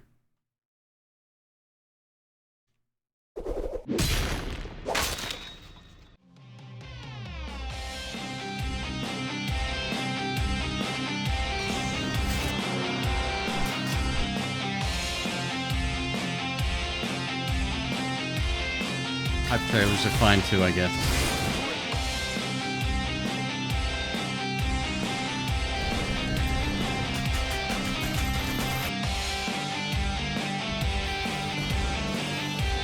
That could be interesting.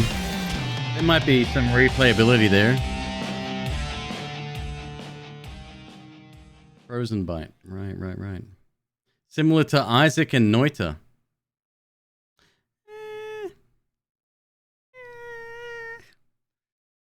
Velhart, 12 hours played. SD, 8.5 hours. Okay. Fox, not played it. Okay. It stays on the list for now. Trine 1 and 2 were great, then it turned terrible. Is Trine the one, it was like a screen-based puzzle game where you switched classes to do different things, right?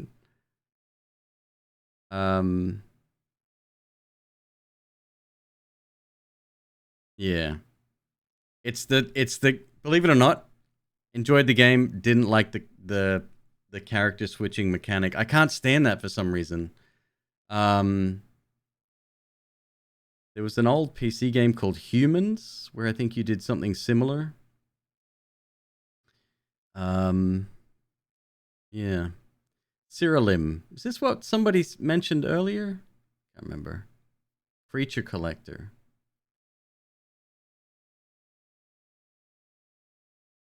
But you have to love Monster Collection and experimentation. If you don't, you might as well remove it now. Let's watch the trailer at least.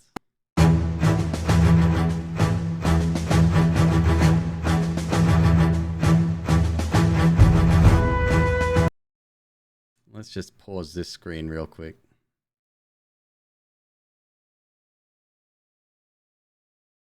And I suppose each character needs to be leveled. It's like Pokemon RPG kind of thing.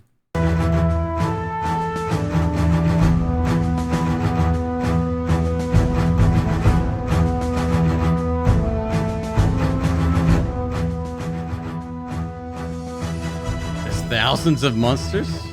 They're randomly generated?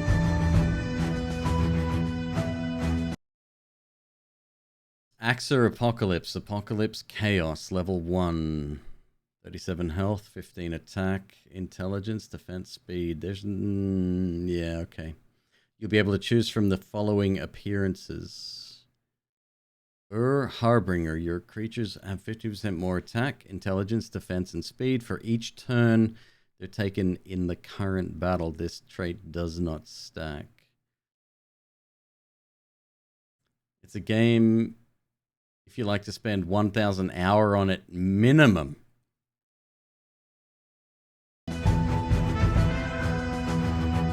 Huh. I think I only have, other than World of Warcraft and maybe a few others,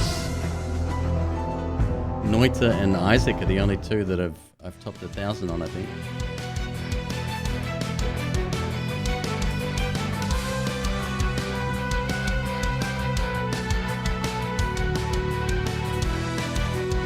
Oh wow, the screen's kind of telling, isn't it? It's very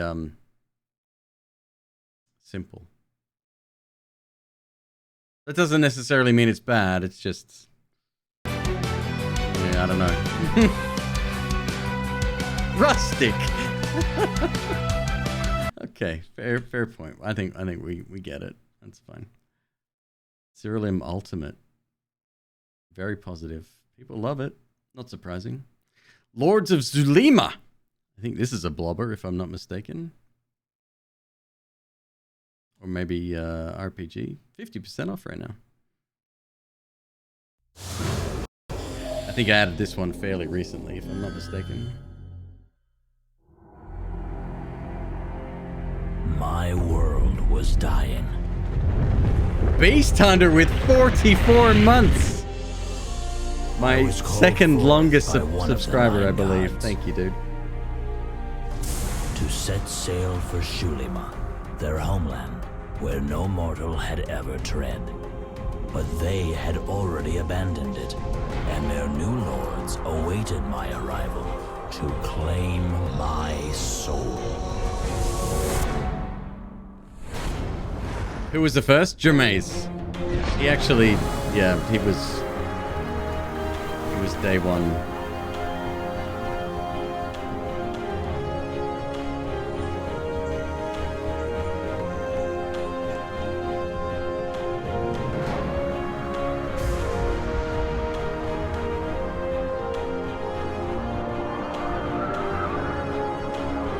It's an overworld RPG, okay.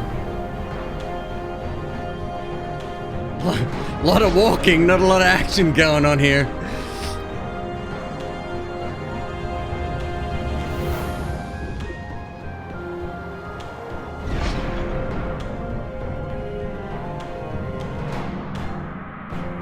Has he popped in recently? Yeah, he was here earlier. He actually resubbed as well today.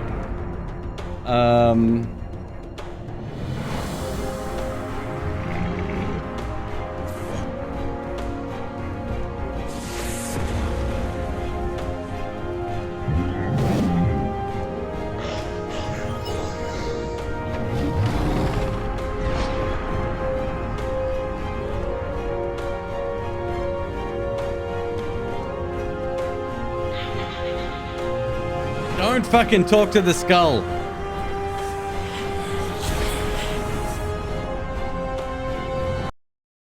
He was 44 months as well today. I'll have to look at the list now.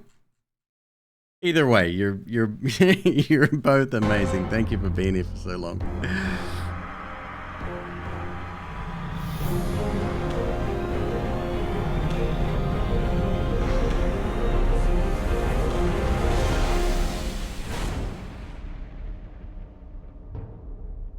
Are you a human? Or a god? Or a potato? I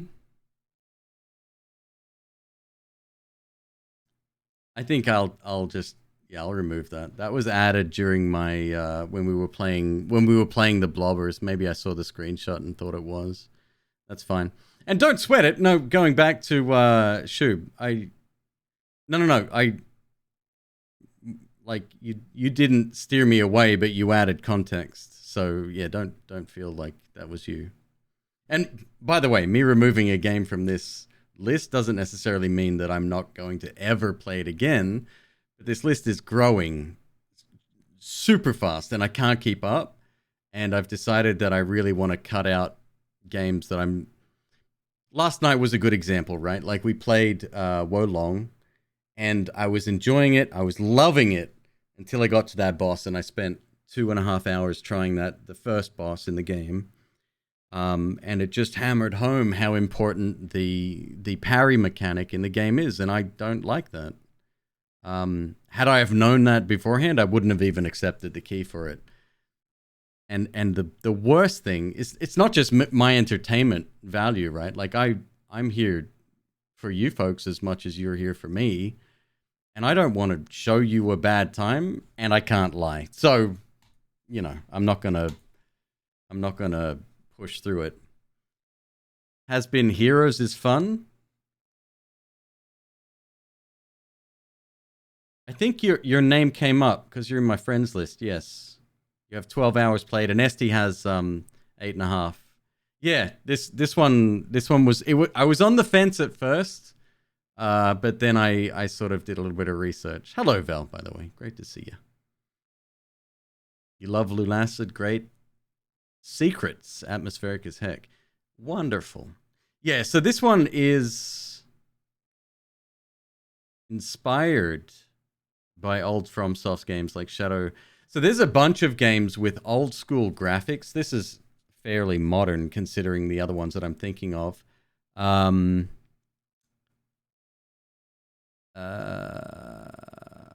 are they still here? Wait for it. We'll get to all these in a sec. But there was a couple that I added. Oh, get rid of that.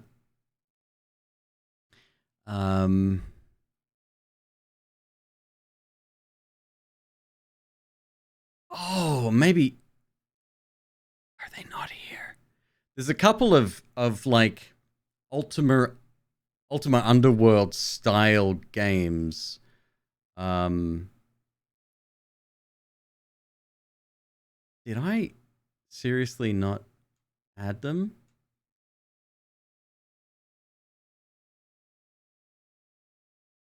Damn it. Actually, we'll look at another trailer, and then in the meantime, I will check, and I think it was on Twitter, Gildersneeze today. He mentioned a game that I thought I had wishlisted.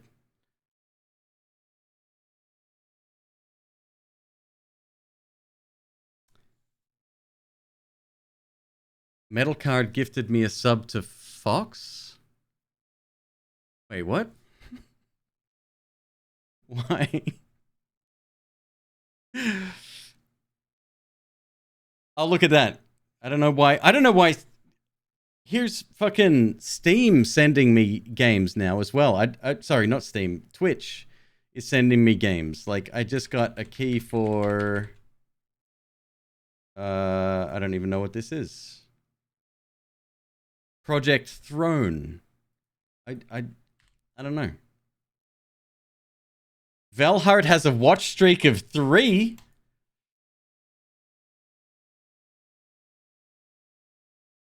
Oh, yeah. Vox Kincaid. Nice. You got very hydrated with your brother, so you're going to keep cheering? You do that. Thanks, man. Enjoy your knife. Be safe. Enjoy your knife?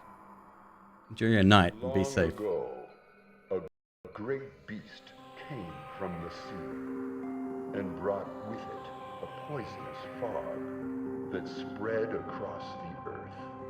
Oh yeah, gonna look up that tweet. Corrupting everything it reached, the poison fog slowly transformed the world. Gilder Tech, and there we brought go. Yeah. about a new age.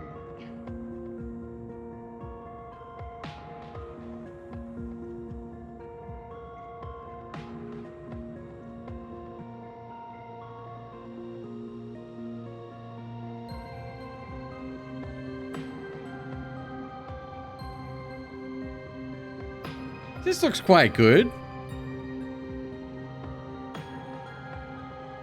Very, very, like, Souls-esque.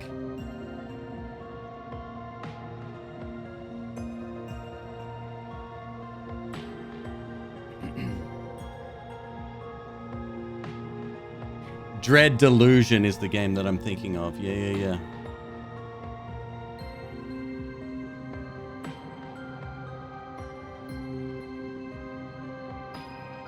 Is this new?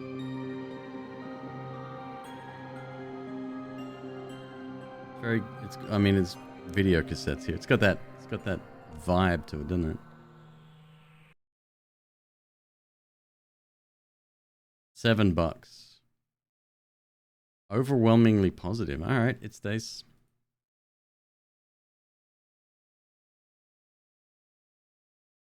Dread Delusion. It is on my wish list. I just missed it. Right. Okay. So. Hello and welcome to the world of Dread Delusion. I'm James Ragg, creator of this open-world fantasy horror RPG. Fantasy horror RPG. Dread Delusion is quite a lot of things, to be honest. You could call it a retro cosmic horror role-playing game, or perhaps just a swordy, jumpy romp through a world teeming with interesting characters and terrifying monsters. We chose early access because we want to talk to players and see what they like and don't like.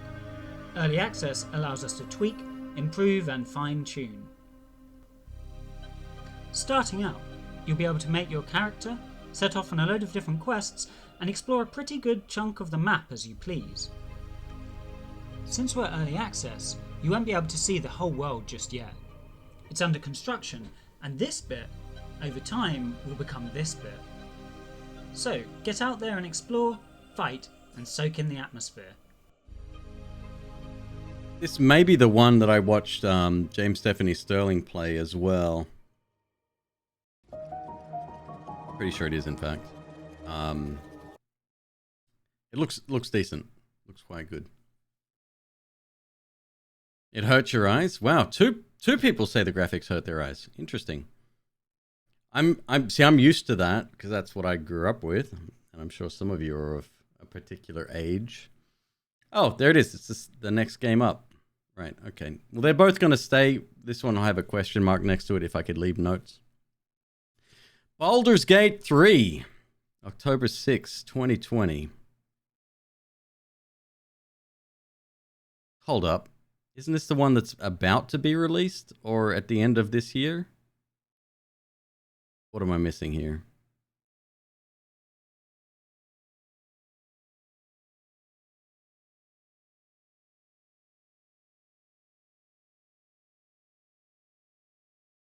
Early access, that's why. Okay.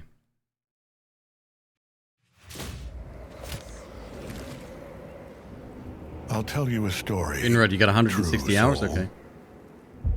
My life was dismantled piece by piece. And when I tried to buy it back, it cost me everything. I must finish what I started. Death's design will be complete. Discover Ketherick's secret. Find out what it is that makes him invincible so we can strip him of his advantage.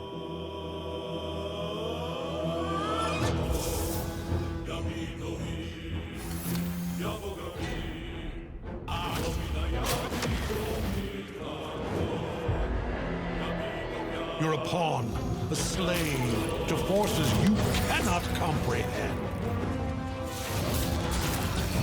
Ketherick is a frightening man. But you have something he doesn't. Allies worth having. Together, we will strike down the Absolute.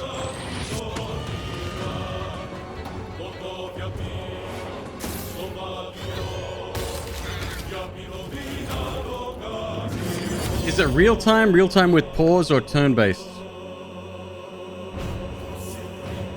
Bow before me. Bow before the Absolute. Turn-based. I played Dark Alliance, funnily enough. August 31st. I being a full price game, I'll probably I'll wait a little while, I think. But so you think I need to play the other games first, 1 and 2? I don't even know if I have. Similar to Pathfinder and Pillars of Eternity 2. Mandragora. Oh, this is another Metroidvania, I think. Yep. Looks very pretty.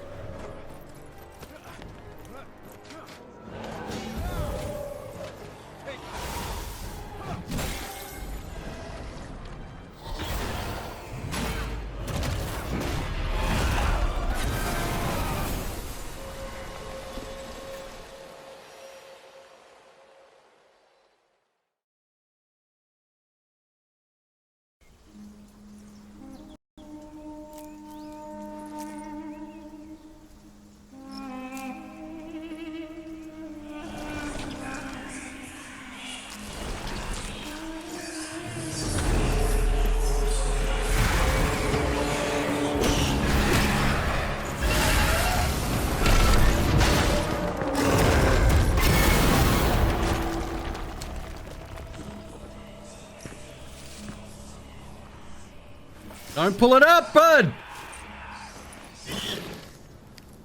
I fucking knew it. Never listened to me. Have I heard of Blasphemous? Yes, I have. You're the second person tonight to speak of Blasphemous. I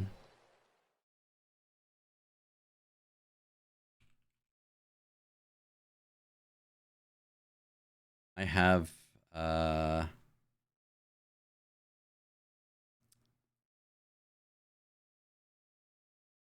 not long. Played 0.2 hours. So funny story of Blasphemous. Actually, I started it up to... It was TwitchCon 2019, and I thought, you know what? I'm gonna be clever, and I'm gonna stream from TwitchCon. So I had my laptop with me, and I think the internet in the hotel was so shit that I was unable to maintain a decent connection, and then I didn't bother with it. But this was the game I was going to play that night. Sorry, you're new? Oh, don't sweat it. No shade. No, you're fine. I've got it. I never really revisited it. But this one stays. This one looks good. Very pretty game. Young Souls. It's like fucking so many games with the name Souls in the title. I'm not even talking about Dark Souls. 8 friends want this game. Esty wants it.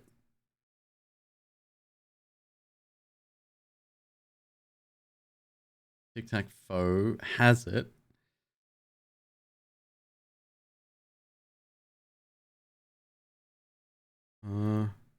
Okay. Let's see. See what you got. 5-minute trailer. Wow.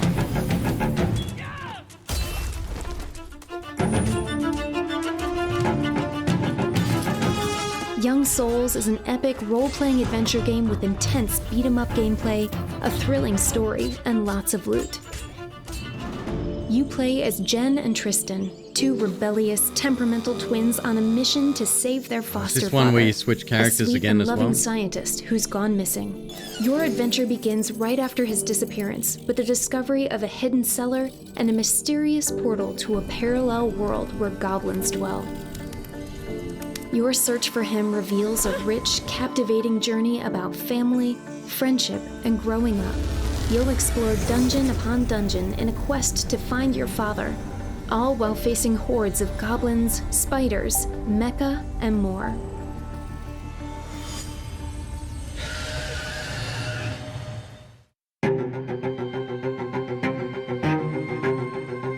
Along with the standard light and charged attacks available to Jen and Tristan, there are several more moves you can perform.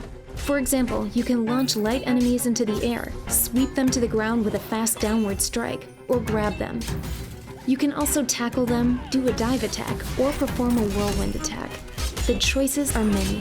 And for special moves and spells with spectacular effects, you just need to spend some mana. Controlling both at the same time, In terms of weapons, Young Souls has everything. Short swords, long swords, daggers, hammers, axes, you name it. Each has its pros and cons and its own capabilities, and it's up to you to experiment and find the perfect balance between Jen and Tristan. The stamina gauge is used for rolling and sprinting. Use it wisely to dodge attacks. You can also block damage with your weapon or shield. Don't overuse this, though, or your guard will vanish and you're liable to get crushed. Parrying is the best way to render enemies vulnerable. Do it right when the enemy attacks, and if your timing is right, you can stun them. In single-player mode, you only control one character at a time, but you can switch between them whenever you want. Use this feature. Yeah, no, I'll pass on that. I'm sure it's lovely. Going back to Salt and Sanctuary, is that the second one? Or is it Salt and Sacrifice? Whatever the second one is, I would say the original is better. Just because there's an enemy type in the sequel that is way overused. Way overused, and it just becomes boring fighting them over and over again. The Last Case of Benedict Fox.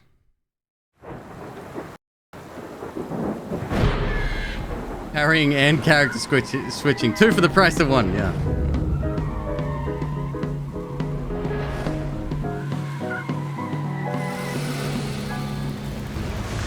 Hello? Anyone here? Is it an actual fox? No, it's a human. Anguish fills this residence, Benedict.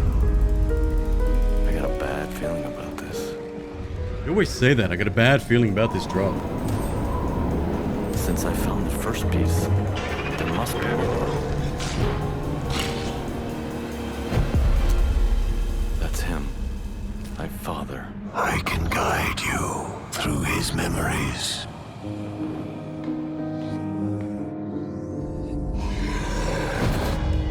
We're close. Don't let your fright hold you back now.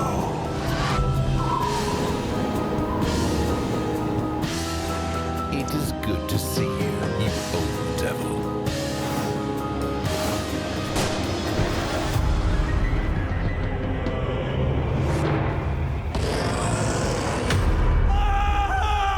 It's almost like a cross between a narrative platformer and an action platformer. Or Metroidvania. Maybe. Hard to say. Take the last case of Benedict Fox and dive into a twisted world of secret organizations, forbidden rituals, cold-blooded murders, explore your memories, deceased victims as you search for clues and fight demons, blah, blah, blah, words.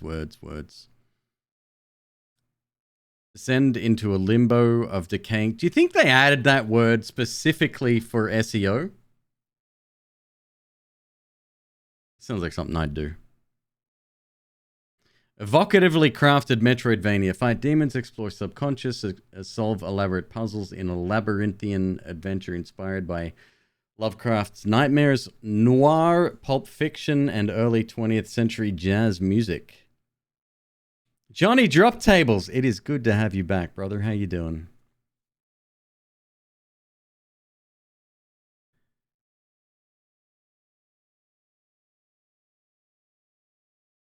Oh, this is... Look at this. This Velhart character wants this game. Loot or Die is here? Oh my god. Sergeant Kenai? Oh my god. Yeah, this must be a... oh, Krona. I haven't seen Krona in a while. This must be a... one of the ones from Next Fest or the Game Awards. Yep. Who doesn't want this game? Right. Use your weapons, demon powers, surroundings in creative combinations to overcome demons, monsters, and cultists, but remember that concentration and tactical approach are your greatest assets. It was in Next Fest? Really? Did it have a demo? I completely missed it if it did. Alright, it stays. Fist of the Forgotten. So this is a... stylistic runner? And the only reason I know about this game... is because of TikTok. I followed the development of this on... the developer on TikTok posts a lot of updates. I think he even live streams coding sessions. Like a parkour-esque game. Very momentum-based.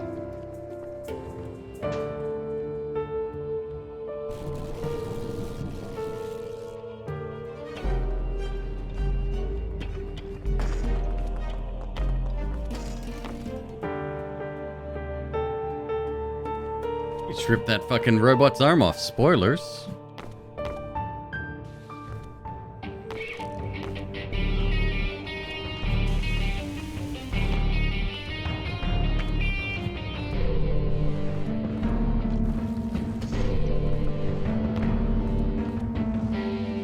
I think Val would actually like this game more than I would.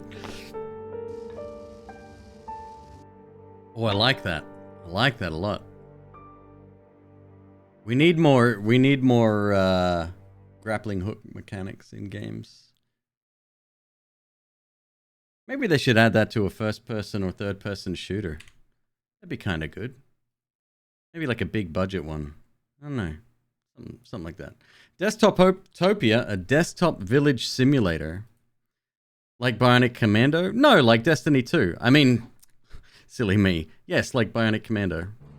So, before we get into it, let me just chop down these bushes. So this takes place on just this bottom part of the screen. Welcome sign, because this is what allows villagers to come and live in your village.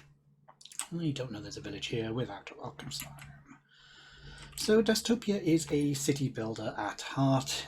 It has all the usual features, buildings and interactions with villagers. But what it also has is your own personal RPG-esque style character who's got an axe for chopping stuff and attacking things, and a water pistol. Water pistol is a strange choice in a world of guns, but you're a lover, not a fighter, a builder, not a fighter, and a water pistol is great for putting out fires. I fucking love Just Cause. We've got some villagers moved in now. And we can have a look at these guys. Oh no, both serfs, it adds and they're both other windows. And that's because we don't really have anything in our village at the moment. Rusted moss. They could be more unhappy, but here we go. Let's go and see. Let's go and harvest some more bushes and make some gold. Now they'll harvest the bushes that they're next to. This is the monster group. These are ferocious bunny rabbits. There we go, just harvest some bushes. And you can harvest bushes with your water pistol, but you can't kill enemies with water pistol, they just don't care. Actually, that's not true, you can kill some enemies with water pistol. In later levels, there's fire enemies.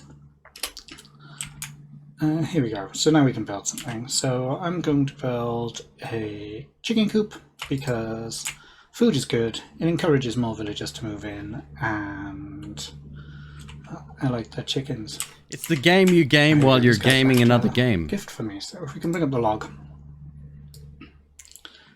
Here we go. And this developer's kind of, he's not really into it, is he? It starts like this.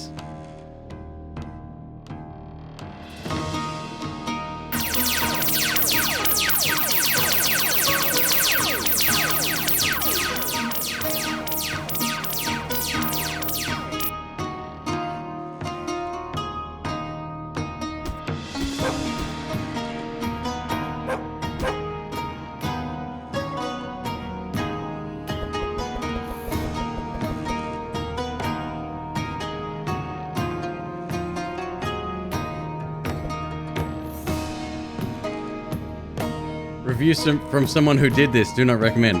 What, gaming while gaming? Or gaming with this game in particular? I don't know why I added that to my list, I have no idea.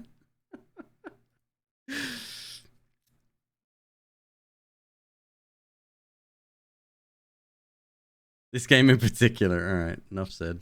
Legion Craft.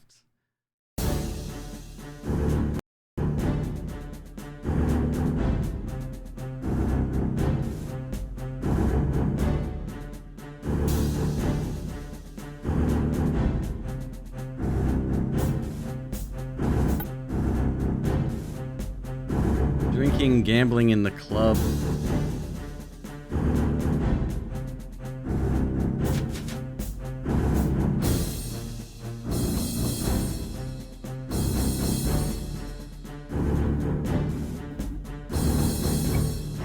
Almost like Domino's style, isn't it?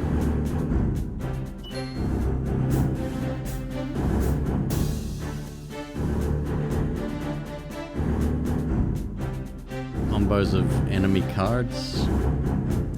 Yeah, alright. Next.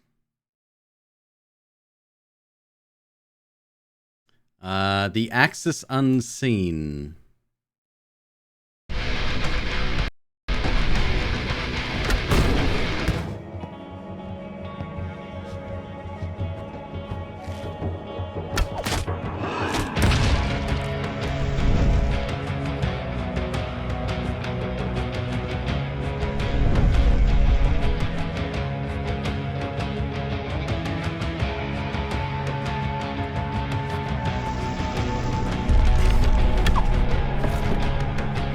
This might be another one I saw on TikTok.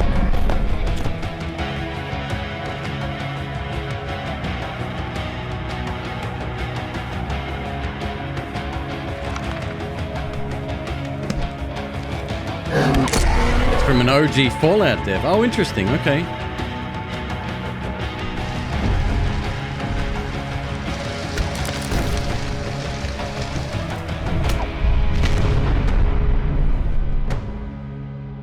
Oh, that looks fucking ugly, that mountain. Jesus. What's that? Other than that, it looks quite good.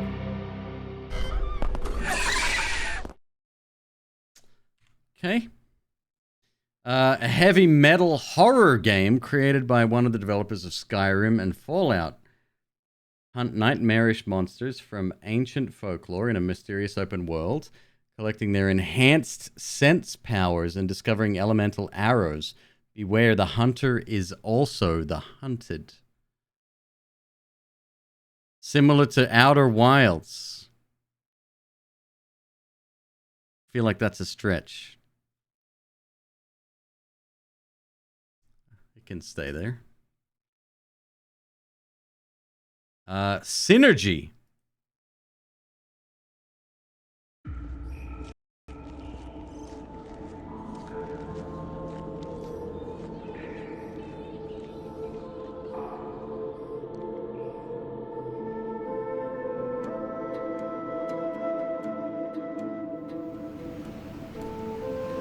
Goblins Publishing.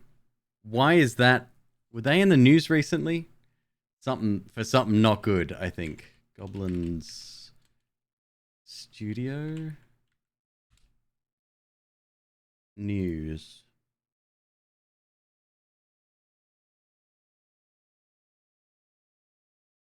Goblins Publishing.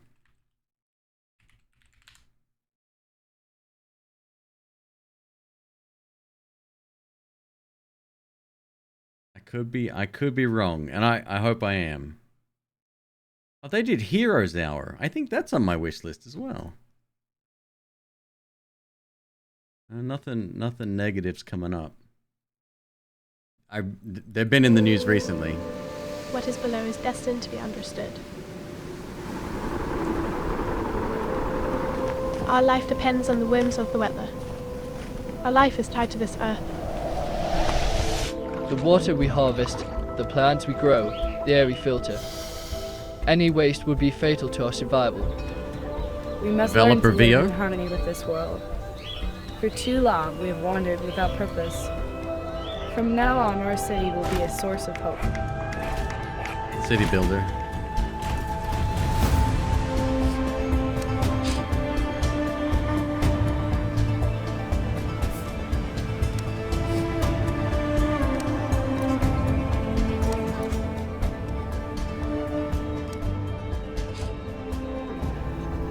City builder with To understand our world, we must explore it. Upgrade mechanics and events. We must find the tablets. And developer Seeds of knowledge VO. that bind all the elements together. To build our survival. To build our city. To live happily. All for one. One for all.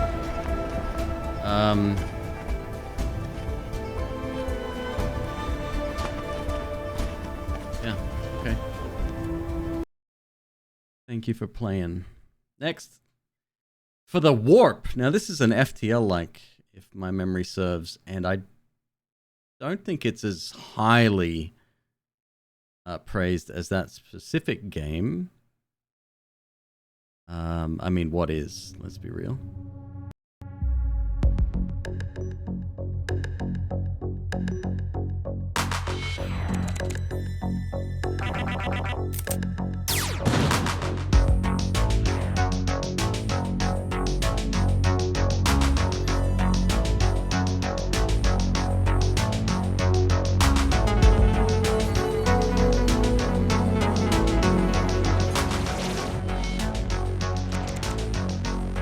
Hard Battler.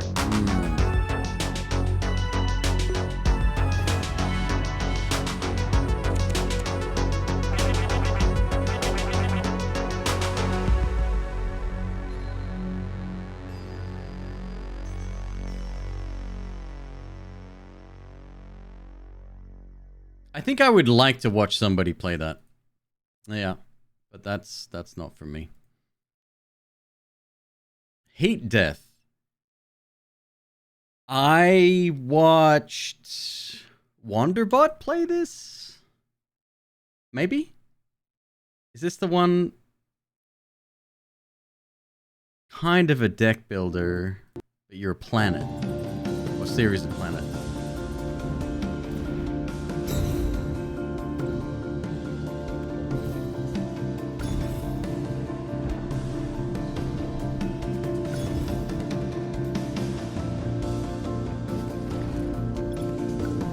Yeah, I think it was Wander.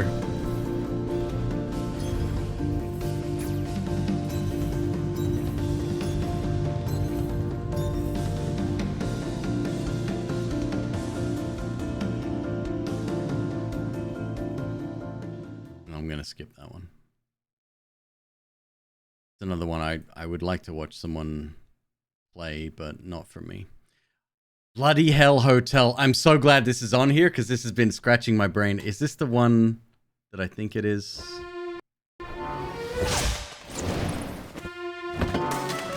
Where you have to murder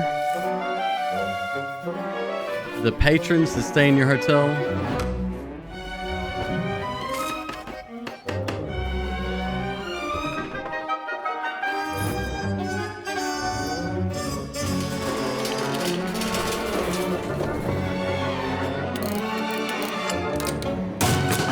Vampire Hotel Sim. Yes, it is. Okay, yeah.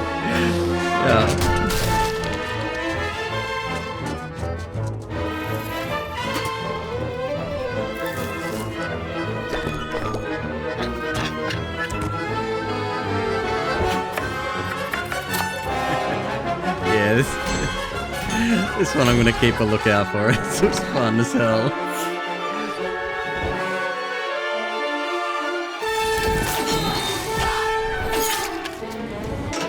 Got actual combat? It's hard to tell. Because that looked like, you ever watch an E3 demo of something that's actual gameplay? But it's one of the developers and they're moving in a very specific way through the level. It's all very fluid. It's unnatural. It's definitely not like it is in the game itself. They're looking around and they're like, whoa.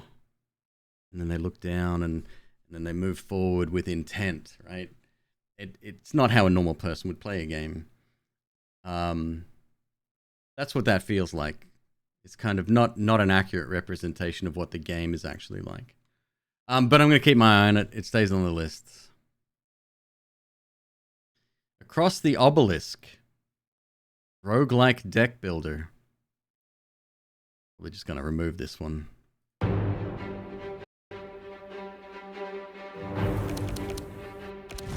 Camera moves incredibly smooth, like it's fixed. Exactly, yep. The Division 2 multiplayer demo. I was just thinking that. You've got like... we have to watch that. Yeah. Overkill. Okay, big boy. Time to protect us. Shoot it. Yes.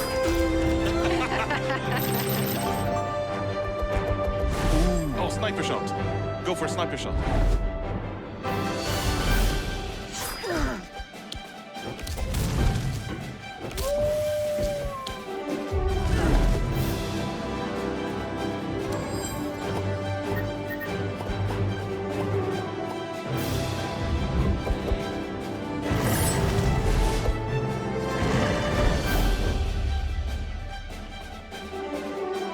Co-op deck builder. Yeah, let's remove that one. It's fine. I don't know why I had so many deck builders. I know I don't like them. World premiere. World premiere. I just said that.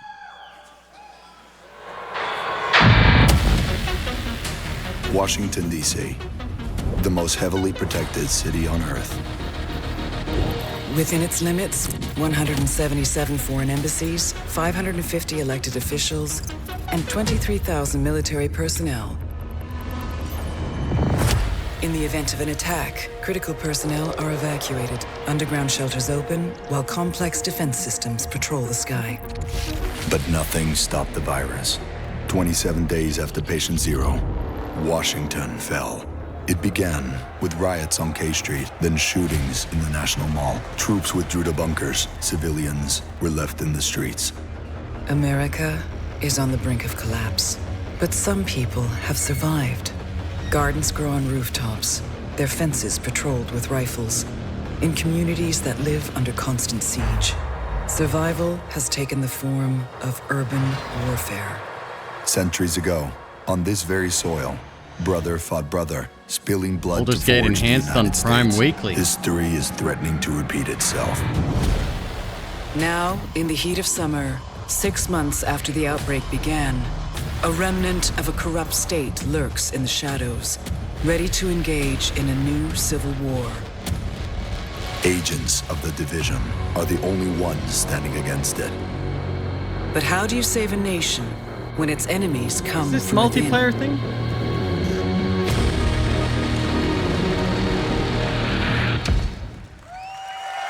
Oh, they have to introduce the introduction to the game.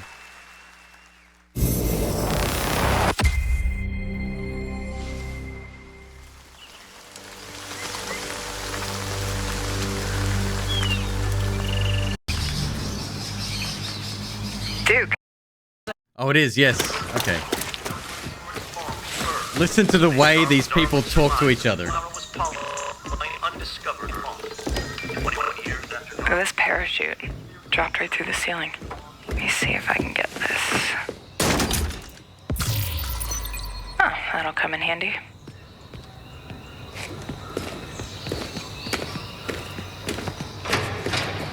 So you guys are coming or what? Yeah.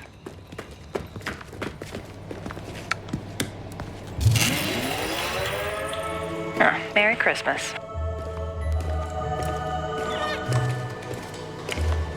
Ah, here's the door.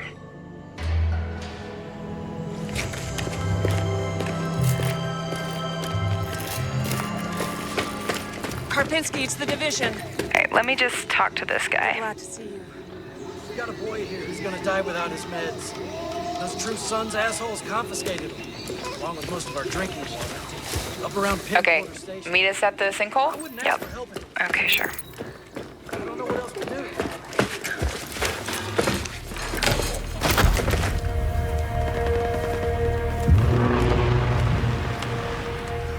Wow. Okay. Definitely from the capital. You should have a new side mission on the map. Yeah, we're not that far. Kyber, Okay, sure, do it yeah. after the crash site? Absolutely. Sounds good. Just post the link. Links are allowed. in They're chat. just ahead of us, Matt. It wasn't so much the Hey, way I see you. they I'll be up in a looked sec. around here, right? But it was Okay, the, we gotta get you leveled the up. dialogue I know, between please the help, I've players been is busy. what stands out. Toxic So chemical residue weird. detected. A lot of loot down there. Hey, you guys should really check this out. Almost there. So that's the control point. Hey, wait for me. Crap, they have a tank. Yep, I see him. Don't aggro him yet. Let me adjust my build. Got my crossbow and chem launcher. Let me adjust my build, man. Chem cloud out. Matt, can you flank them and get a clear shot? I'll take that sniper on top. Wait for it. Got her.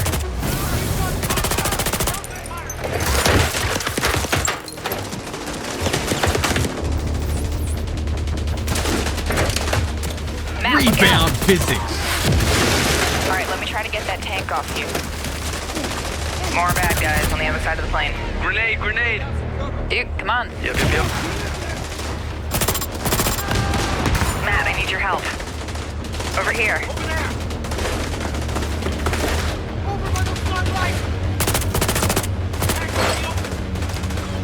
Seeker mine out.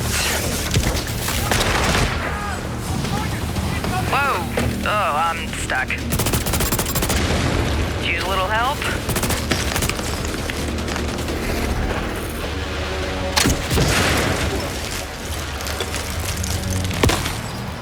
Thanks, Matt. The dialogue Oh, is there's a how dude an rushing through the NPC in plane. the game would be talking.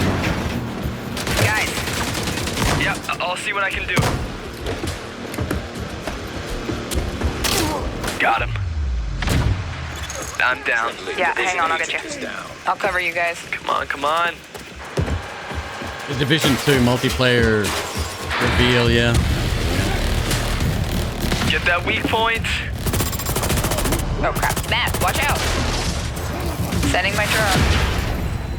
Thank you for the revive, Meg. I've got this guy behind the tank. Matt with the hive, nice. Alright, just lay it on him. Again? Drone down.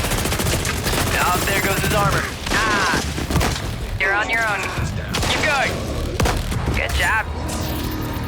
Level up. Level 30. Oh, sweet. Congrats. Alright, flare is up. Control point is ours. Nice. Guys wanna check out the plane? Let's go. So I haven't actually seen this before. The one I saw was probably for the Analyzing first ballistic game. residue.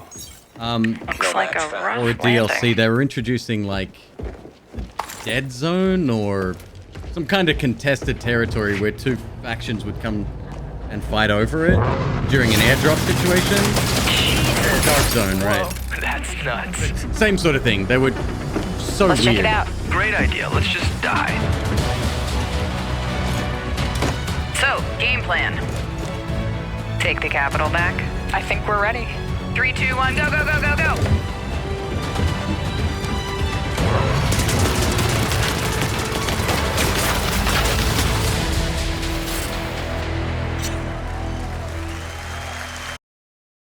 Yeah, it's uncanny. It's so weird, man. What? Summum Eterna. We got another Metroidvania in early access. A Roguevania.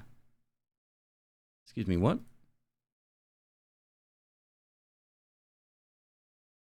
Roguevania is a term now, apparently. No tension in their voices, right? And everything's like, I mean, they all know what they're supposed to be doing. They're all, I'm sure they're all devs, maybe. And yeah, I don't know. It's just, it sounds so fucking weird.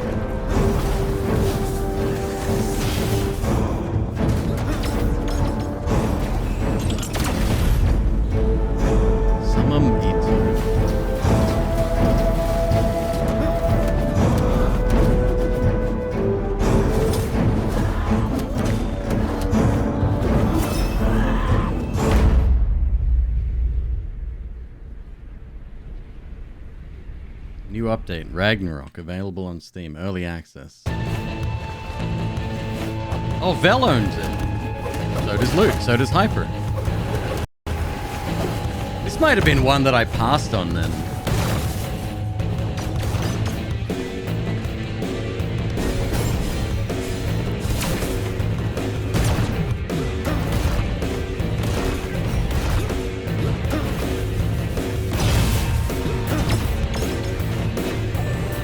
Wait, did Rex play this? I don't recognize this screen or that screen. I don't think I've seen any gameplay of this.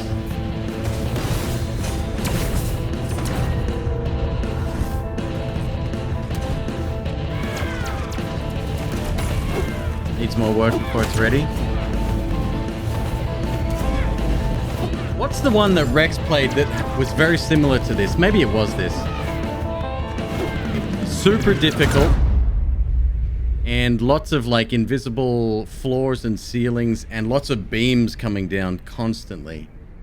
Eterna Noctis, same game or from the same devs? More straightforward Metroidvania. Okay, that's the one I watched him play.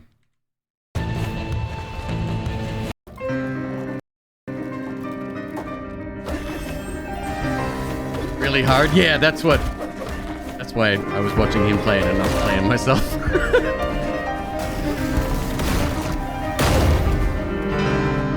Does this have leveling in it?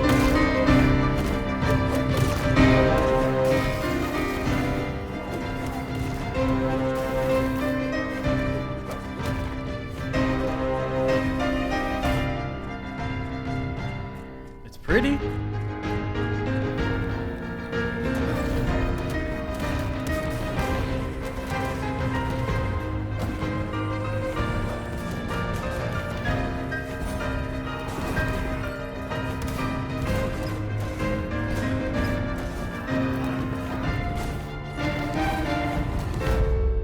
I'm going to enjoy this one or not.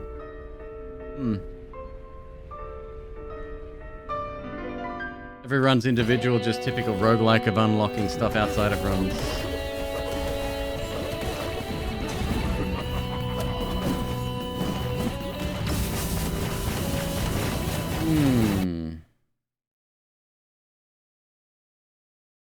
5 hours. 9 hours. 4 hours from loot. Rockley Smile. Not played. I think I'll skip. I think I'll skip that one. Yeah. Well, that was easy. Road Warden. This one kind of looks like, what's the dysentery game? Looks like that. The truth is, nobody has what it takes to be the Road Warden. I patrol the paths. Oregon Trail, but I can't keep away every beast from the woods. I burn corpses, but some of them wake up too soon. I hunt down bandits. Sometimes we parley. Sure, I also carry messages and goods. You are the first person I don't have to lie to in years. And why do you want to become the Road Warden? Awesome gameplay trailer there. You really got a feel for the game and how it works. Yeah, I like that. Illustrated text-based RPG that uses isometric pixel art and combines mechanics borrowed from RPGs. Visual... Yeah, okay, that stays. That's fine. Happy to have that on my list. Moon Scars! Mostly positive. Push the limits of your combat skills and master new abilities to progress through an unforgiving, non-linear 2D world faced off against the relentless darkness that seeks to destroy you. In Moon Scars, every death is a lesson learnt. And as you overcome each challenge, new truths will be revealed. Rogue Legacy 2 and Hollow Knight. Loot or Die owns it. 15 hours played.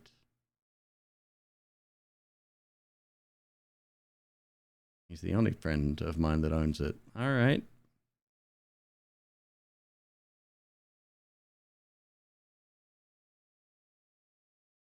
Let's check it out.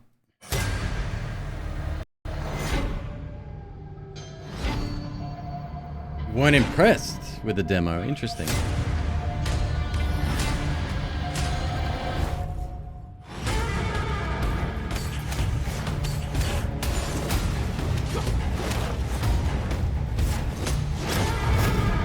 Weapons feel very heavy. Parry-based combat. That's all I need to know.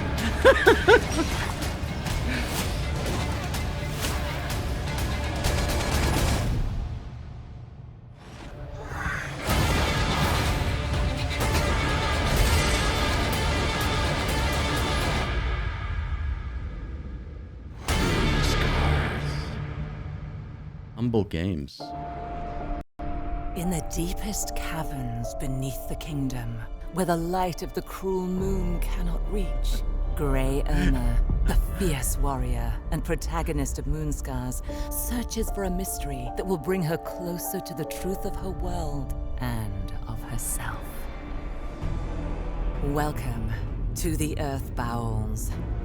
The Earth Bowels is one of the areas you will discover further on in your journey. It is an ancient place filled with long-buried secrets. Secrets connected to not only the sculptor, but Mother Earth herself and the I actually don't like the moon. The contrast between the enemies and the caverns are filled with playfields. twisting corridors and treacherous chasms. To navigate them, like sure, gray and brown are colors, but to dash through the air. Well, I mean, we are in the Earth Bowels, so the bowels play host to all manner of foul beings that threaten to end your journey. You're made of clay? Gilded foes, that's dope. Vulnerable only to witchery. Creatures capable of corrupting your very ichor. Vicious warlords who command armies. Is it Ichor? And I ask this question every time the word comes up. I thought it was Ichor. Laios, fellow soldier of the pristine squad, now turn. I'm sure voiceover lady would probably know more than I. Enough to shake the very earth. And you'll have to discover his weakness for yourself. His weakness is his head. On your own journey to meet your maker. Moon Scars. Okay, yeah, no, that's. At least skip that one. This is great. I'm feeling so much freer. This is less shit hanging over my head. The Chant. I think I was offered a key for this. 50% off right now. 50% off, and the game came out in November. What?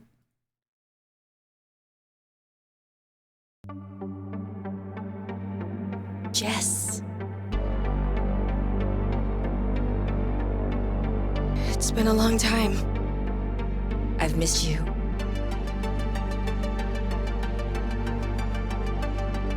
How do I look? Like one of us. Add your voices. Love the music. It's working. Don't break the circle.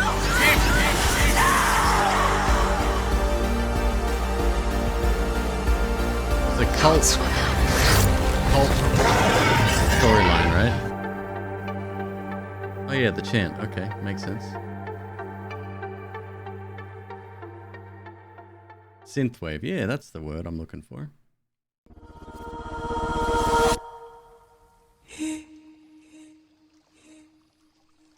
Hey, Kim. It's me, Jess. Maybe we should talk about, that thing you mentioned? Very little replay.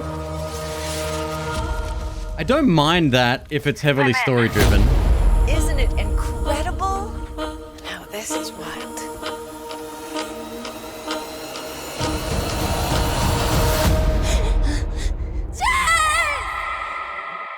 Great skin texture.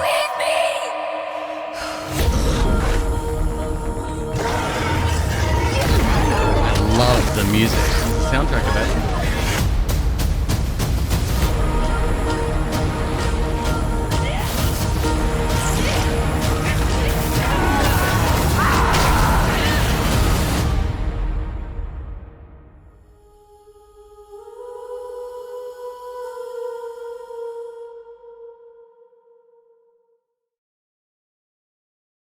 Magic crystals and homeopathy. Yes. Hey, Kim. It's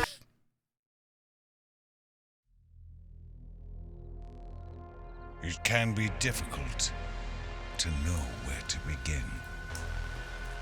You may not realize it, but Solid 14 hours, not too challenging, decent voice acting. Doesn't this all feel a little bit culty? A little culty, she says. Wow, check out the big brain. Trust the spiritual journey. Little.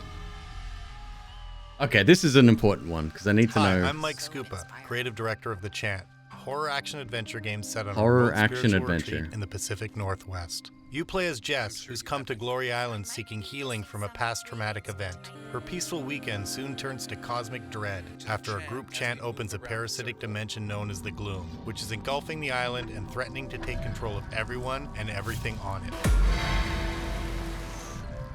Come. Great looking game. The island itself is interconnected, creating a compact exploratory world, with the retreat acting as the central hub. This could be a fun stream game. A couple of streams. We could split it up if it's that long. It all depends on Proceeding into the many surrounding locations the combat, covers though. resources and collectibles, while bringing to light the dark past of the island's former inhabitants. Resources and collectibles, As a huh? father, I must discipline my children when they misbehave.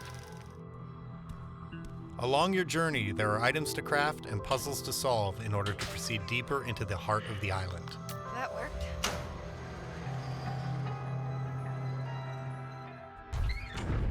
Oh my god, my mind.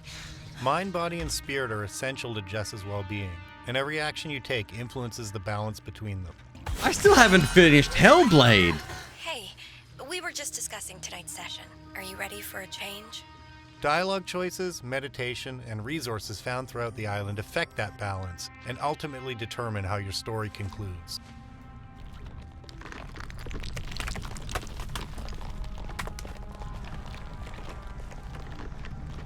As the gloom spreads throughout the island, you need to traverse each of the supernatural areas as it attempts to amplify and feed on Jess's negative energy. Jess, okay.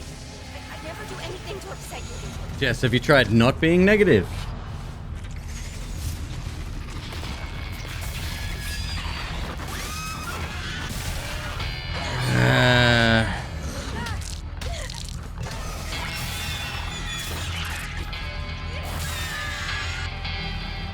While Jess may not be a trained fighter, she is able to craft various spiritual weaponry and tools to fight against the prismatic creatures and cultists released from the gloom.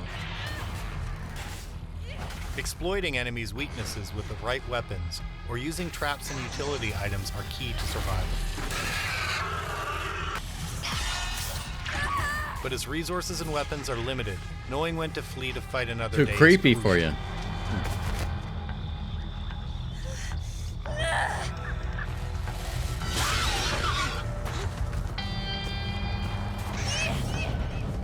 Through the discoveries and teachings of prismic science, Jess learns to harness the power of the gloom herself.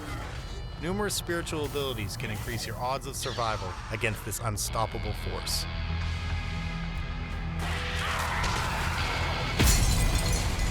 You just pop that guy's head off? To your spiritual nightmare.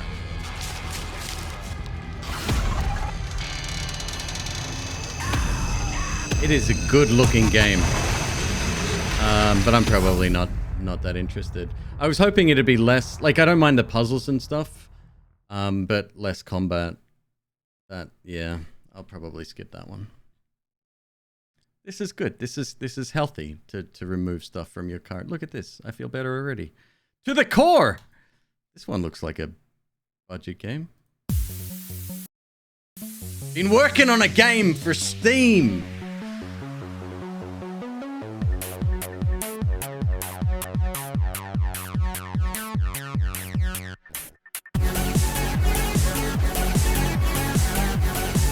This is a numbers go up game.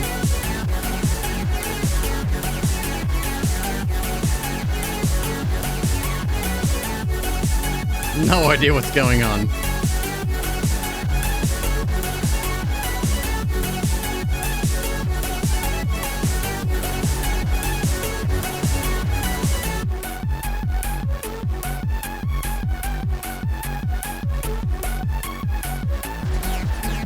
Pruning a bonsai and mining, right. It's like milk and honey.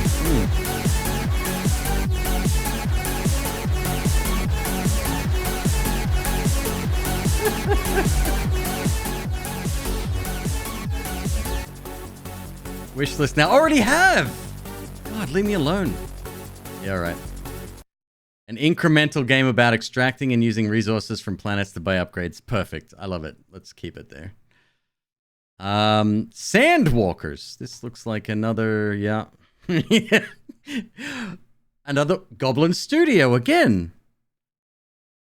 Oh, Goblin Studio and Goblins Publishing are two separate entities, I guess, for the purposes of tax stuff.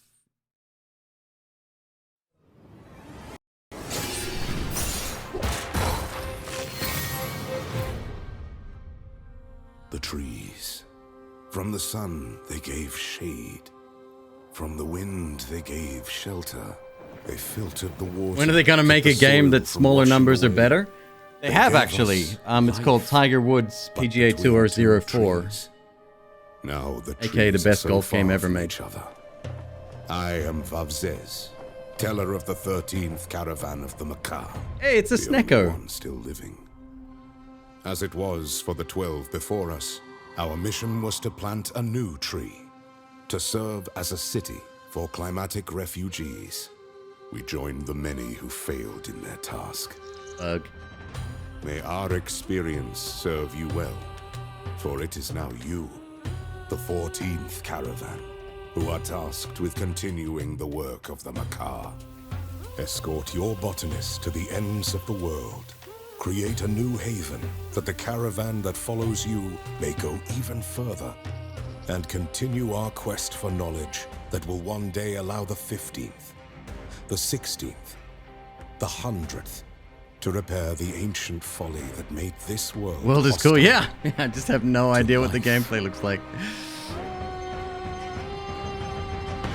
Kenai, can you fly to Virginia and bring that lasagna with you? I have not had a good lasagna in a long time.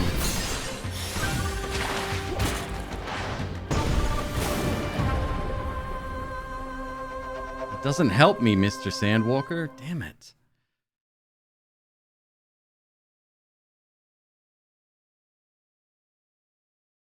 Darkest Dungeon, maybe. Ish. This is turn order at the top, I assume.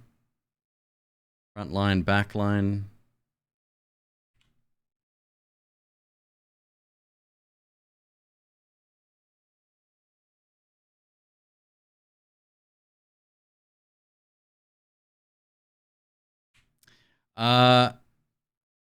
The flashes of gameplay that last seconds. No, it makes it not only frustrating to look at, like visually, but before you can even recognize what's going on, and that's as a seasoned gamer, it's gone, and they flick to something else, and it's like, why? If you're proud of your game, show it off. Like, gameplay is the #1 thing you should be showing off on your premiere first video. It's gone. See, it's gone. Voxelgram. This looks challenging and probably a game I would like very much. 3D Picross, okay.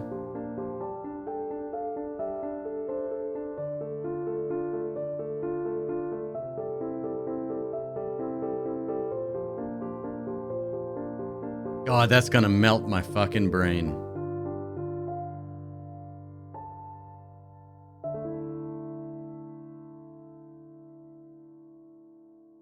It stays. It's fine.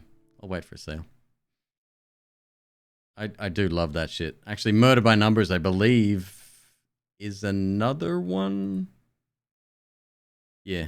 This is a 2D one, but like narrative Picross.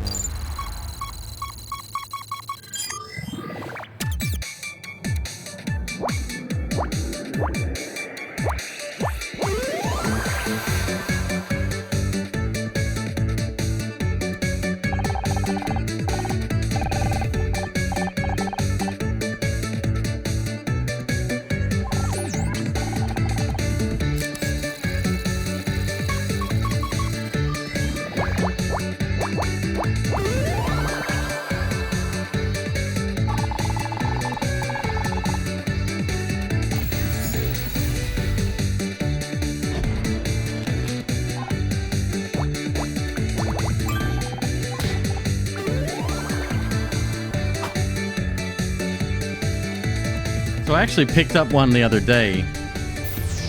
This stays on the list, but I picked up one the other day. Oh, I gotta go to my library for that. Under... Where are you? Where are you? Oh, damn you. I just fucking bought the game.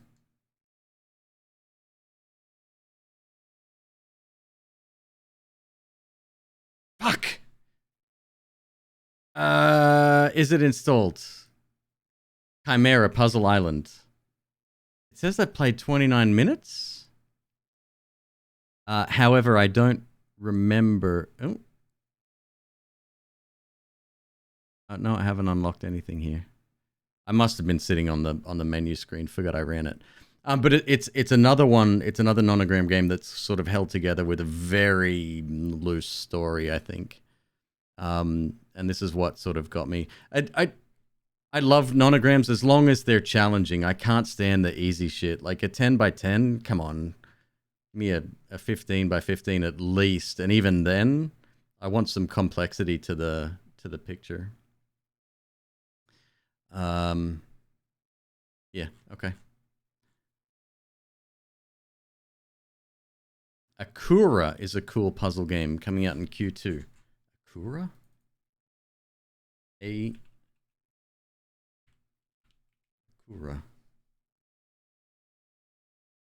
Say 2022? Q2.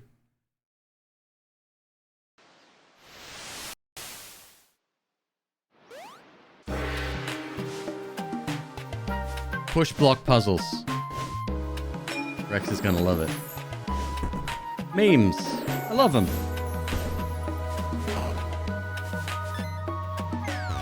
This reminds me so much of Paganitsu.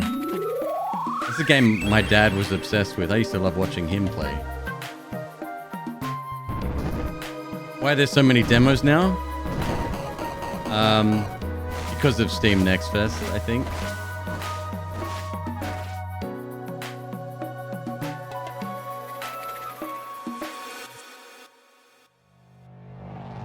The problem is the quality of the demos is it's a numbers game. People see it as free marketing instead of like a showcase of really high quality demos.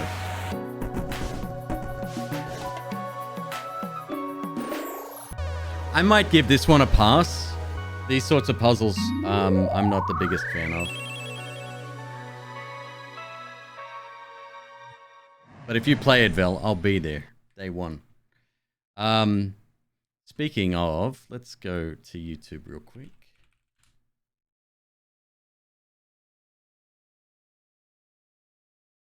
I can knit zoo.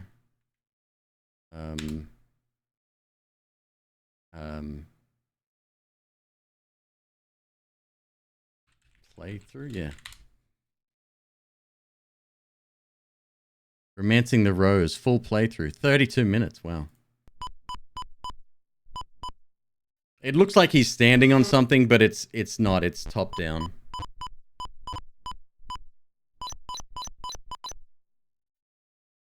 Oh, my dad used to love this fucking game.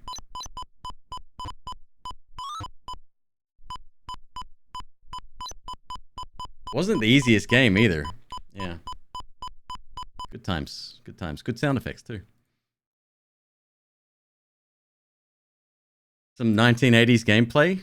Late 80s, I believe. Yep. All right, where are we? We're getting there. We're about halfway through. There's some good games in this list. So that was the 3D nonogram game. Then we got Murder by Numbers, which will stay. Deadlink. What are you?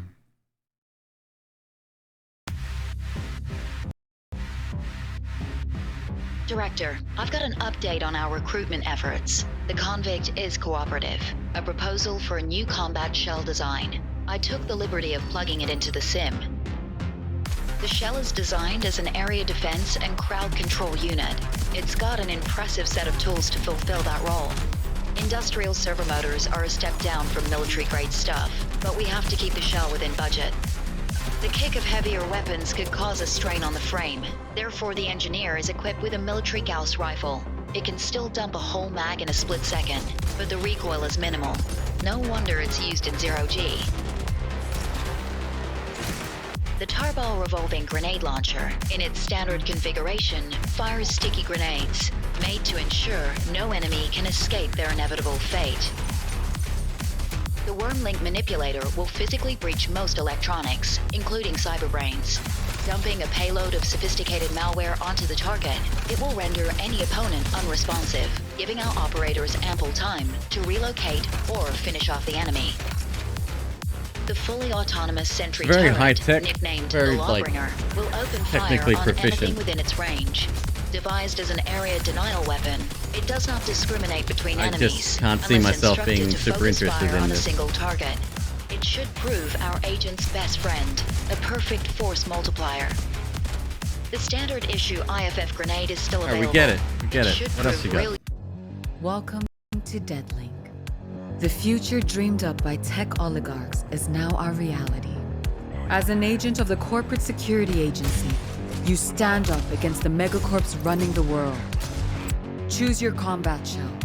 Choose your guns. Hold up. This isn't the multiplayer one that I saw Bear Taffy playing the other day, right? He was playing a shooter that was PvP. And he had... Oh no, it had cards as well. It was some kind of weird hybrid game where you were playing against another player. I'm not sure. Hunter and the soldier have been made available to you. Each has its own stats, armaments, and abilities, and more are coming. Once you're done sweeping the film, give your metal frame a cybernetic upgrade. Unleash the elements. Scorch, electrocute, and dissolve all that stands in your way. Experiment and synergize for maximum results. Keep in mind, some actions do not have enough juice for the more advanced implant effects. Don't worry too much. All right. Your passive effects will always work. Roguelike shooter? Let's take Yeah. EDC firmware as an example. I'll pass. That's fine. Bloop. Voodolls.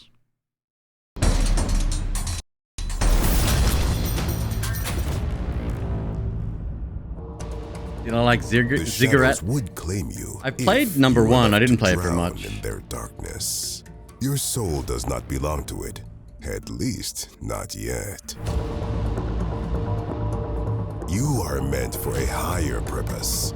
Cute. Accompany me, follow me, protect me, and perhaps I will grant you salvation. Muster your defense. Unleash your powers and defeat our foes. Tower defense game. Stand alone or together. Only success will redeem your souls. Friends The versus hordes of friends? hell come Thank you, for that's the us. one, yeah. Orcs must die adjacent. Yes, that's what I was thinking. Control your hero and build towers and traps and shit. Again, why is that on my list though?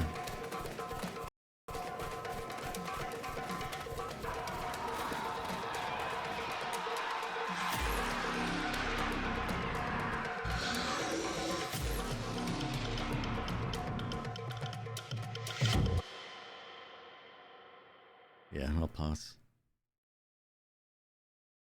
Was I in a tower defense sort of mood? Well, we'll soon see with the next couple of games, but I don't think I would have chosen, like, there's a couple of tower defense games on here further up, ones that have been out for ages actually. Yeah, I don't know. Tactical Nexus, what are you? Is this the ultra complex one? Yes. Yes, it is. So I watched somebody play this, and I was like, oh, that looks great!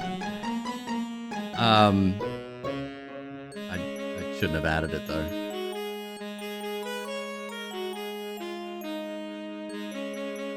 Is my snake adding games to the wish list?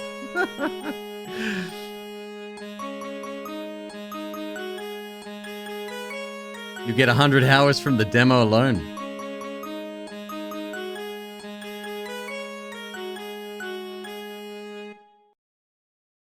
Big volume puzzle RPG.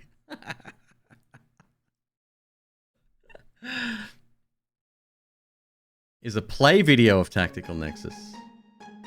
Hello, in this video... Okay. I don't want to learn the game right now. Yeah, I'm going to pass on that. Be Huxley? No, he's too busy sleeping. Desktop Dungeons Rewind. Now this is definitely a tower defense game, yeah? Maybe?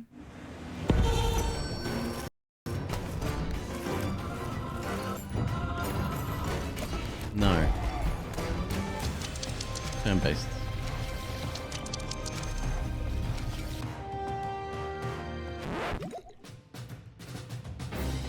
That's funny as hell! Oh, can we focus on that for a second? Hang on. A pleasurable time sink, 2100 hours plays. I guess it's okay. Matthew Purdy, 3,746 hours played. Nice.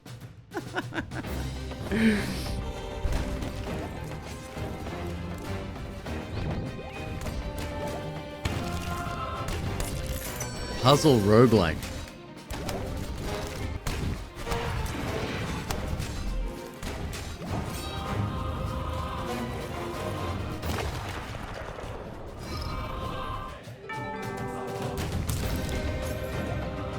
I want to see more than just a couple of seconds of each shot, because again, I'm unable to take it all in. An Everlasting Kingdom. Yeah, okay. So it's grind heavy.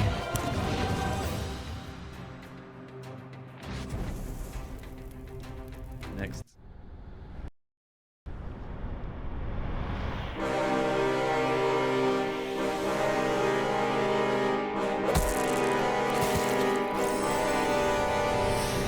Adventurous. Such fragile things, but essential to the economy. It's simple.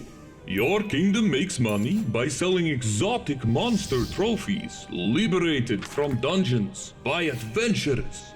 And while there are many adventurers, their deaths are also many. You tell them to heal by exploring, give them better equipment, and make them worship ancient gods. But still, they die. What if they had a second chance?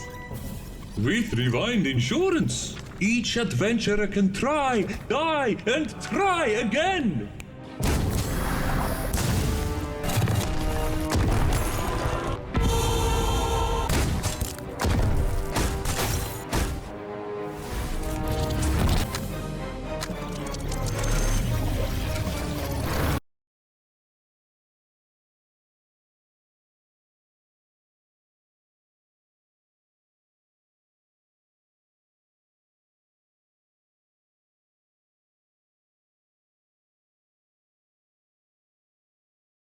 Gorgon, first strike. Death gaze, 50%.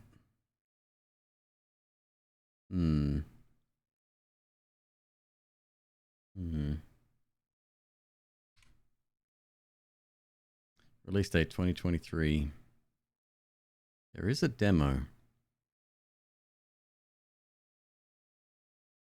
have a look.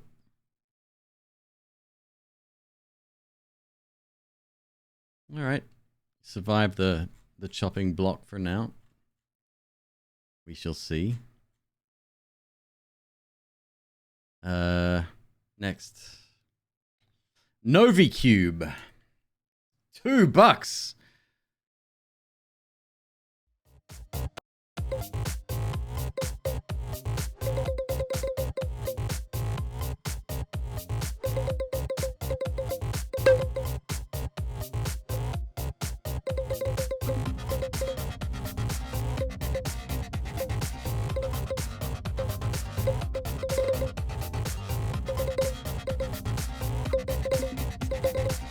I've played something similar on mobile before.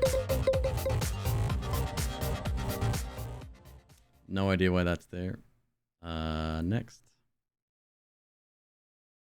Broken Roads. Coming soon. A narrative-driven RPG that brings exploration, strategic turn-based combat, and meaningful philosophical choices to an all-new Australian post-apocalyptic setting. Crikey.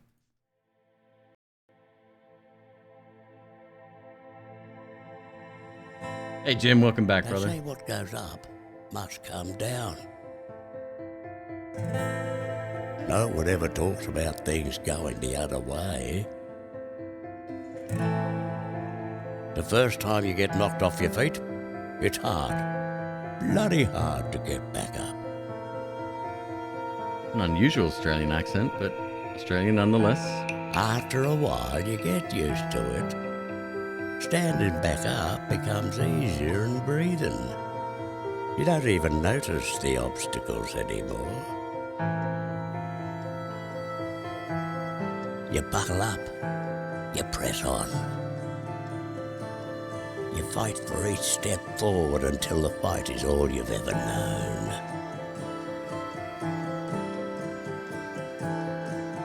You don't even notice when agony replaces joy. Or love. Could be very good.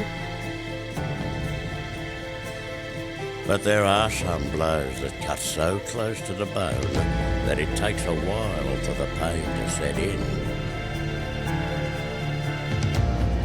You bleed and you don't see it. Tear and you don't feel it. It takes your brain a good minute to notice you're flawed, and even longer to grow. Fallout Australia, yeah. Might be the last. That is a cricket bat. Maybe you're not getting up ever again. But still, you know, there's a whole wide world out there. And as my granddad used to say, You ain't seen nothing yet. Oh, I like this. I like the look of this. This looks great. Drop bear bites. My nan called it the end of time. Dad called it a waste of good beer. Me, I called it another day in bloody paradise. It's been 100 years, more or less, since society had its last hurrah. We've rebuilt, sometimes better, sometimes worse, with nothing but hardjacker and the sweat off our backs. There's been bloodshed too, of course. People who will always be willing to kill for what they didn't earn. But that's not most of us. We're the farmers, the brewers, the protectors and the builders. The people who keep this great land connected, one town at a time. So you survive. You make do. You live with tough choices and you don't look back. Because the next town is 200 kilometers away, and mate, you passed the last refuge 3 days ago. There's no good or evil. No right or wrong, only the path you choose to travel down these broken roads. I'm in. I want it. This looks great. One of the best looking indie games in recent memory.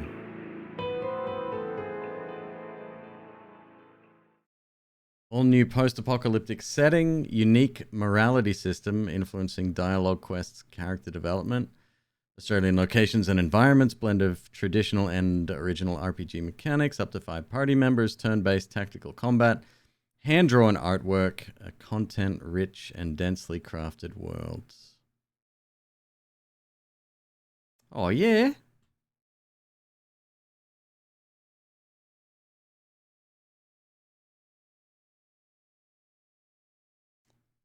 Post-apocalyptic RPG with strong Fallout 1-2 vibes, has a unique morality system. I recommend this game. Fuck, I hate curator pages.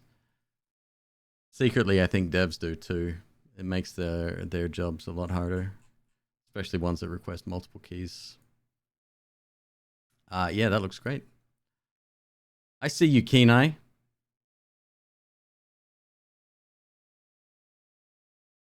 Yeah, I'm down. That looks wonderful. Okay. The Witch Knight. Witch Knight? Yes. Do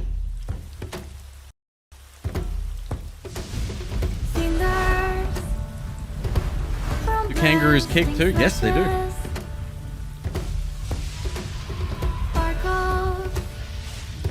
They lean back on their tails.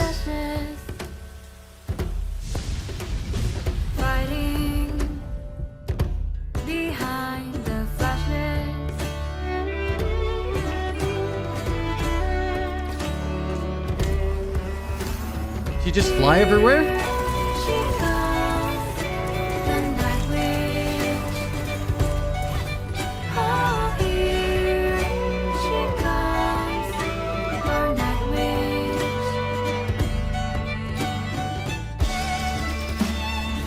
It's a Tuhu-like. How? Hee hee. Someone message Velhart. Tell him to get it, because I'll be unlisting it.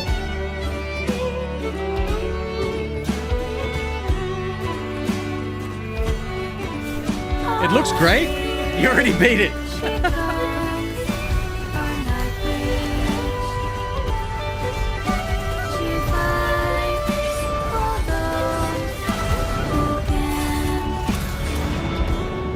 I like the animation. I don't like the speed of the flying. It looks relatively slow. Great song.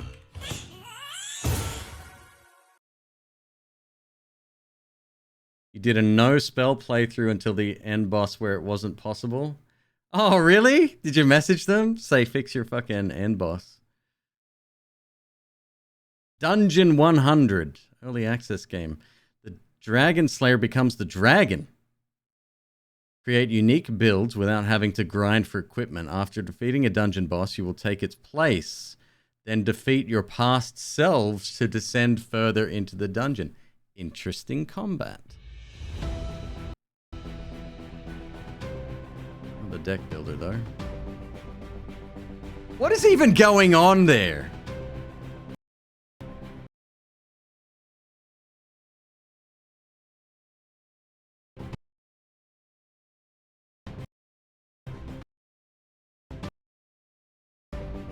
I don't even know.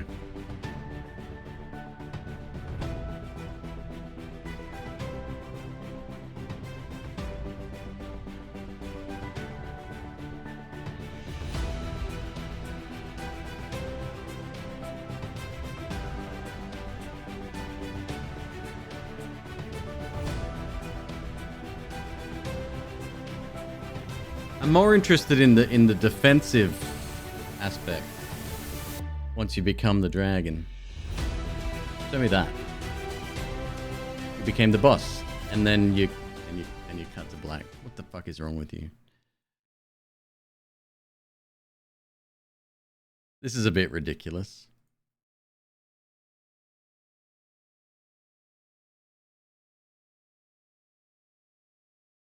Skill upgrades, perhaps? Oh, it may have a card mechanic.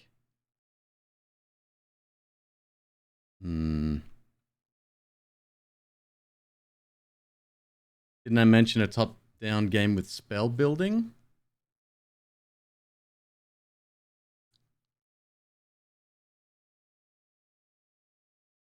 There is one. There is one. It's coming.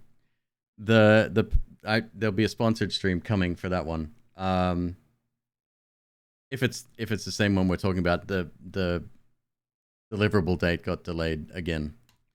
But yes, there is one coming. I think I will remove that. Wizard with a gun? That was on here. We definitely saw Wizard with a gun, right? Spell Masons. That I've never even heard of. Where is it? Dungeon Munchies? There.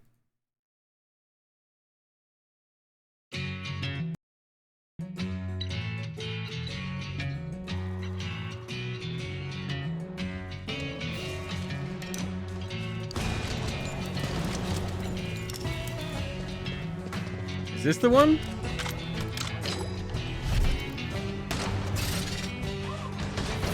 That was Spell Masons.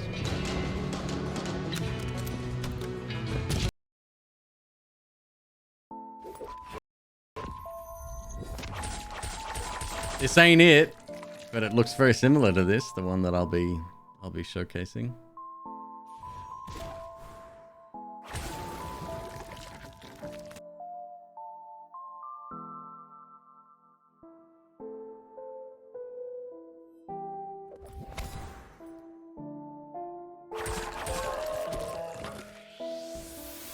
Donkey Jim gifting a sub to Kyber. Thank you, brother.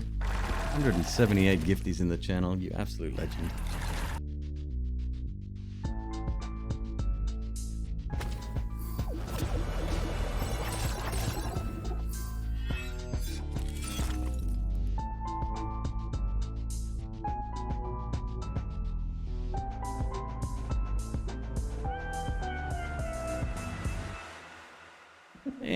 No, not for me. Okay, going back. Come on, we're almost at the top. We're almost at the top. We're almost there. Kind of. Viewfinder. Oh shit, this one looks incredible. Yeah, this I'm stoked for. This stays on the list, I can promise you, but this looks fucking twisted, man. Mega mindfuck.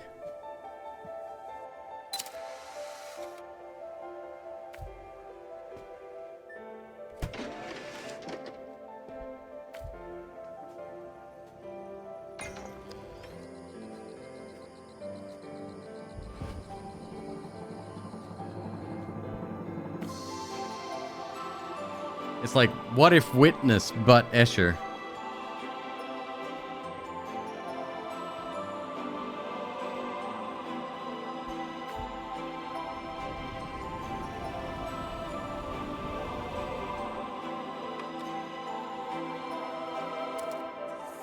Yeah, I'm stoked for that. That's going to be very exciting to play.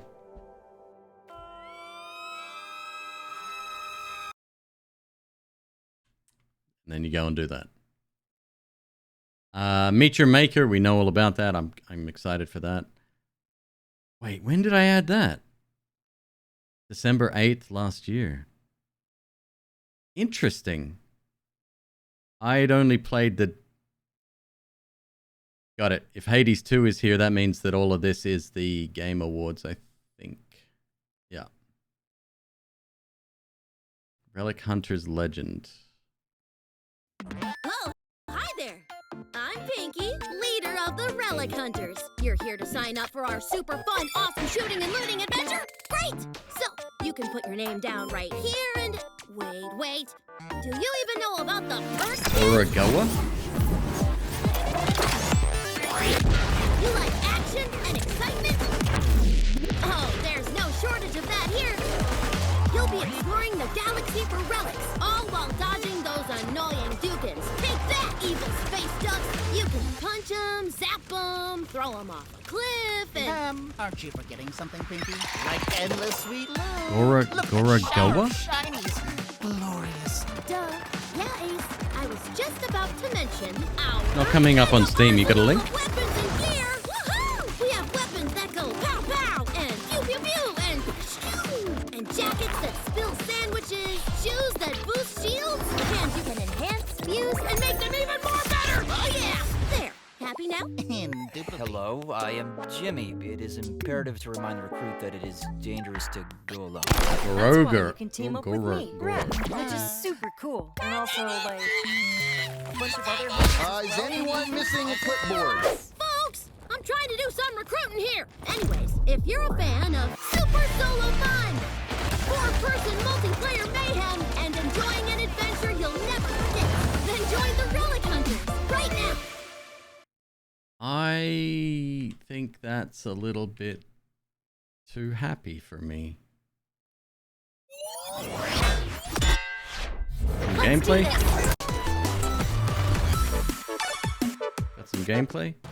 Our game is an online RPG with a lot of shooting and looting, and you can help me and my friends defeat the evil Duke Dukin, who has stolen the past. It'll be free to play for everyone when it comes out. And there's no pay to... Hell no. There's no pay to win mechanics.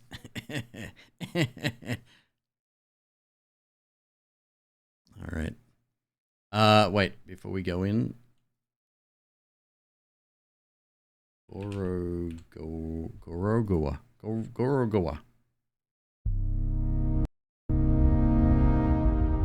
BAFTA award winner. One of the most...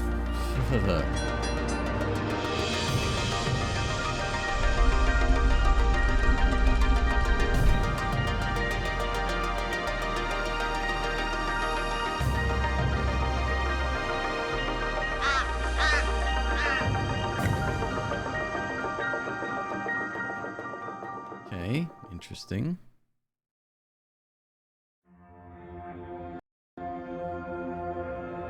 Annapurna rarely misses.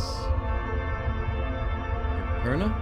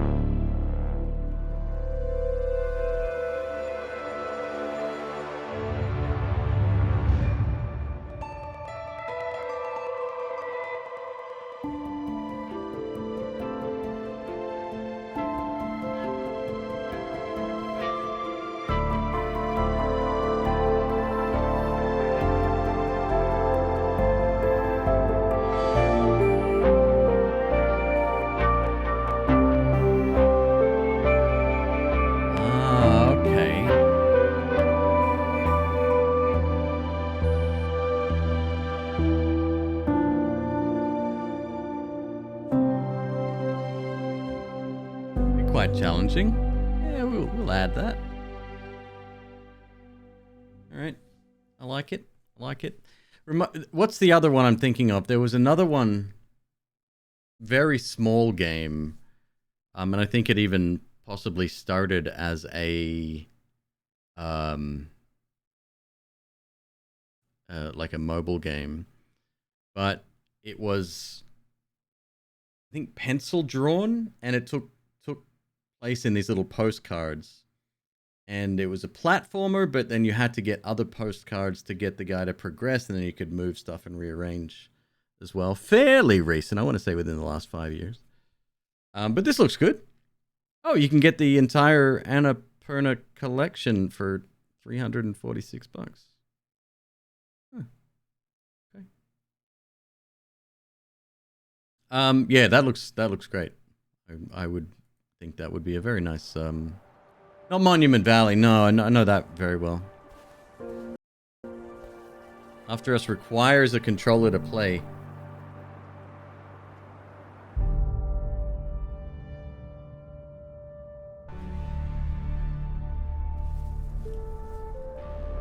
Vaguely remember this.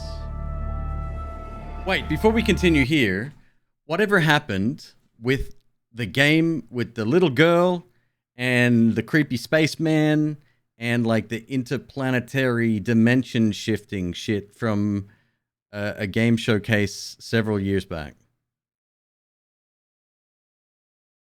Converting a Prime sub to a tier 1? Thank you, Sven. Welcome back. Great to have you.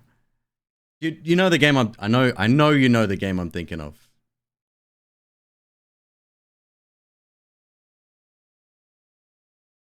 Oh, it was a big budget game. Probably got shit canned. I can't remember. What does this do?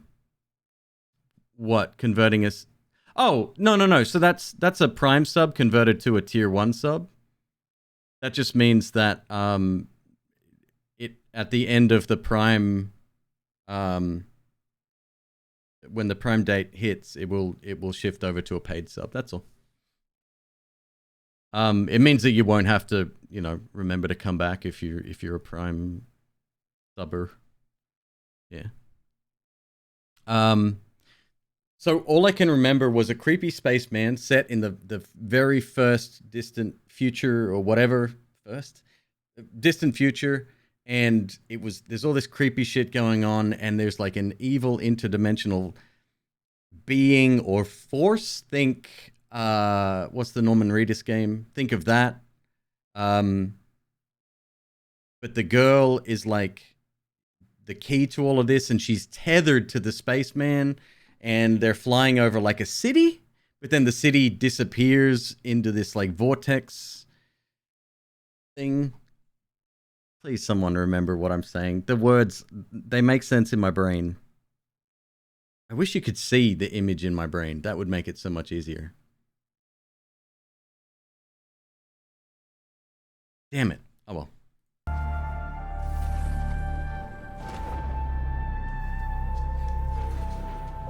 Eco? No. Pragmata?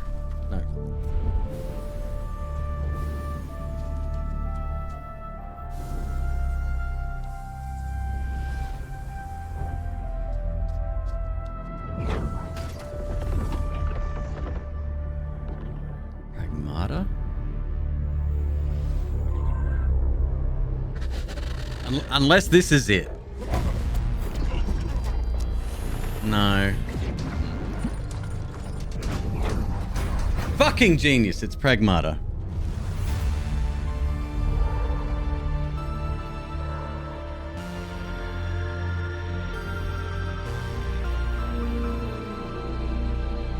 This looks fucking great.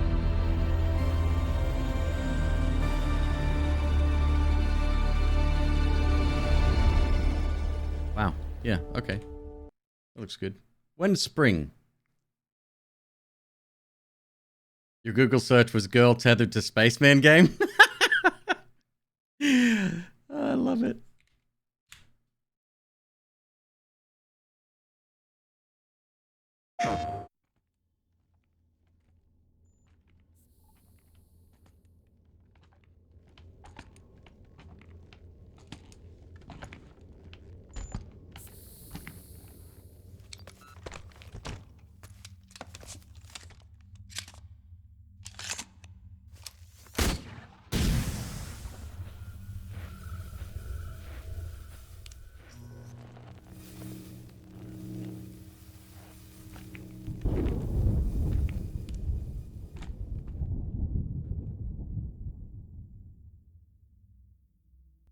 You see what I mean, though? What was the game? The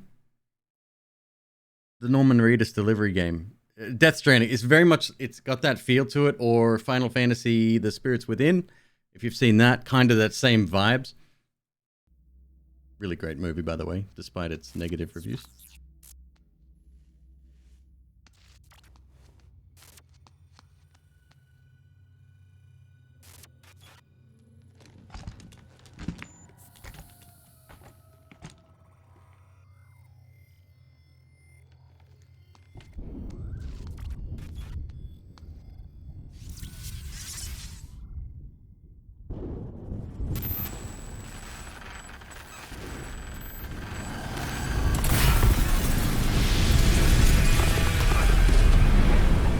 Yes, Kenai, that's correct.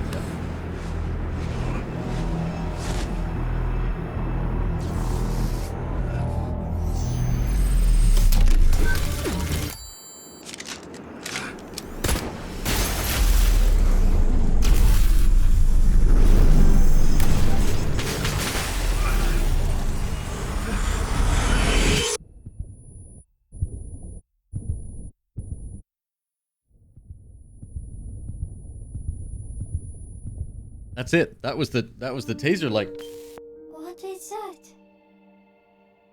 no details, no gameplay. Obviously, this is an announcement trailer, but freedom, our freedom. Like that's my jam right there. You like the Final Fantasy movie more than you should have? It was great. I don't know why it got as much hate as it did, because it wasn't a true Final Fantasy movie. It probably wasn't originally. They maybe rebadged it, but it's amazing. Hades 2, that's not going anywhere, obviously. Banishers, Ghost of Eden. Wait, someone asked me about another one as well. Code Vein next month on PS Plus. I've played Code Vein before. Is it a new release? Is it a PlayStation 5 upgrade, or just the same game released for free? It should have been called Spirits Within. Oh, instead of Final Fantasy? Yeah, I'm sure it was something like that. Focus Home. Focus Entertainment.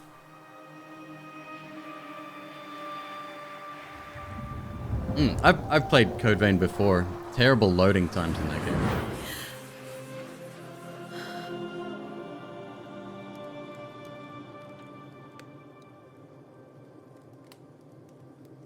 So, you're a banisher, eh? You want ghosts, right? You must have seen some strange things.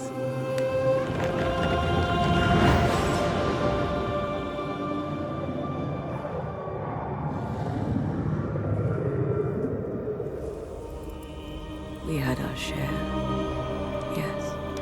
I've never seen a ghost myself. But they are real, right?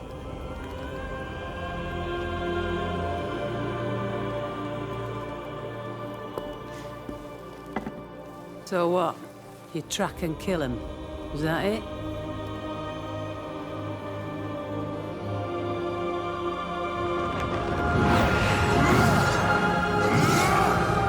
We banish them.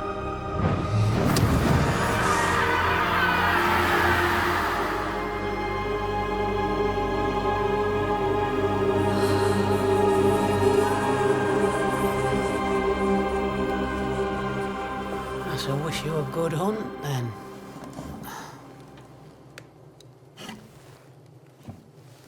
It takes a brave man to walk these wilds alone.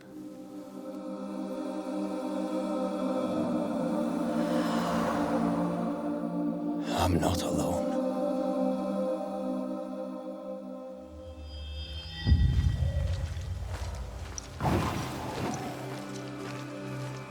A bone walker.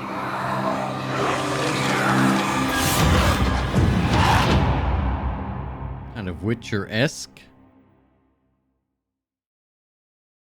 Hunt ghosts as two memorable characters in a story-driven action RPG where your decisions have dramatic consequences, solve haunting cases, and battle supernatural forces, combining Antia's spiritual powers and Red's arsenal. I do love me a good cinematic trailer. Speaking of, Diablo 4 will be a big game on the channel, I'm sure. As dusk falls.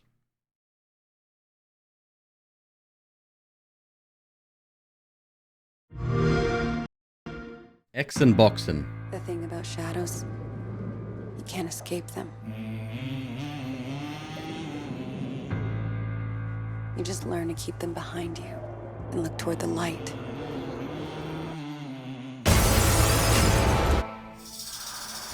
Ain't got no soul to serve. I represent some business acquaintances of your father's. Whoa.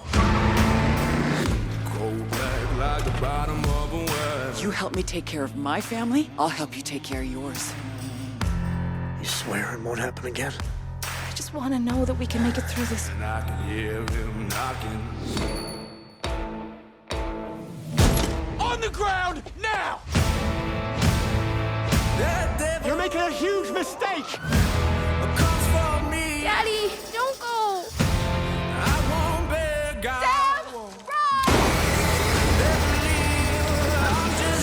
Multiplayer experience. All you had to do was keep your mouth shut!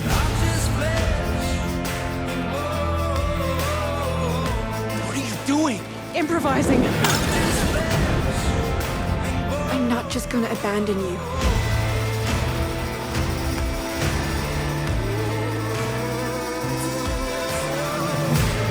Family means sacrifice.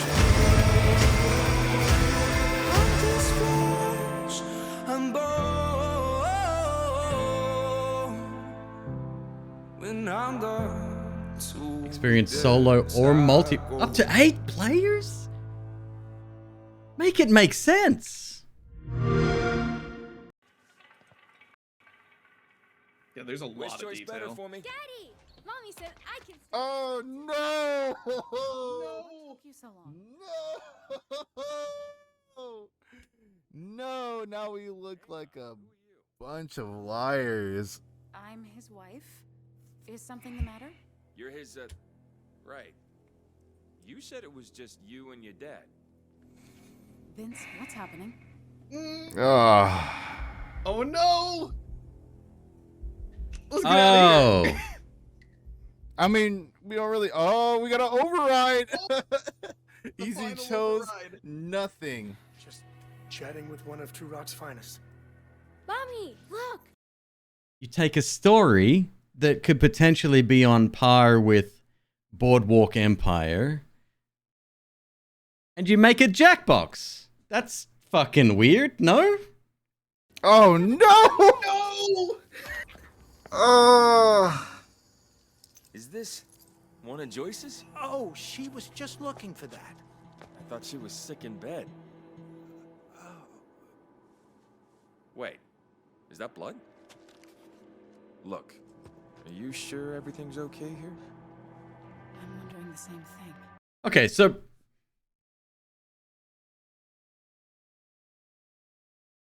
I was about to say that, Kenai. I would love to play this with chat. If they didn't put Twitch integration into the game, I would be very surprised, right? It feels like that's what it was built for. Is that what the Quarry was? Never played the Quarry. Also not a fan of reaction trailers as ads. Say that was zero irony watching someone reacting live to a trailer. No, I don't disagree. This is highly unusual, right? Well, to be fair, we instantly understood how the game worked as soon as the multiplayer aspect came in, right? Part of the horror game series. We all have an override for this one, so Oh god, what is it? The Dark Tales? No, what's it?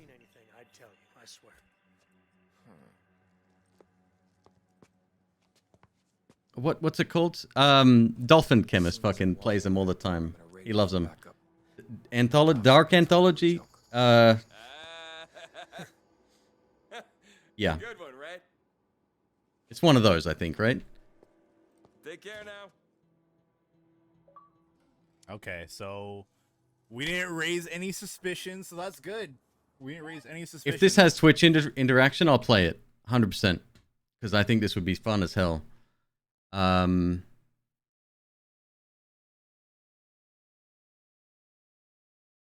But there's no way I play this multiplayer. No way. Oh, look, it even shows you the potential tree here. Dark Pictures Anthology. Thank you. Yeah, that's the one. Is it? I think it's one of those. It's got some kind of weird interaction. People are playing with phones as well. Reveal insights about yourself and those you play with as you discover the underlying values of your decisions in cooperative gameplay with up to 8 players at a time, locally or online.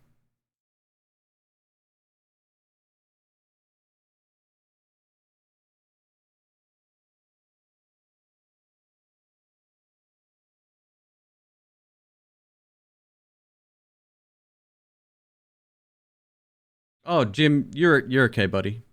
That was probably honest mistake.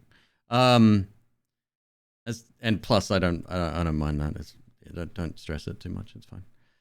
As Duskfall's companion app makes making choices in game easy, just use your phone or tablet to vote. So it is very much Jackbox, but an extremely well written and acted. Great story and acting. I thought the lips not moving would throw me off, but soon didn't even care about that. What an incomplete chore this game is. As it's becoming far too... Wait, is it out? It's out.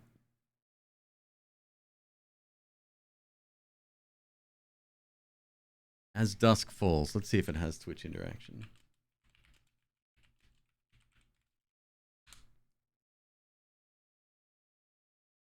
Here's everything you need to know. Yes, there is a broadcast mode in the game that allows you to integrate your Twitch chat into your playthrough. Okay. Is it on Game Pass? Now I need to find that out. Because if it's out, that sounds fun.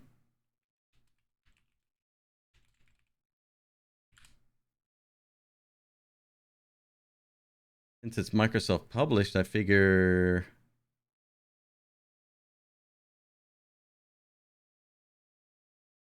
Is available for Game Pass for PC. Oh, that was back in July of last year. I don't know why I added this game to the list, but I'm intrigued now.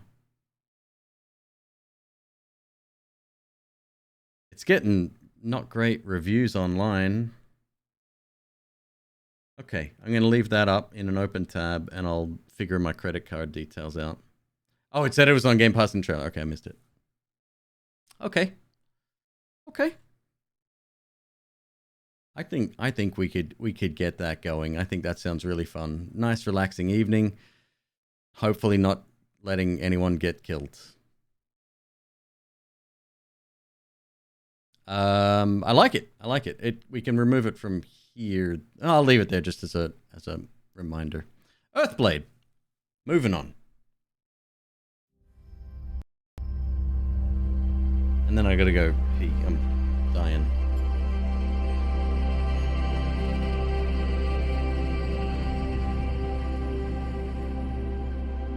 The creators of Celeste. Oh! Wait.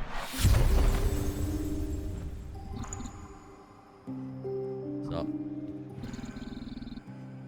This isn't the one I was thinking of. They did very recently, I think it was again during either Next Fest or the Game Awards, there was another trailer for a game that was a spin-off of a very popular game, but it was a completely different style of game. Does anyone remember that?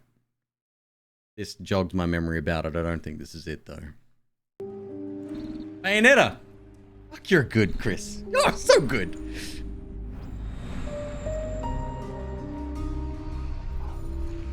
I never played Celeste. It wasn't my jam.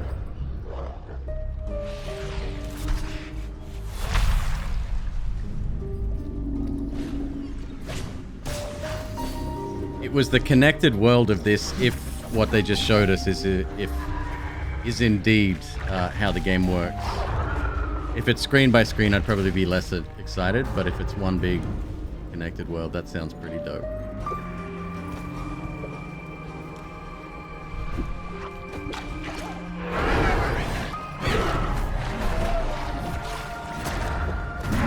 Lloyd, you're good. You're good. Jim's one of my best mods. He rarely makes a mistake. It's fine.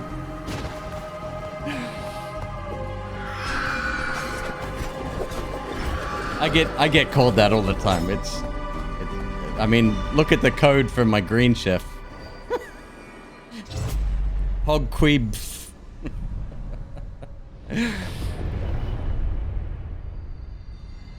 Earthblade. Yeah, okay, that stays.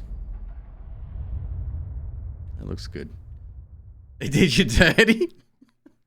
Well, they are making this month's rent possible right now, so I can't be complaining too much. Similar to Hollow Knight and Noita. I mean, that's some praise right there. All right, I'm gonna let the Hades 2 trailer play out while I go pee. I'll be right back.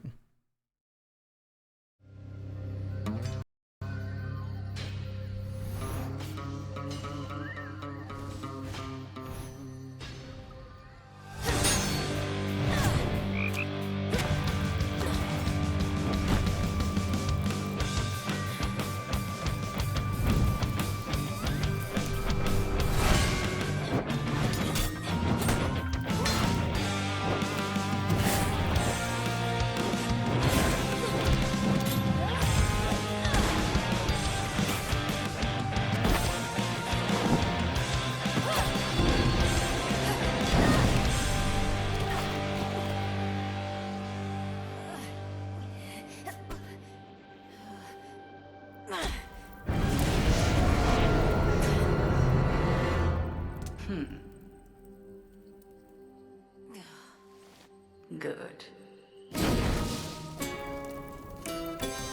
Not good enough. We can but learn. And the greatest teacher is out there. Now go. Death to Kronos. Death to Kronos. This is an opportunity for you to make a better future for us all. Least I can do is light your way down. About ready to give in? No, I was born for this. You trifle with powers far beyond your comprehension, witch. Okay, if I call you witch like that.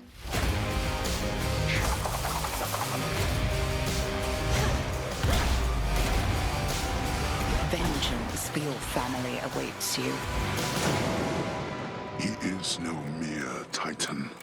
He is time itself, and time cannot be stopped. Wait for me, Father. I'll be this.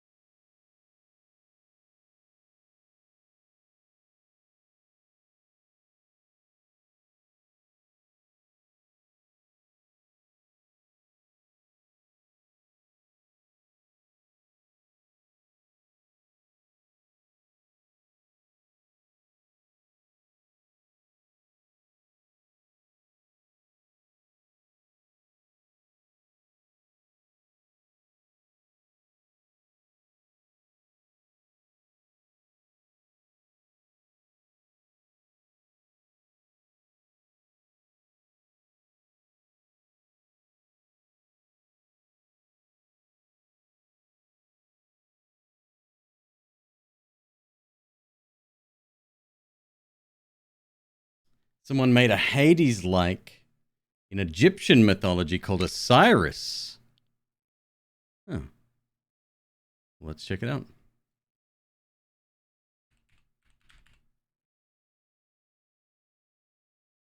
Osiris.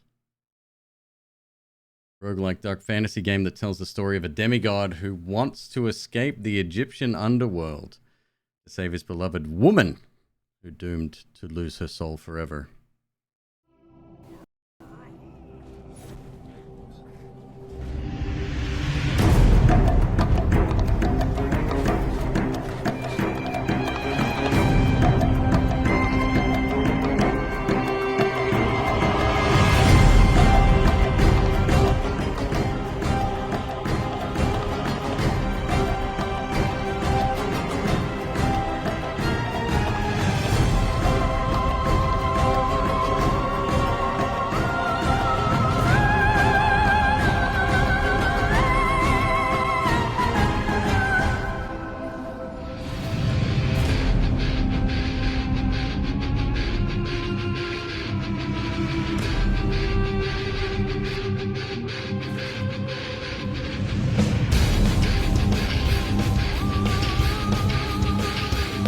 They got the music down.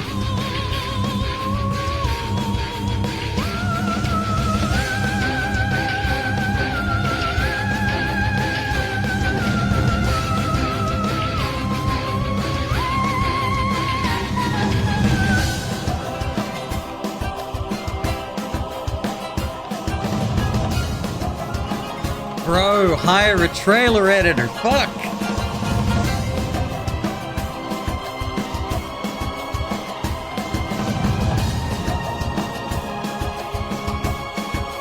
Chinese mythology Hades clone? Oh god, what was that called? Another one you're talking about.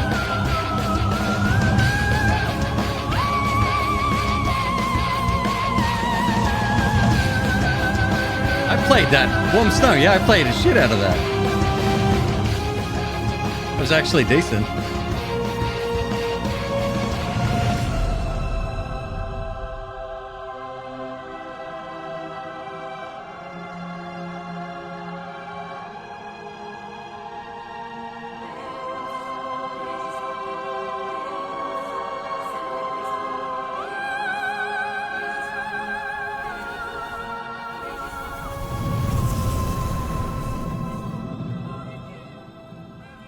Yeah, I won't be adding that to the list.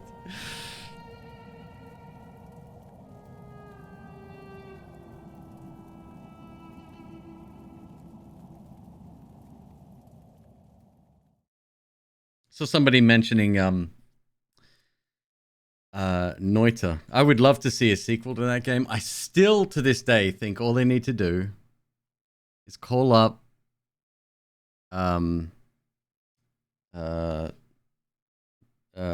God, what are they called? Not Bethesda. Who owns the license for Risk of Rain now?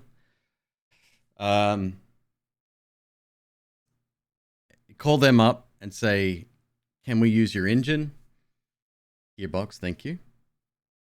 And then they say, "Yep," and they just add magic to it. Just remove all of the weapons and just add magic to it. It's that simple. Yeah, I think the spell system from Noita in Risk of Rain 2 would be perfect.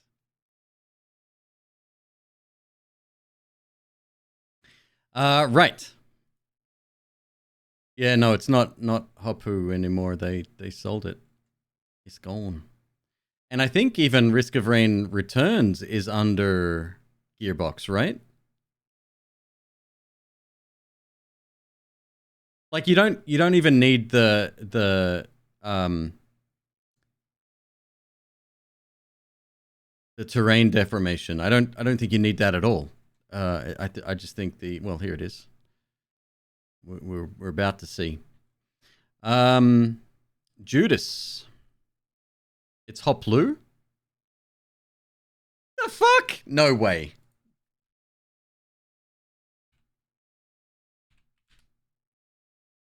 Where you get the L from? The silent, non-existent L? Is it French? I'm sorry, that's a joke from earlier.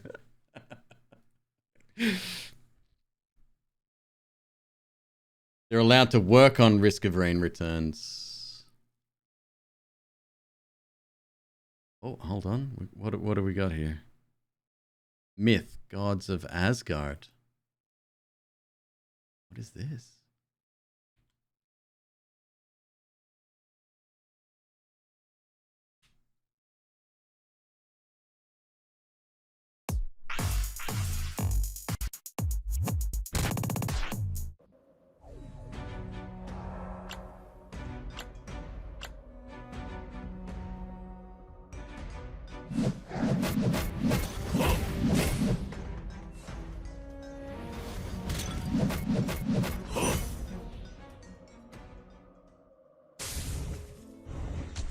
Oh, we've... Yeah, now you can use the word clone. Because holy fuck, there's just color swaps on some of these. These are legit assets. You said this was...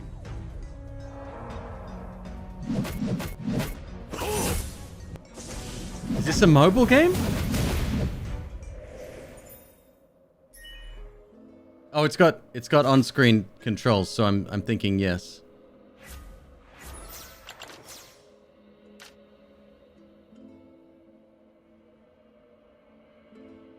They must have been sued.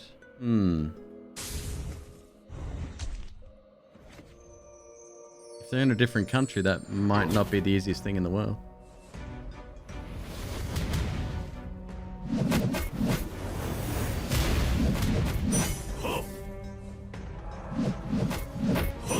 Oh, it feels fucking empty and hollow. The sound sucks, the music sucks.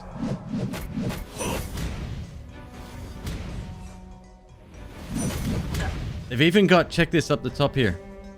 What are they? The blood, the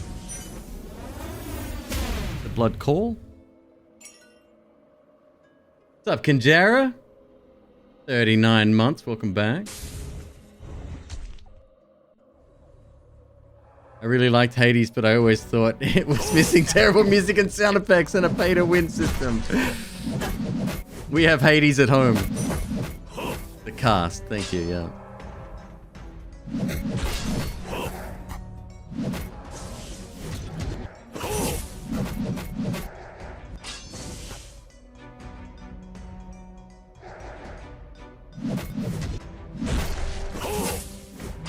Wow.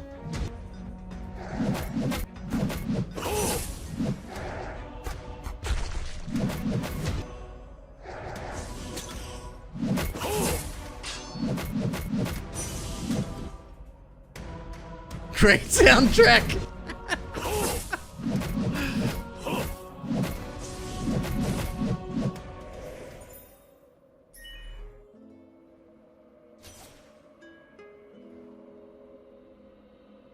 Oh, thank you, McQueeb, but I was just thinking of that. If you would like to support the stream and you feel like picking up a couple of meals on the cheap, go ahead and check out Green Chef. Use the code QUEEF.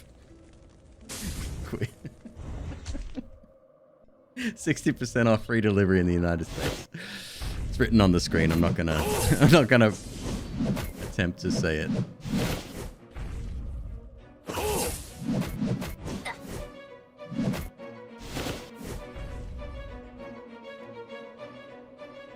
Like some of the wall assets, especially the pillars.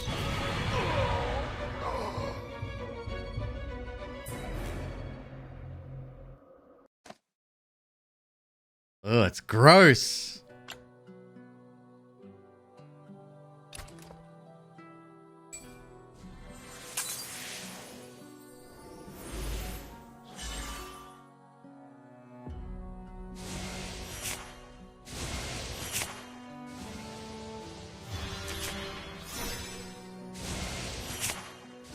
Okay, we can leave. That is terrible. Judas, this is the... So there were two... I should really reinstall Fallout 4 while I'm here before I forget. And I'm going to put a ton of mods in there. It's already in my Steam library. Why does this not say... It's not actually... Yeah, that's what I thought. There were two games that were kind of Bioshock-like. One of them is Atomic Heart. We've seen that. It's been and gone. I will not be playing it. This is the other one. The ship is dying. And my only way out of here is with one of them.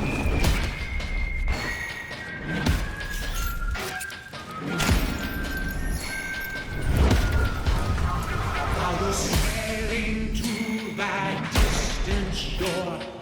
Leave the John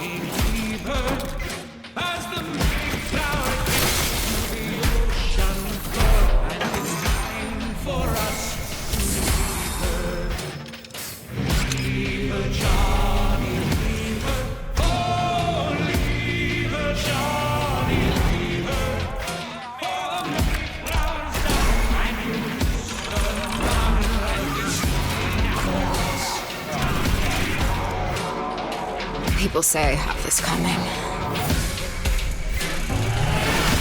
And you know what?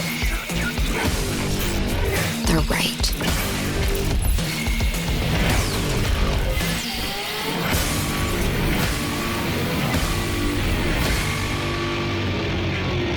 Oh yeah.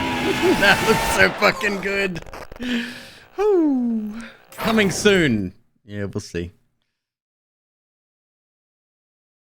Yeah, that one looks amazing. Quasi-morphosis. I think I just like this screenshot, but this I think is a dungeon crawler possibly.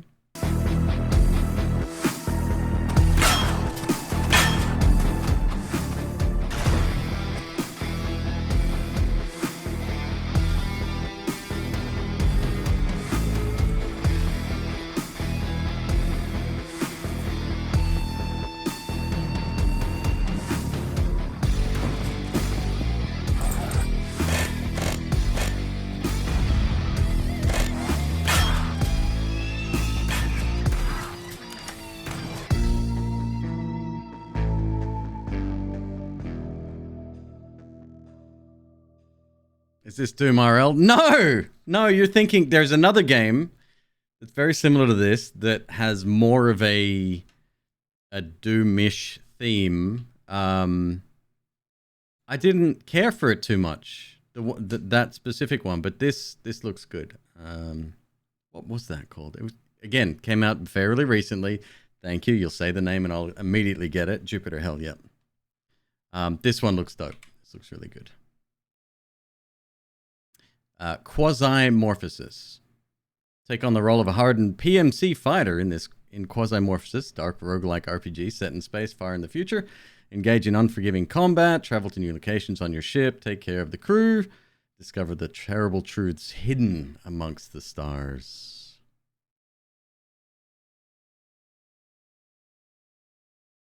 Thinking of Jupiter Hill? Yeah.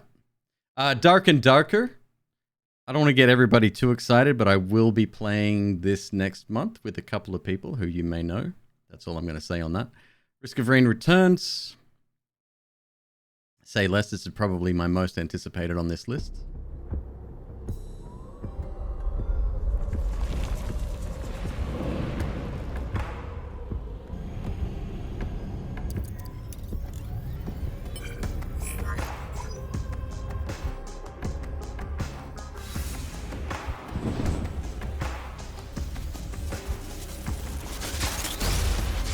Not a whole lot of gameplay in here, I don't think.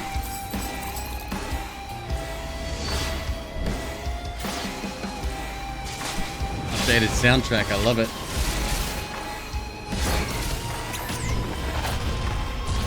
Still one of the greatest indie game soundtracks of all time.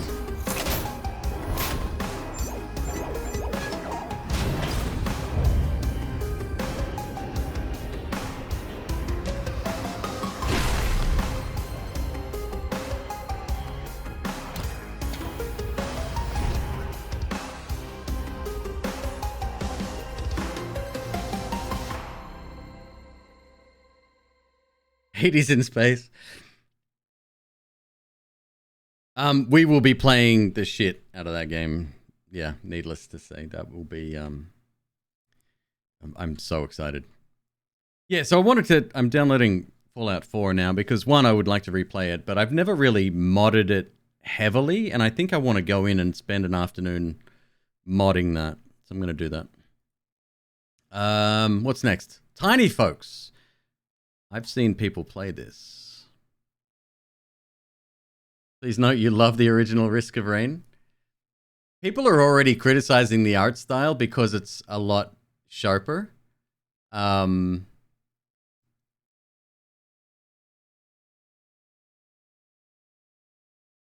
I like the change. I always like graphical changes when it comes to these games. And it's flipped, but it's essentially the same mentality when Isaac went from Flash Isaac to Rebirth, right? The same kind of deal. People hated it. They said, this sucks, it looks awful, and now, I mean, one of the best games ever made.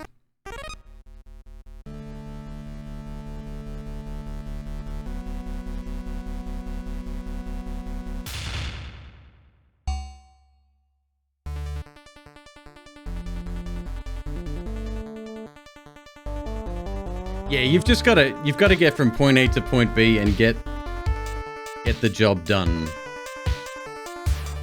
You can't spend. You can't explore the entire world, and I think for people that enjoy collecting things and making sure they're as powerful as they can be, those people it punishes. Yeah.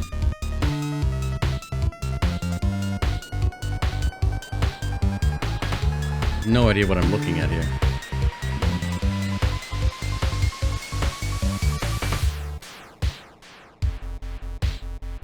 People are raving about this. I've only seen a few people play it. It's Darkest Dungeon?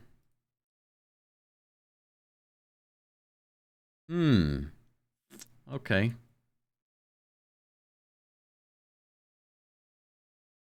That was a squid, yes. Thank you. Yeah, that was a squid. Okay. Very, very Darkest Dungeon, like just very lo-fi. We could probably skip it. It's fine. I know it's only $4, but $4 saved is $4 more that you borrow tomorrow. Flurp. So this is a. Oh God, what was this one? What was this one called? This is very similar to Auto Battler we played once.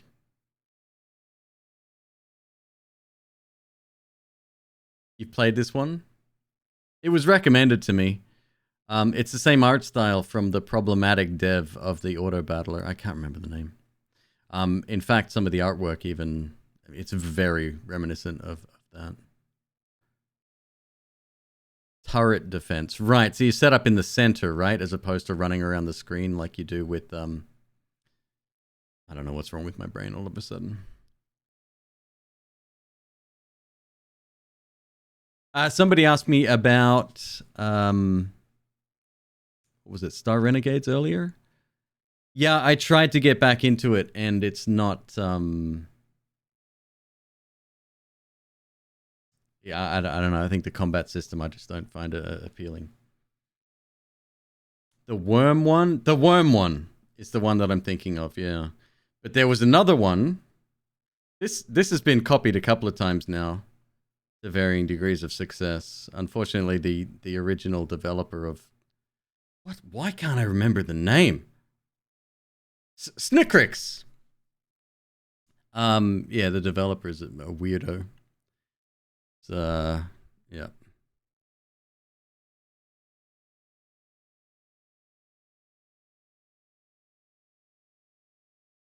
If a few hours into it and you wanted to love it so badly, Renegades didn't hit for some reason. Yeah, I love the art style. I think it's the combat and the timing pushback system that I just wasn't the biggest fan of. If it was turn-based that didn't have that one aspect of it, I think I could like it a hell of a lot more. Cult of Babel. Mixed reviews. Released in October.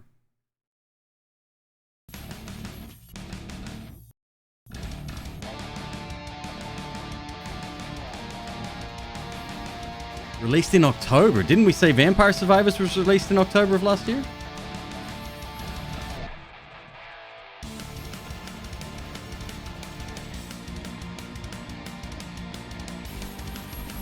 Yeah, okay. Nah, that's going. I'm done with that kind of game, I think. Zanky Zero, Last Beginning. What do we have here?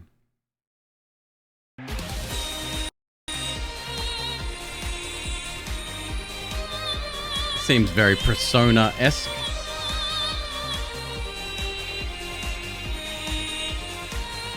Oh! It's a blobber. Maybe. Fighting goats. It is. It's a blobber.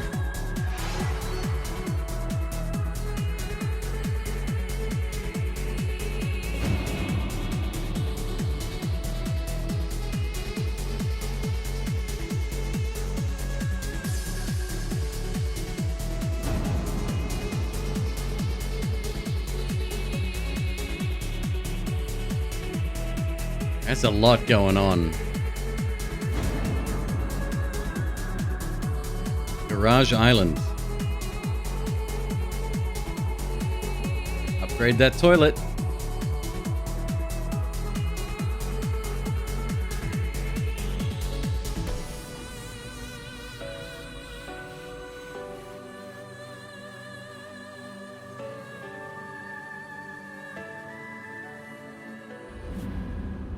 There's elements of this that look amazing, and then other elements that are like, what?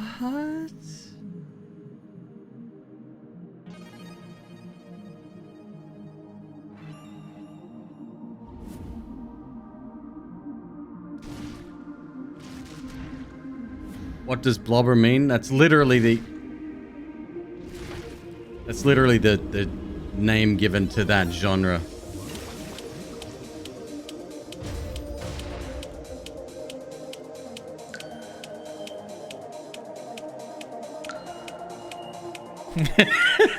Bruh. This took a turn.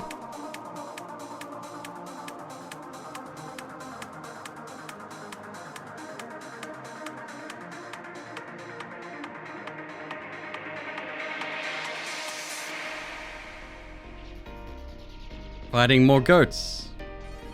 And land sharks.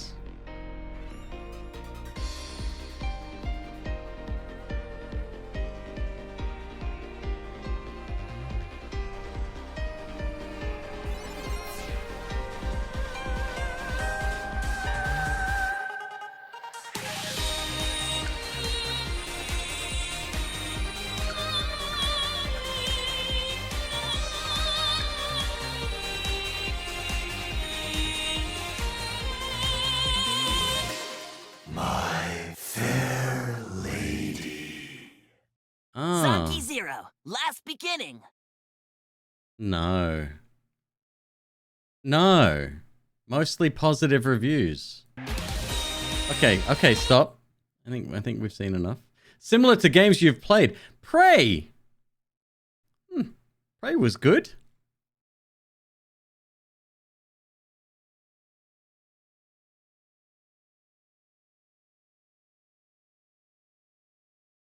Where's the negative review?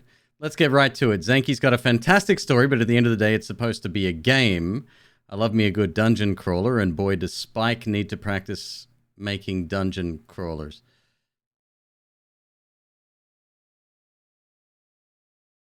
There's a ton of mechanics being fit into Zanki to make it feel weighty or deep, but underneath all of it, there isn't enough cohesion to make it all come together. Say there's an item management and base building, but it ends up being a mindless chore to go around collecting upgrades materials with a really dumb pickup system.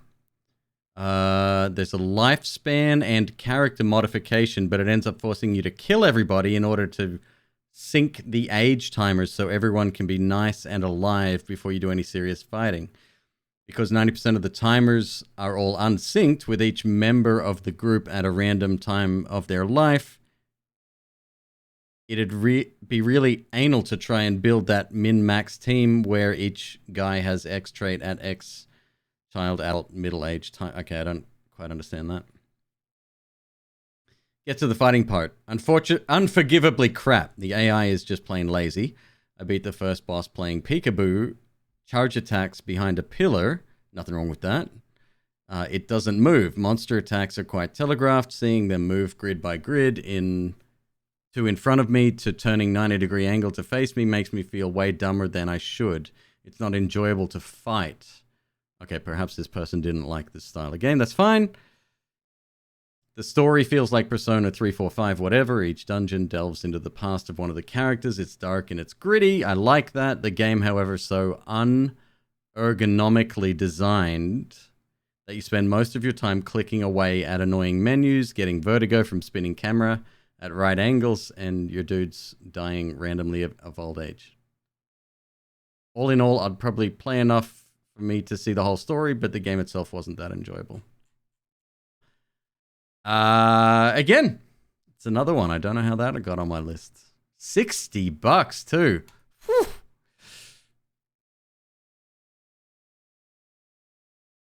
Now it's way too late. It's Serial O'Clock. Dungeon Encounters. Unique dungeon exploration RPG in which you lead an expedition to chart the depths of an otherworldly labyrinth, plan and prepare to overcome numerous obstacles, solve puzzles, defeat monsters, strategize to survive. Mixed reviews from Square Enix. First off, I was enjoying the game. I was on floor 11 and ran into a bandit enemy. It had way more health than anything I had fought, but often these types of enemies are very lucrative if killed, so I tried. I had about 3,500 gold going into the fight. Right off the bat, it steals 10,000. I'm thinking, well, I'm out of money. Might as well try to kill it and get it back. After a while, I don't get close and it runs away. Okay.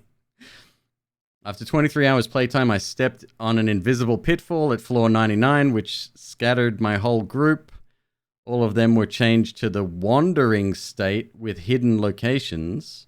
The only way to get them back is to start up again with your other low-level characters and search them out and randomly find them in any of the 99 floors. No thanks. Ooh. Lactose intolerant, so you eat a croissant? I used to work at a hotel, and they had breakfast. I did the breakfast shift there. And the most amazing butter croissant. I'd make myself sick every day. It was amazing. Let's remove that one. Labyrinth of Refrain, Coven of Dusk. Beneath a small town lies an endless maze known as the Labyrinth of Refrain. Dusk witch Dronya arrives, and with her puppet soldiers endeavors to find something buried deep within.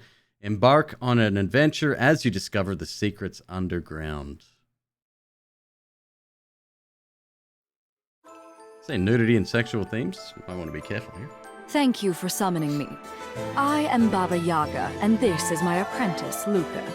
I am pleased to make your acquaintance. Yes, like she said, I'm Luca.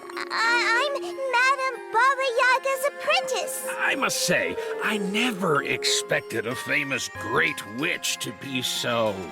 the only man to reach the... Do we have some gameplay here? Madame Dronya, did she go to... I can't fucking stand that voice.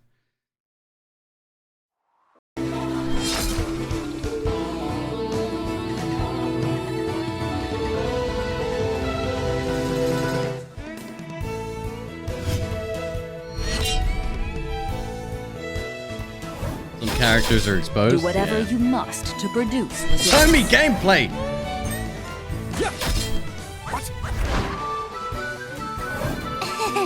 This is kind of fun. Yeah. All right. Okay. Not worth $50. Stranger of Sword City, mixed reviews.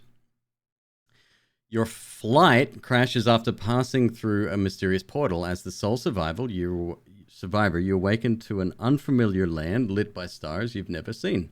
This land is Escario, quickly marked as the Chosen One. The Stranger of Sword City, you must defend this place and choose your allegiances carefully. I think I went on another Blobber-esque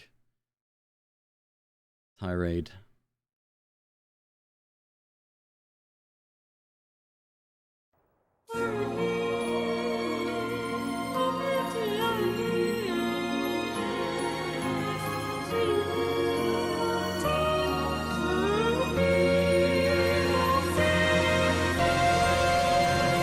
Actually, speaking of, we ran out of milk here the other day. I don't normally have much. I'm lactose intolerant myself. But I had vanilla almond milk with cereal, and that was a bit much. But it was doable, you know? You use just enough to sort of moisten the cereal. But I've heard oat milk is very good. Yeah, I've had cashew milk as well. That's not bad. It's got there is a little bit of a texture or a flavor profile there that's a little bit unusual, but.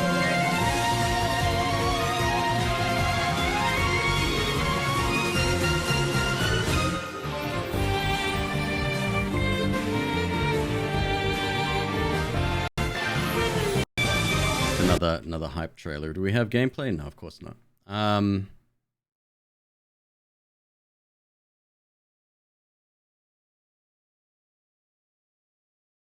pass. I'll pass. I go on benders. Seriously, I just fall off the wagon. I'm like, oh, that looks good.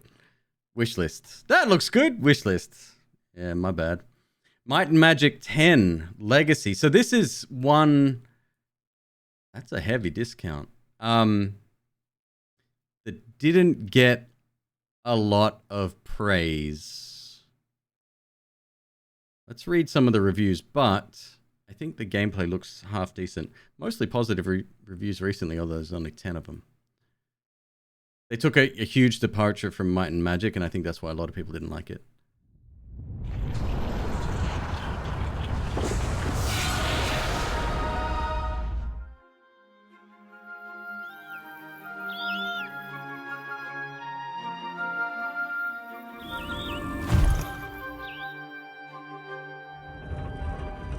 The Aegean Peninsula, once home to the mythical and fallen Shantiri Empire, now lays in ruins, infested with ghosts, monsters, and other vile creatures. A party of 4 adventurers, heeding their mentor's dying wish, come to the peninsula to bury his ashes. They will need a quiver of metal and resolve, for only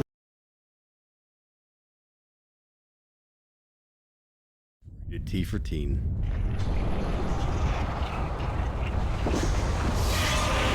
Ubisoft launches Toxic. There's a light version that installs with most games these days. It still has a potential to break, unfortunately.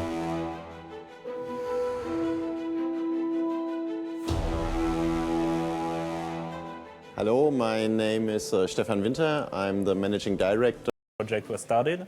Can you do something for me? Can you be able to no? play a slice It's of very cake to say. fascinating. Reminds me of Bard's Tale.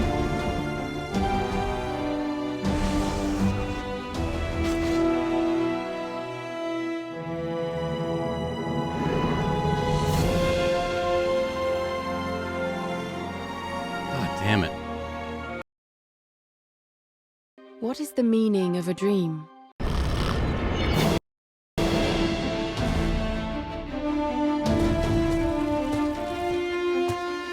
is what I wanted to see.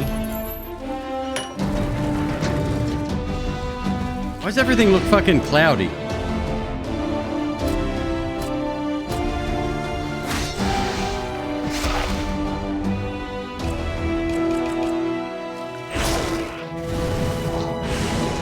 Because it's old?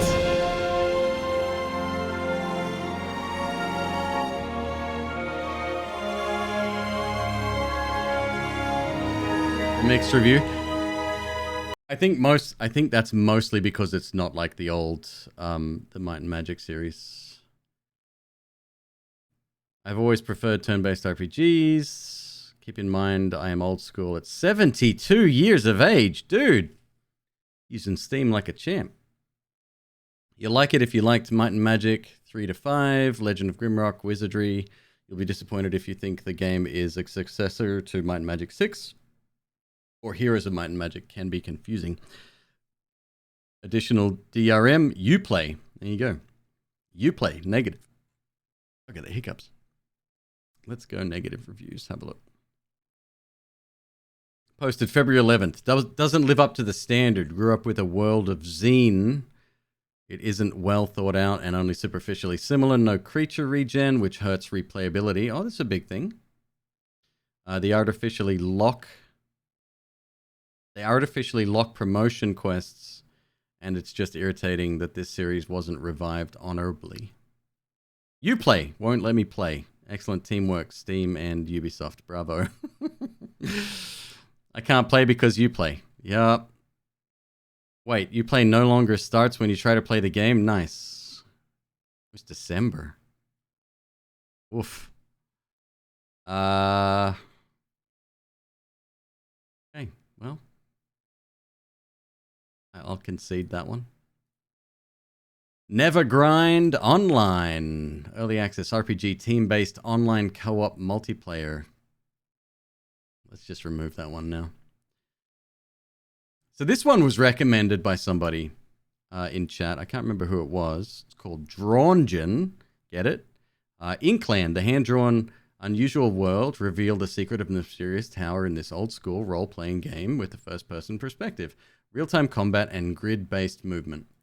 This is it's a lot to take in, right? The aesthetic is, well, it's kind of ugly, even if that's what they're going for. You're still laughing about the clip.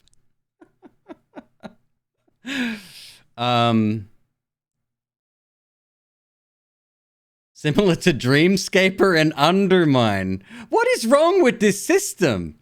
Come on. Looks beautiful, gameplay awful. What? I rarely refund a game, but this one I had to. 0.4 hours played. It was just not fun, and it didn't seem like a dungeon, but more like a town with a villager standing there saying, "Will you kill the rats that have infected our town?" or whatever it was. I prefer a more linear dungeon, maybe with a few side corridors to dead ends with treasure chests. Not this town. Maybe there's a dungeon later, but I didn't make it that far. Also, I prefer turn-based instead of action all the time. I got killed once because I was in my inventory looking. Oh, can't pause at all. Encountered a code error twice in the first 6 minutes I played, both of which forced the game to close. I liked Dungeons of the Unforgiven a lot when I was younger, so I thought I'd try this. I don't get this game. I played a mage. Apparently, you can't even cast spells. No idea what the stats do. The symbol for the space key is the same as for intelligence, but pressing space did not... Okay, it's a little bit of a... perhaps a learning problem there. Has a really nice art style, but as a game it kind of lacks. Let me explain in short. The game was made for several playthroughs, but nothing really motivated me to go on a second run. There is just not enough variation in levels, quests, items, and enemies to justify playing and completing the game several times. Also, I found the interface not the best to work with. Sadly, it's a no from me because the game does have potential. It feels very much like Diet Paper Wizard. And not in a good way. In fact, I'm almost struggling to find things to say about it because there's not much still there. Paper Wizard. Okay, let me remove this. We're going to go back to the store. Paper Wizard. Paper Wizards?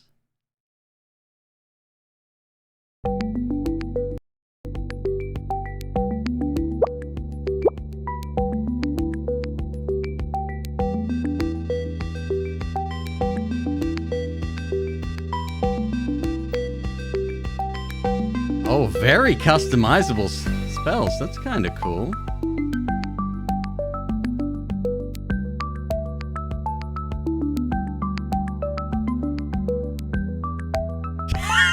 Can't even type Fire Blast.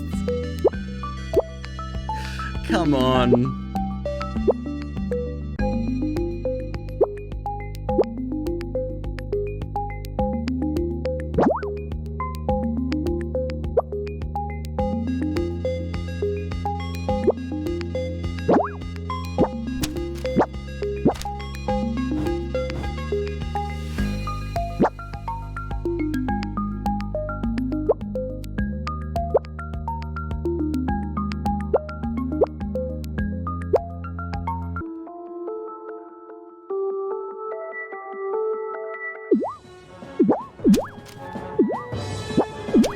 Oh, great spell you made there, bud.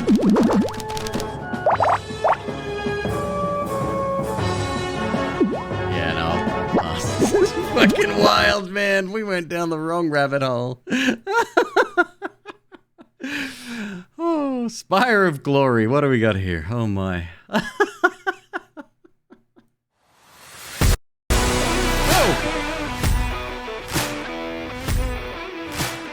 Ford F-150. Now with a 5-liter V8 engine.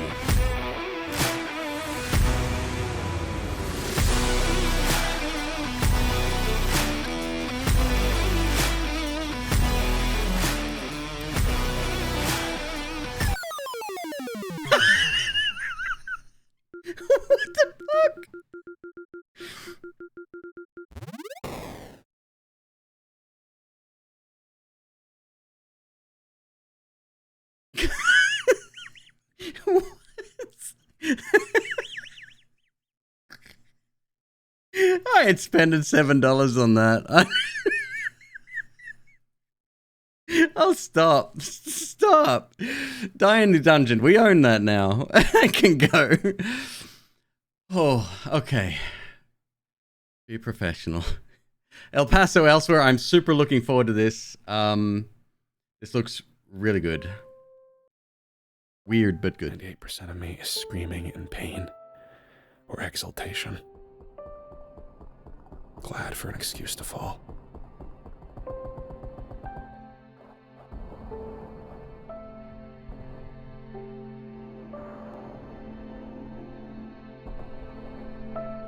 I tell myself it was always going to be a one-way trip. That's what love is. It's a trip between who you were and whatever the hell you become next. I need to know that you believe, so I can too. Ready? 1, 2, 3.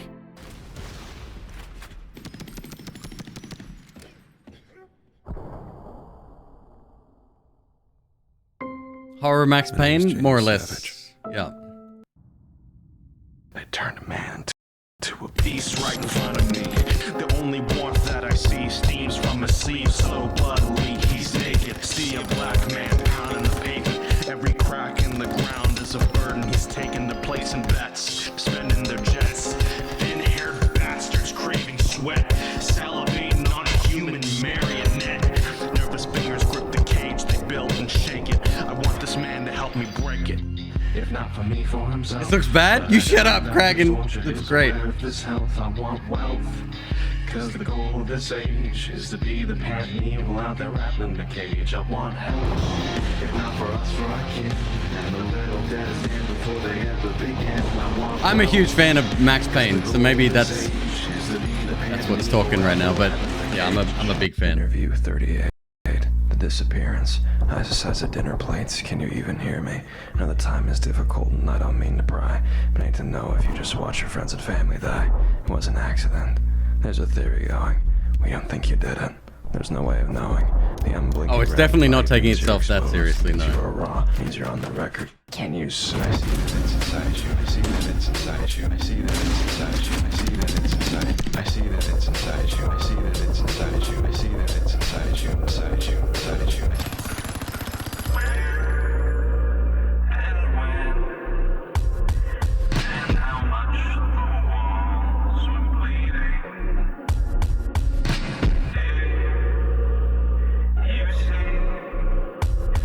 Brigador. I haven't even heard of it.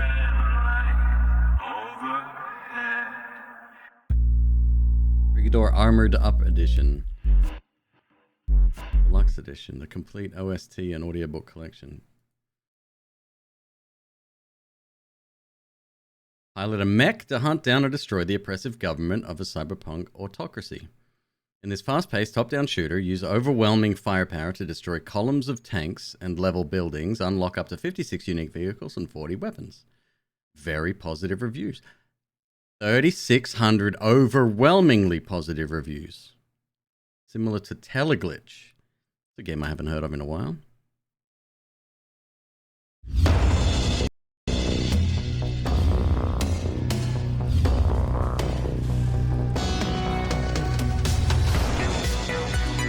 The heavily armored Toro Walker.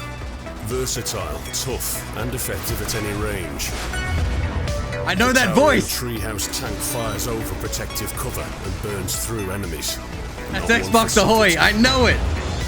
The anti-grav Arlo excels at close-range combat. Its high mobility and audio-kinetic pulse is its best defense.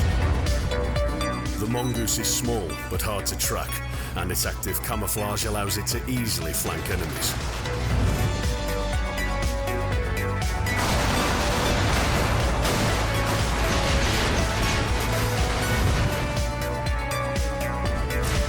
Contracts waiting, Brigador. Do you accept?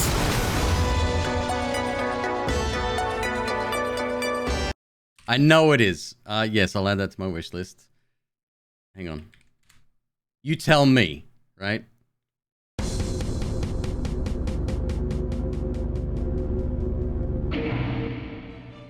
it's only natural to imitate success. Throughout video game history, there are countless examples of clones, shameless mimics that ride aboard the coattails of others. Call it inspiration, an homage, or just a plain Fucking rip-off. one of the best creators No in the good gaming idea realm, by the goes way. without a few Hugely retreads. slept on.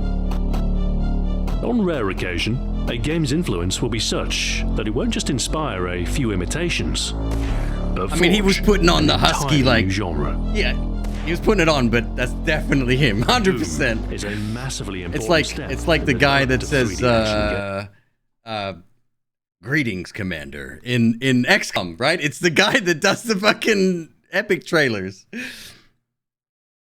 Right, yeah. Back to what I was doing. I'm adding more games than I'm removing here. Oxenfree. Very positive reviews, not on sale. Supernatural thriller about a group of friends who unwittingly open a ghostly rift. You are Alex. I am, actually, now that you've mentioned it. And you've just brought your new stepbrother, Jonas, to an overnight island party gone horribly wrong. Tell me more.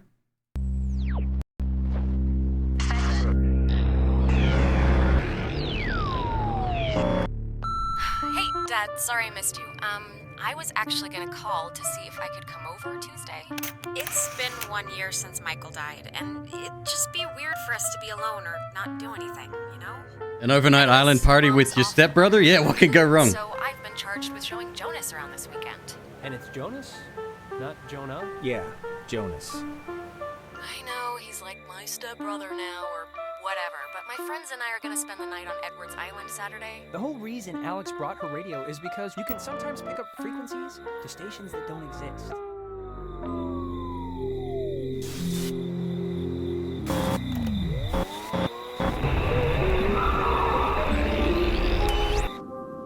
This was free on Epic at some point.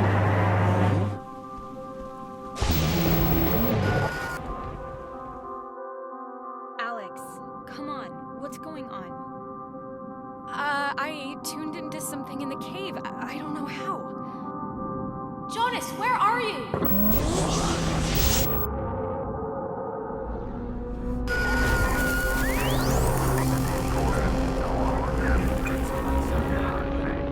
It's all I can think of to do.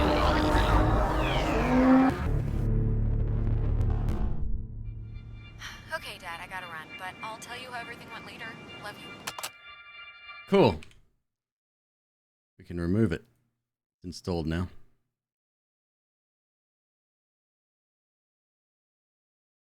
Anytime you hear a radio like that, you're out. You played it. It's a nice game as well. Yeah, we definitely check it out. It sounds like it's right up my alley. War Tales. Wait, somebody mentioned War Tales earlier.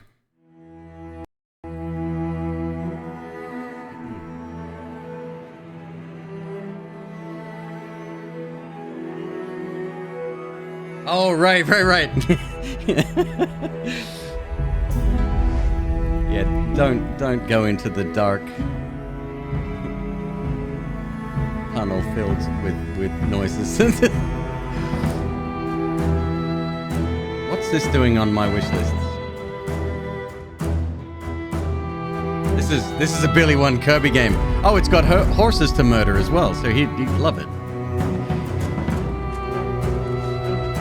Ancient XCOM.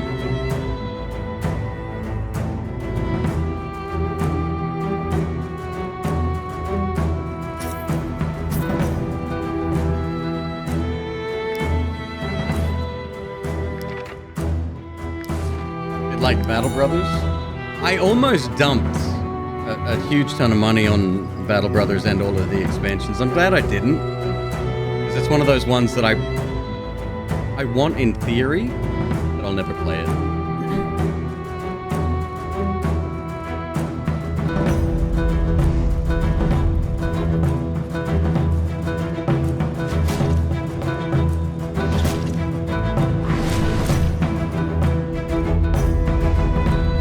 Kinda looks cool.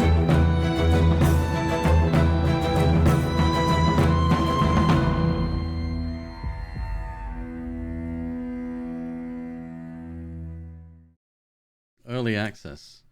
I'll leave it on there. We'll wait till full release and then possibly pick it up. Seems decent. $35. Dredge. I added this one in January. Interesting. This looks really interesting. Different, but interesting. Peggy 12.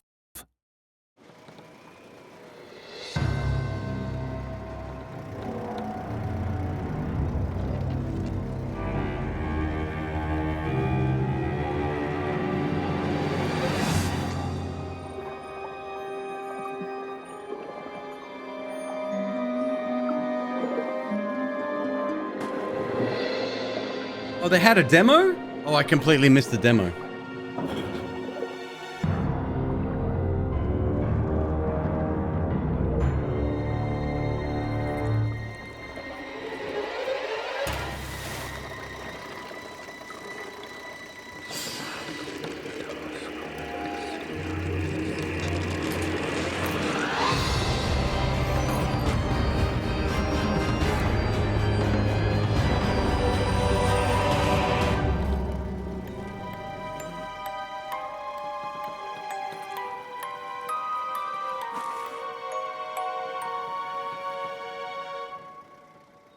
Got a lot of attention. Ko was super into it. It's got that creepy vibe that...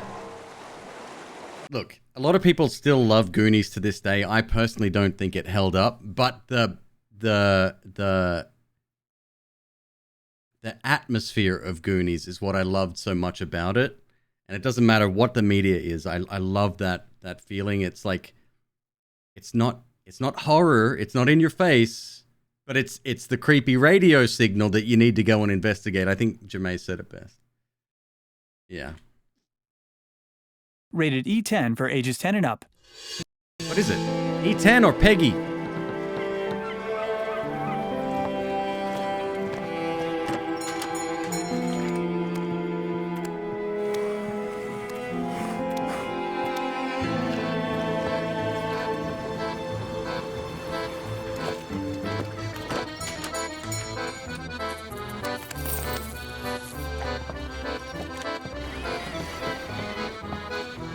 Escape room with major Goonies vibes? See, now that sounds fun.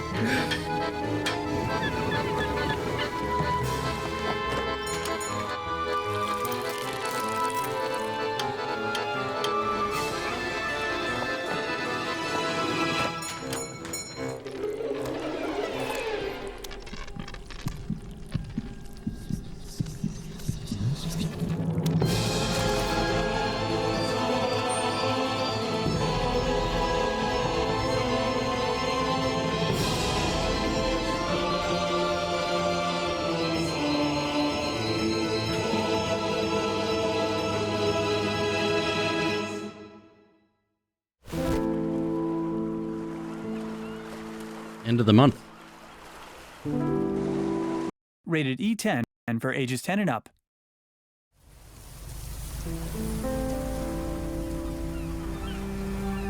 We haven't seen any actual gameplay yet, unless the fish trading. This could be closer to what we could expect, I think.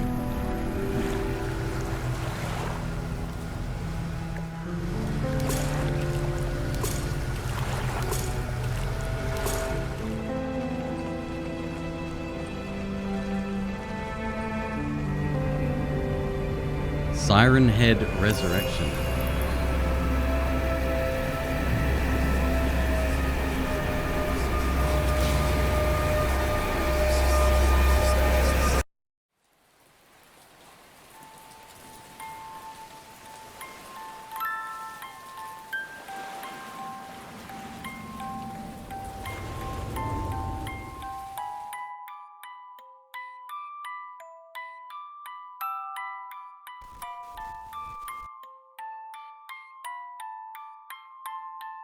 Anyway, I think that looks dope. Team 17 published too. Interesting. Undead Horde 2 Necropolis, $17 in early access. This was Necropolis, once a prosperous city for us undead. It now lies in ruins after the living invaded the city and destroyed it. But we will rebuild. You will raise an army from the ruins. You will invade the lands of the living. They took everything from us, and you will take it all back. You're the king of the undead, and you will rebuild. Our city will regain its glory, and our horde will grow stronger. And the horde will reach out even to the farthest kingdoms. Our city, the Necropolis, will be more powerful than it ever was. Midnight Mass? To our I've not seen that either. And glory to the undead.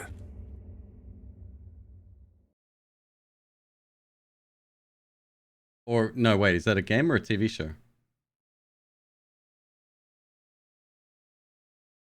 This was the king is back.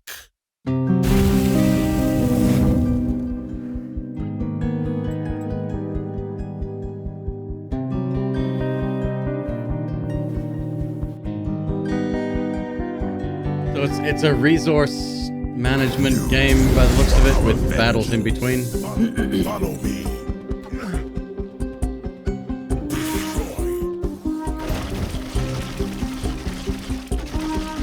Reminds you of Overlord or Pikmin. Maybe. Speaking of Overlord, was it War for the Overworld? It was the Dungeon Keeper spiritual sequel.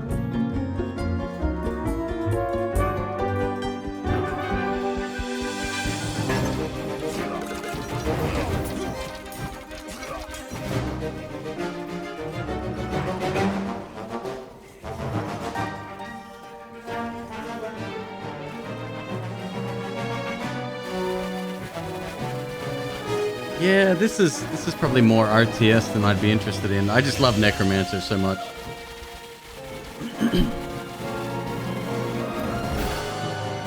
My first character in Diablo 4 is probably going to be a summon class of some description.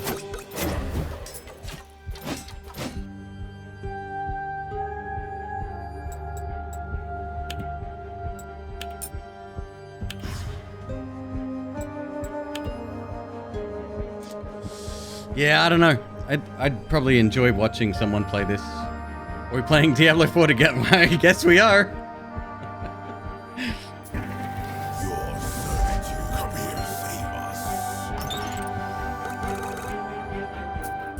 Necro or Mage? I'm kidding, of course. Obviously, I'm gonna go caster class.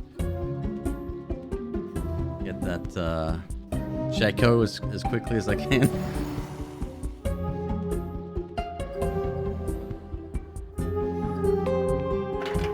What about summoning appeals to me?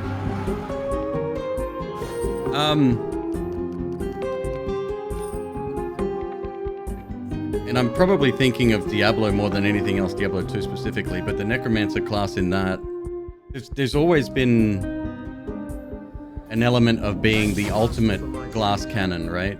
Or very, very high magical prowess while being very frail. And at the same time, being able to will things into existence, or resurrecting the dead, or whatever, and you command your own mini army. This, I mean, sure, it's got promise, but I think it mixes too many different genres for my liking. There's just something really cool about standing, lazy Necromancer, right? About standing at the back of the room and just letting your minions do your bidding. I just think that's dope. Ravenbound.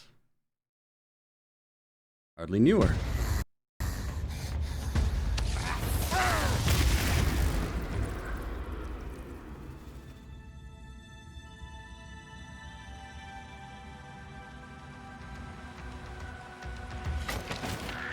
Oh! An open world roguelite.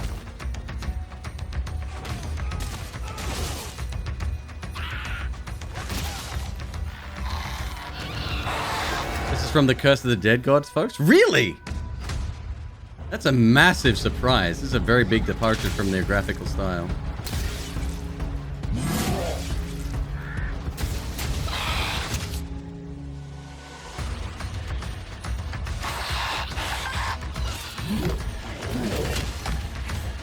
Combat looks good.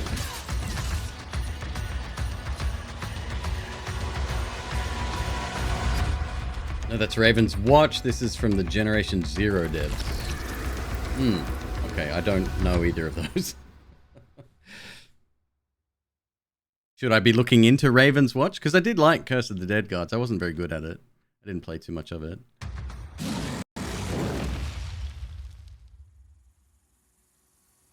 This land is not for the weak. Most of us wouldn't last a day. Rise of Industry is free this week on Epic. Different. Even the Raven could see that. That's why it entrusted you to wield its power, to be its weapon. Oh shit, I accidentally... To Damn it! The darkness and wound it, so that the cause does not die. When Sorry. you do, Please hold. I accidentally ran a game. I didn't mean to do that.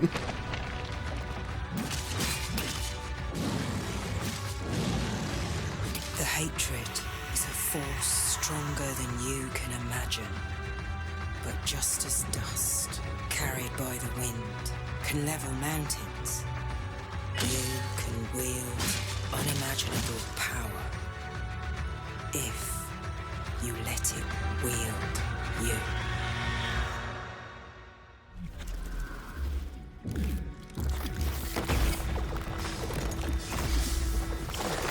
Raven's Watch is a Diablo with fairy tale heroes. Oh, okay.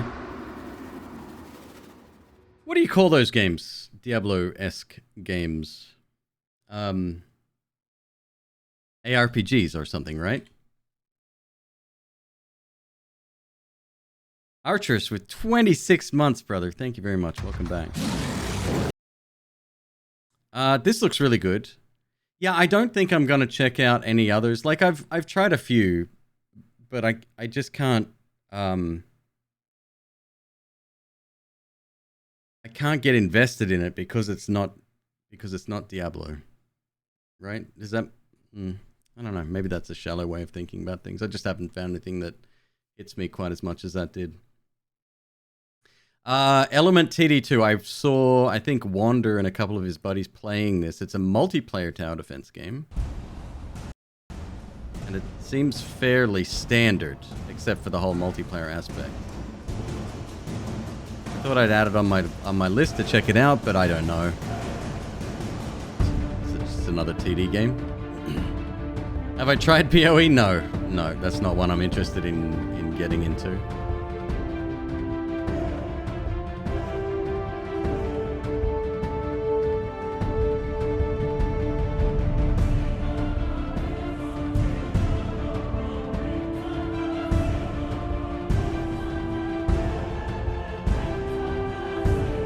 I mean, it's TD.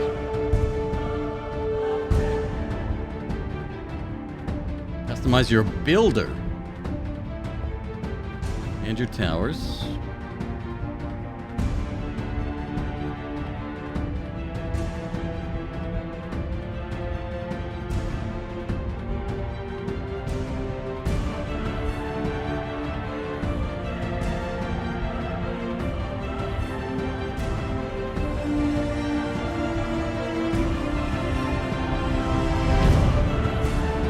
Player co-op. Oh, you have to control your builder.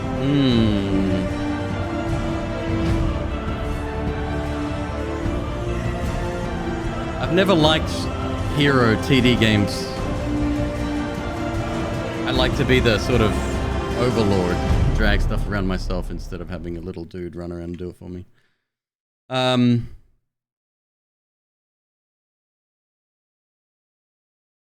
No, I'll pass on that. Jermaine, speaking of, have you pre-ordered already? Is it worth pre-ordering Diablo 4 for access to the here I can just create towers. Yeah, no, it's fine. I don't need another TD game. I got the best one right now anyway. Where is it? Where is it? Here, it's right here. This is the best one ever made.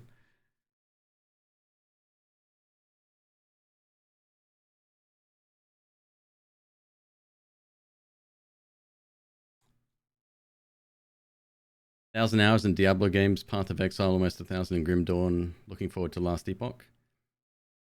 Last Epoch was the one that I submitted a voice audition for.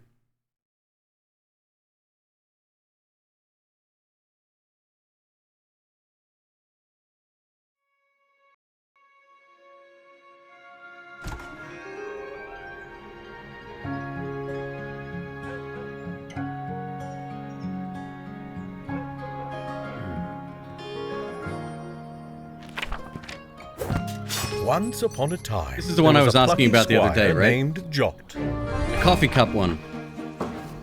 Jot roamed the land in search of adventure, battling beasts, helping the helpless, and generally being very heroic. Wait, is this the coffee cup one or the no? Maybe it's but then one day he discovered something rather curious. A world he never knew. No, there's the coffee cup. Yeah, I knew it.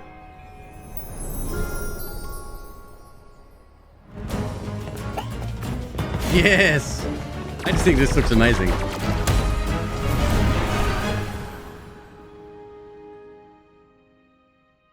Devolver published. They rarely miss. Terra Nil, I think, is coming out soon. After playing the demo, I don't think I'll go back to it, but that's one that I would very much like to see someone else play. And this one, McQueeb drew my attention to because it's got a raccoon in it.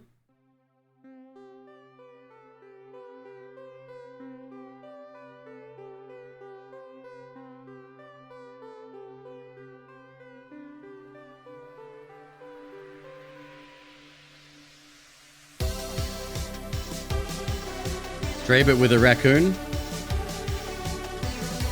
Looks that way, yeah.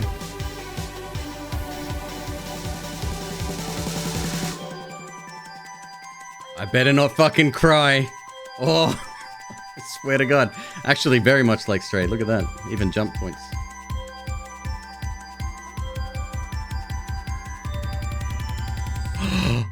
Donut.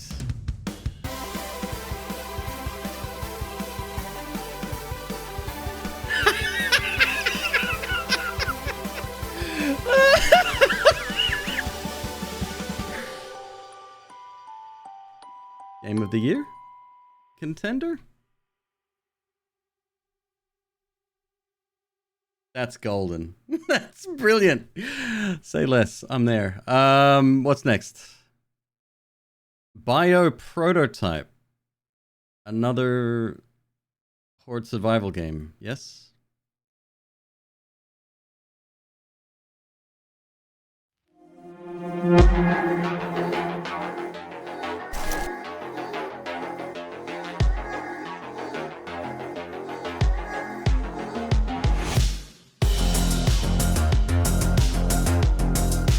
Actually looks half decent.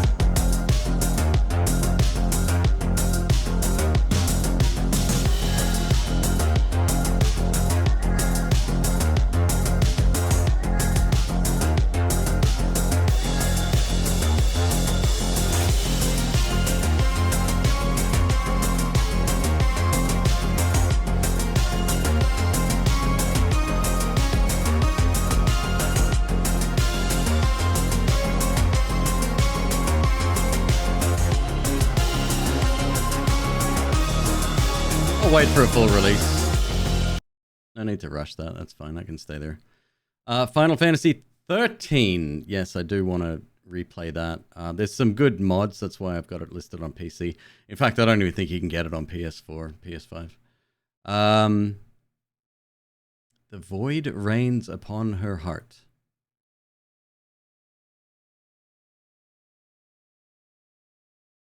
Hello? Help her heart battle through bosses in this boss rush bullet hell with roguelite elements. Fight through several randomly chosen boss battles leading up to a final battle. Each defeated monster will give her random gifts that power up her heart. Don't let her heart break.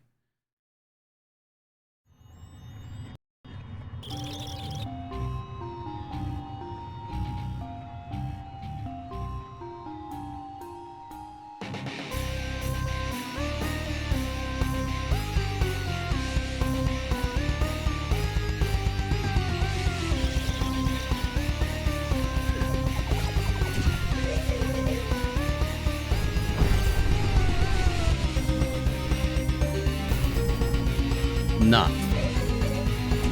Bellheart needs to get on this one, though.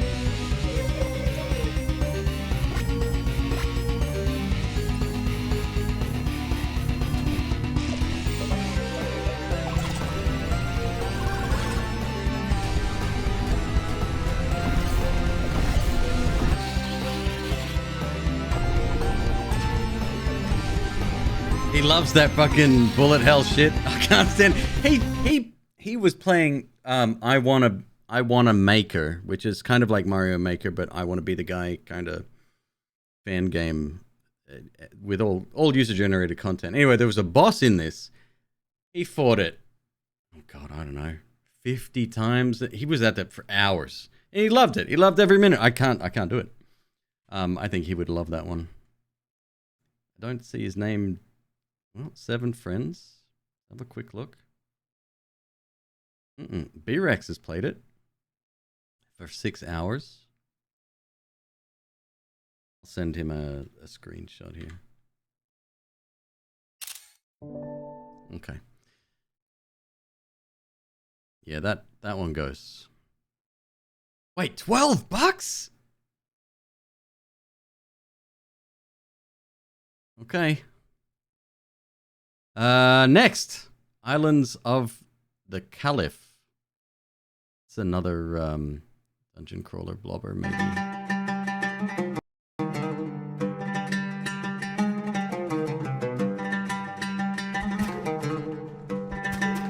It's pretty ugly, isn't it? What was the screenshot tool? I'll tell you in just a second. It's free.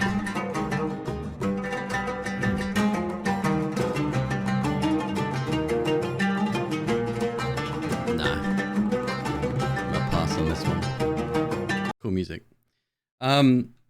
Right, so it gives you a little, like, it auto selects applications. There's a ton of tools at the top. You can do full screen. It even shows, it zooms in on the pixels, right? Oh, you can't see what I can see, unfortunately, I don't think. Can you? I don't know. Maybe you can, maybe you can't. It is called Share X. And it is free, I believe, yeah. You can zoom in on the pixels so you can get like a very precise grab. It's cool. Yeah, I like it. This one is being removed. Oop. It's not even released yet. Oh, now I feel bad. Okay, it stays. Oop. Next, Arc Runner. Wait, we played the demo of this, didn't we? Cyberpunk action roguelike game. Is this one we played?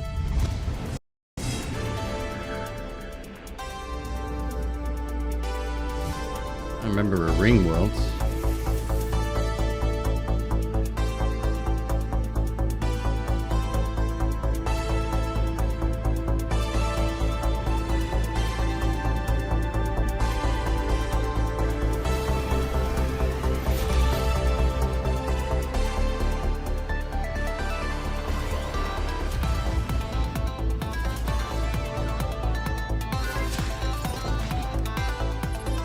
Yeah, I don't think this was good. If it's the game I'm thinking of, I need to go back to my lists.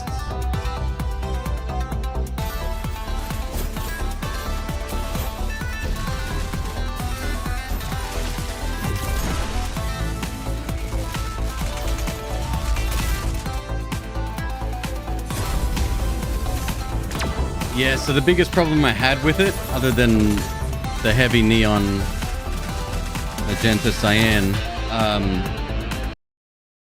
it was every room was its own little zone. You got locked in there, you had a fight, and then it didn't feel good at all to play that.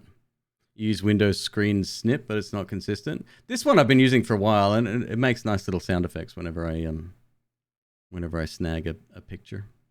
That's going for sure.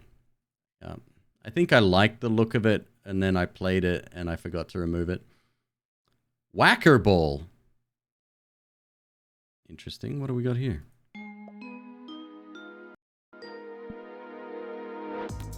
Arkanoid. What?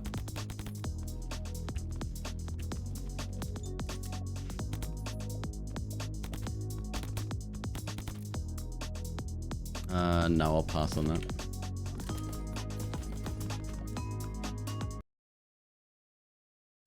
Wall Worlds. This is the Dome Keeper like. Right. I watched somebody play this and they said that it needs a ton of work. I may not end up getting it. I don't think it's as stressful as Dome Keeper.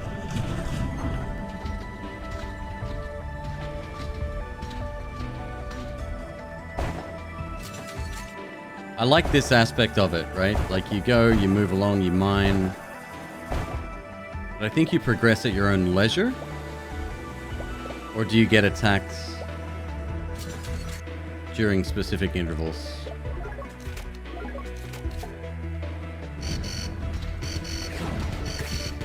Because if it's still timed, I'm gonna pass for the same reasons I don't like Dome Keeper.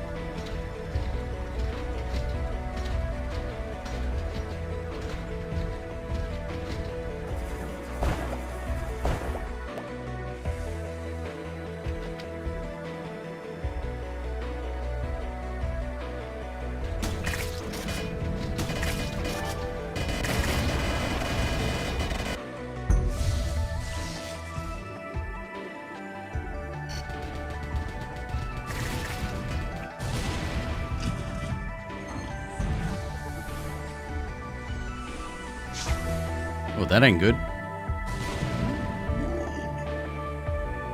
You like the exploration part? You honestly wish it was horizontal. It's weird, right? It makes you wheezy. Exactly. First time I saw it, you're like, what? Oh, okay, I see.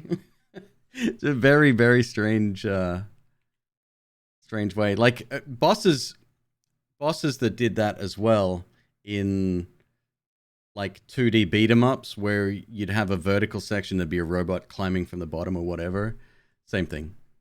My brain has a hard time. I'll leave it there. Xenonauts 2. This is more like OG XCOM. Kind of excited about that one. Crafty Survivors. How does this stuff get added to my list, man? Someone else has control of my list.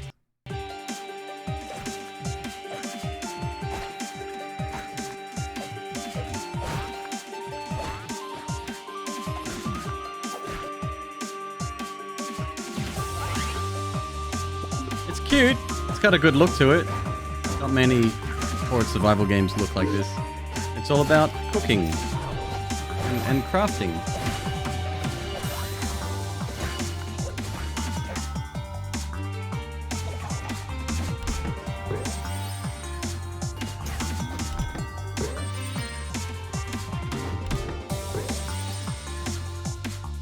Something strangely appealing about digging games.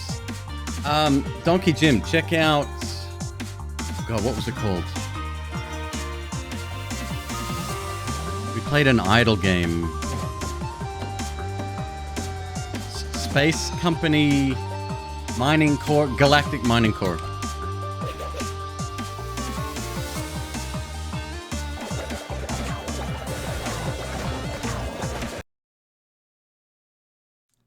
Yeah, I played the heck out of this. 28 hours worth. We finished it. Did we get 100% on the Achievos? I don't know. I'm pretty sure I did it 100%. But yeah, this is great. This is really good. We played this during the Idle game series we did. Loved it. Yeah, loved every minute of it. Thought that was great. This can stay for now. It's cute enough. Sacrifier. Oh, we're getting to the top, finally. A modern JRPG-inspired game with a unique battle system, rich story, fantastic visuals. I'm starting to see that. And music by Motoi Sakuraba. Only then, after the echoes of the crowd's applause have faded into silence, can UDHD. music begin anew. Got to keep moving. Being a bishop ain't easy. It takes a toll in ways you can't imagine. I go now to a better world. Erebus is part of the journey, but there's more. There are things that the living cannot understand. I'm leaving, Seth. I'm beginning my final voyage. Demons. Damn you. Real-time combat and everything.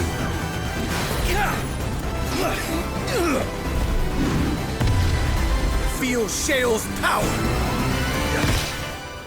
Be there for your brother, Ezekiel. Yeah, that looks really good. He'll be there for you when the time comes.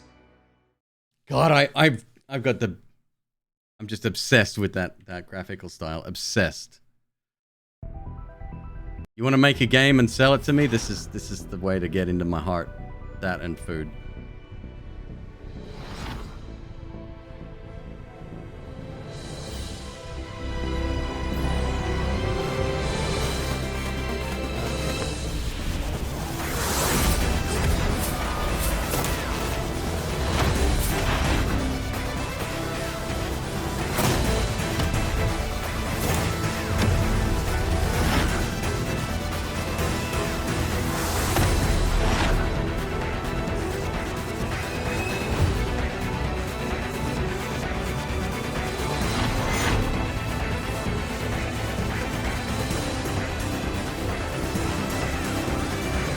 Look at the shadows, man! They didn't have to go that hard.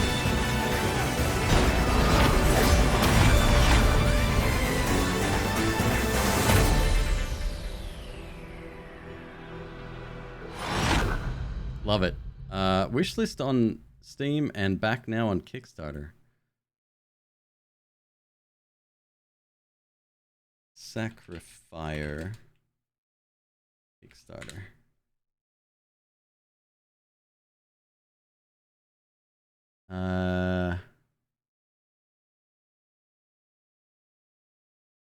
€20 will get you a copy of the game.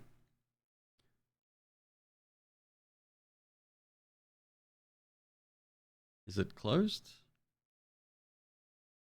How do you tell if it's closed or not?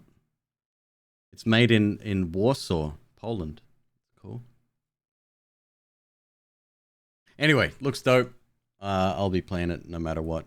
That's excellent.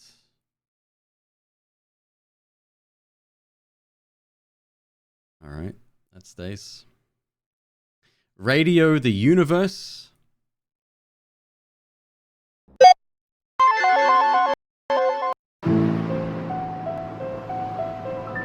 Another one.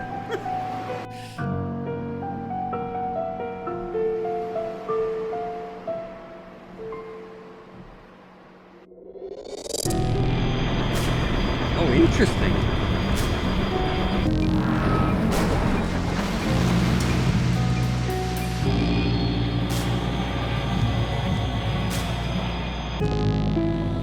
It's got that weird effect that I was complaining about in Phantom Brigade.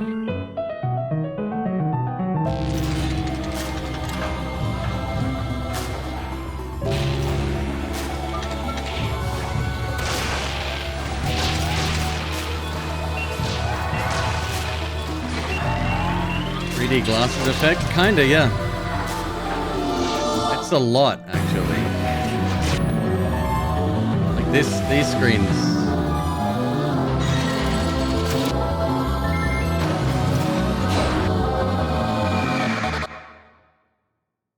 It could just be trailer bait.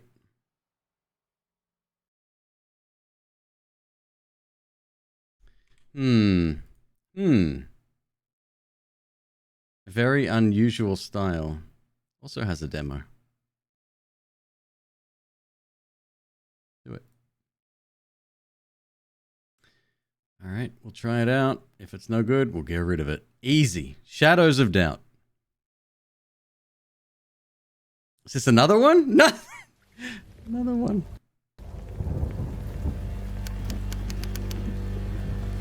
One's more voxel based, but goddamn, it looks good. Fully simulated city overflowing with crime.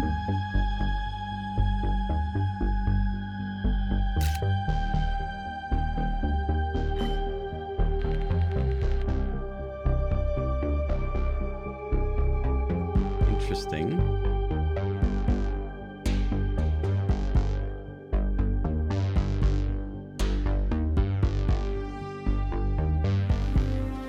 I'm getting a little bit of Deus Ex vibes.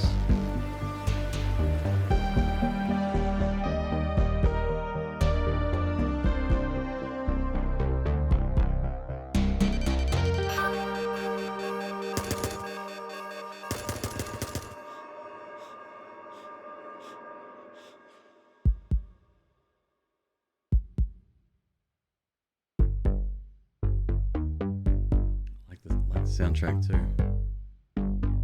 Now you're installing Deus Ex?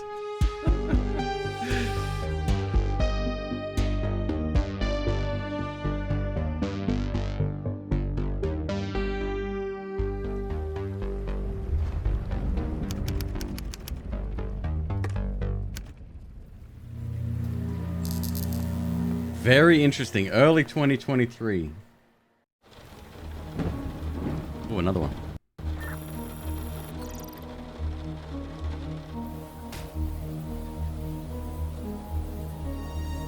Here's my thing with voxel graphics, right?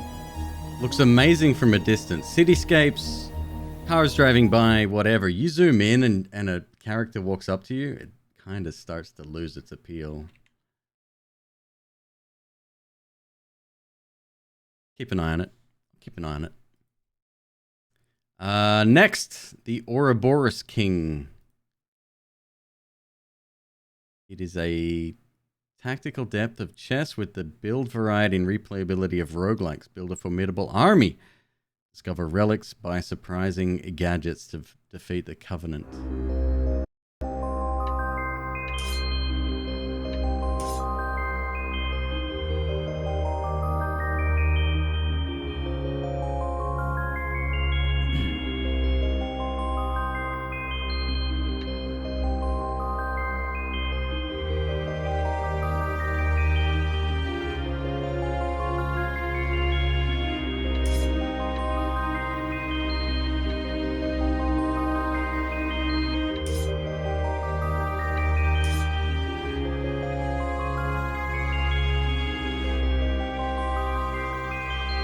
Anarchy Chess.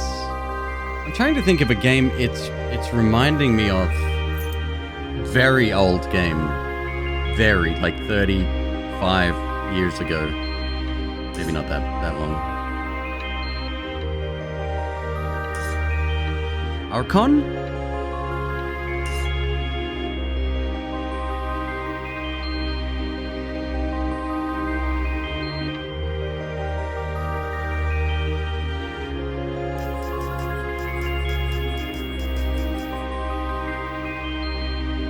What'd I say, 35? I was way off. This is from 1984.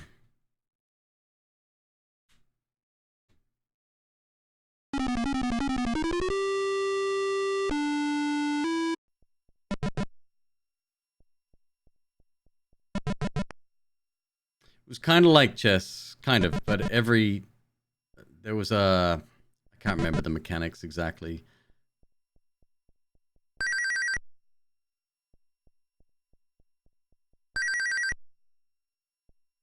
You have this game for Commodore 64? I had it on PC. I'm not in 1984, probably later than that. I mean, and I was only 4 years old in 1984. So.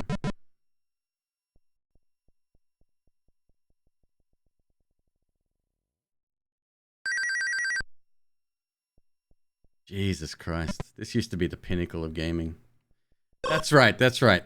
It was like a combat scenario played out when you took a piece or something like that. Yeah.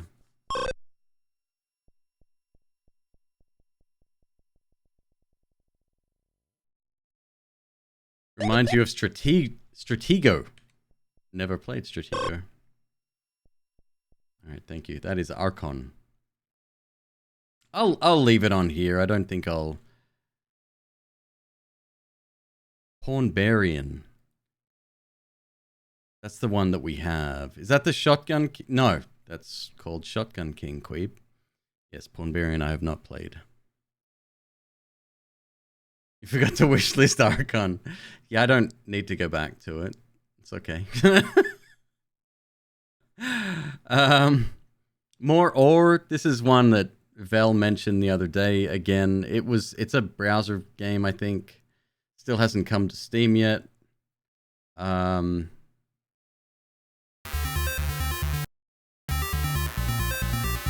It's another clicker.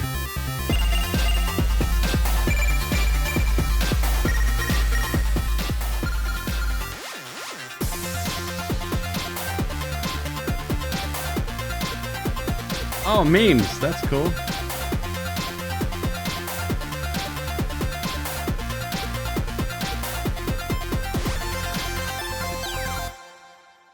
You find the sound effects assaulting? Wait, for Archon? Caves of Kood. I saw somebody playing this the other day. And it looked decent, but this is one that I'm going to have to invest a lot of time in. I wake to the warmth of the waxing salt sun. Watch as Mehmet cuts the chaff from the water vine. I bathe in the shallows of the river spine. I used to dig for ore until I'll under shut up. the shade of chrome carcasses of giants. I was watching archway. who was it? Pagrax playing this the Lay other day? flowers at the vine-swathed feet of Oborukoru, god to apes and apostles. I howl at a metallic mastodon, unholster my flare, and roar in triumph as he chases my indigo Have I seen Rift sisters. Wizard? I have Rift Wizard. I've played it maybe I once. share gifts with the plant people. Watch as their roots loosen jewels from the soil. Yeah, I don't know why I keep... light a fire These and ones roast Musa. get put on my list and then removed from the Match list eyes with and then Mother put on the Bear list and then removed until from the she list. turns away and shuffles her cubs into the moonlit brush. I stare at the star-ribboned sky. Wonder What's who with the drifted voiceover? down from those flaming suns to plant. You know, leave the chrome Archon lilies video now running in the meadows. background. Then, suddenly, skipped away. I clutch my flare and lay my head on the earth. Dream I don't of know. the specters I don't who know. long ago chewed through shale and peopled. Maybe I'll leave it on my caves list in of case I get desperate one day. That might be one of those games where I... Oh, thank you, Melanie. Appreciate it. That might be one of those games where I buy it, and I'm... How much is it?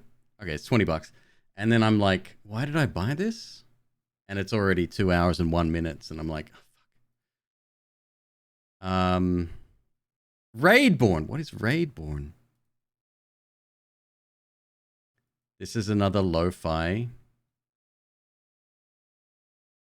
dungeon crawler RPG, and now Steam is not working.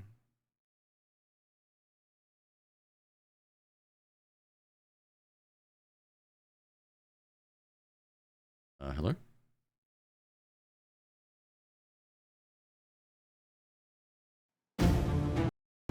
may know a way to clear your name. The council believes some necromancer is behind the murder of the king, but I believe there is a much darker power behind it, and that we are all in great danger.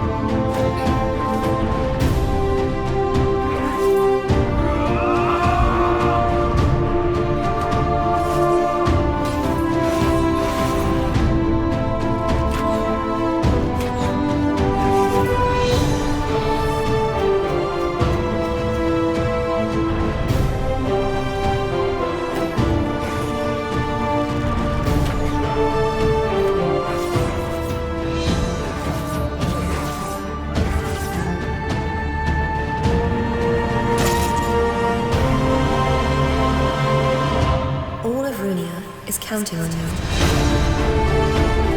It looks decent. Coming to early access, 29th of March.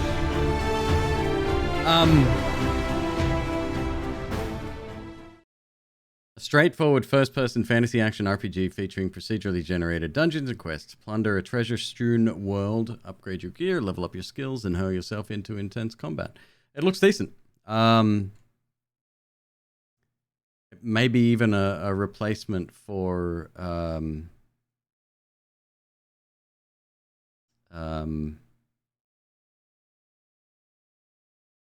fuck.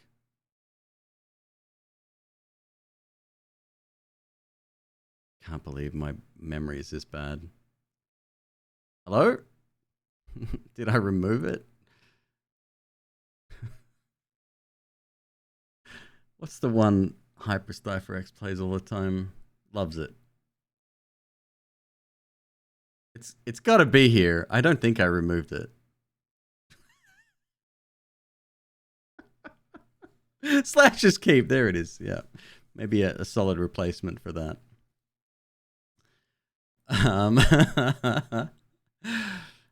Chasm. I think I saw Elemental Silver playing a little bit of this the other day. And it looked decent. It's the $20 price tag that it's got a question mark for me.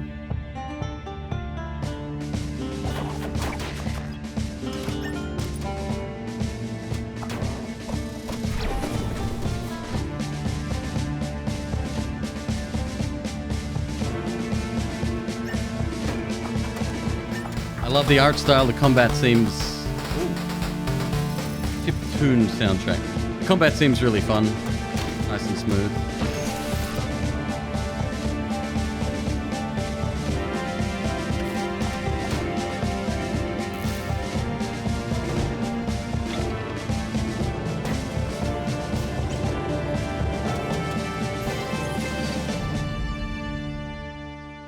Yeah.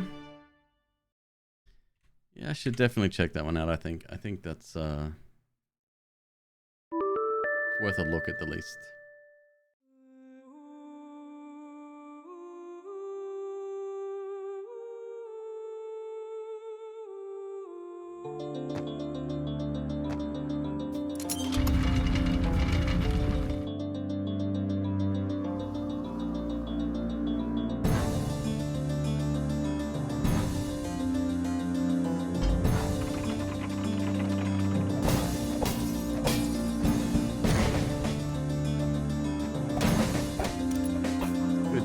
Timing on the trailer with the music.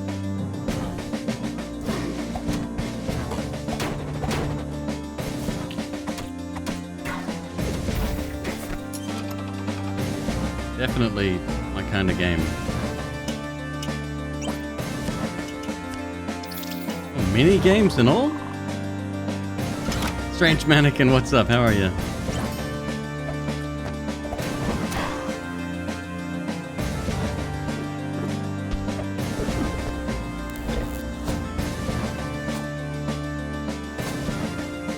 If I did overhear Silver correctly, I think the length of the game was a concern. Like it's really short. Very Vania? Very Vania, yeah. Minor puzzles.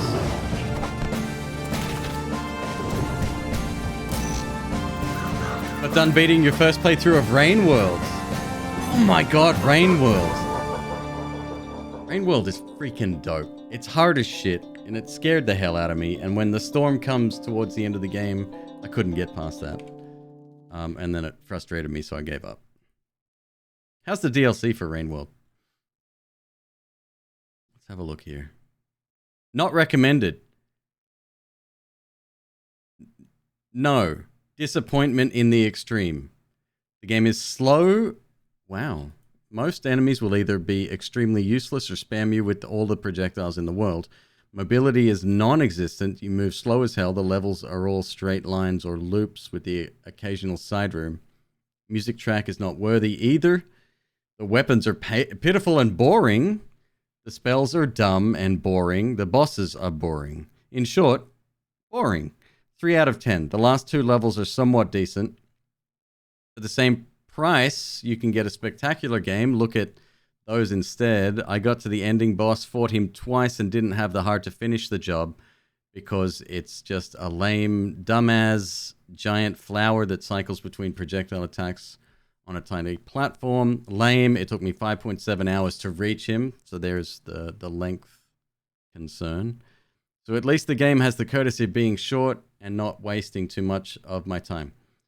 And the developer smells really bad. I added that last part. CD Keys have the DLC in stock for $10, save like $6. Yeah, I probably wouldn't go back to it. It frustrated me that much. In fact, please hold.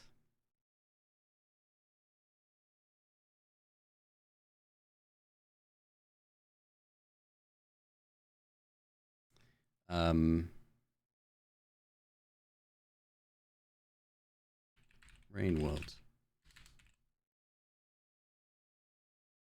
Rain World? There we go. Subathon Day 30. Rain Worlds. This isn't the first time I viewed this video.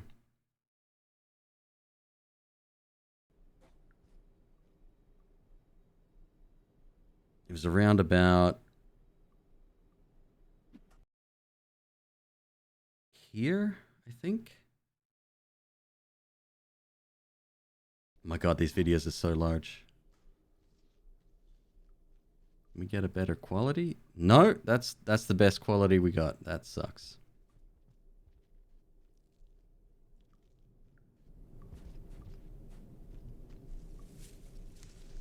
Oh, it's such a creepy game. Yes, the railway tracks here.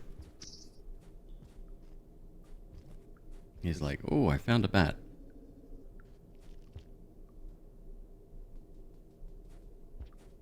Love the animation in this game. Did I ever watch The Green Mile? Love The Green Mile, dude. I just watched it the other day. Thanks, Queeb. Gut-wrenching. Made me cry. Again. Often wish I had the power that oh, what was the character's name in John Coffey, Queeb? John Coffey. I wish I had his superpower, right? Like the ability to take people's pain away, or you know, physical or emotional pain, but just like I would have done that for Teddy. Oh, I didn't need to hear that. Fuck me. Okay. Well, yeah, that part got really frustrating. When the storm, there's a big storm that comes after that and you drown. God damn it. Motherfucker.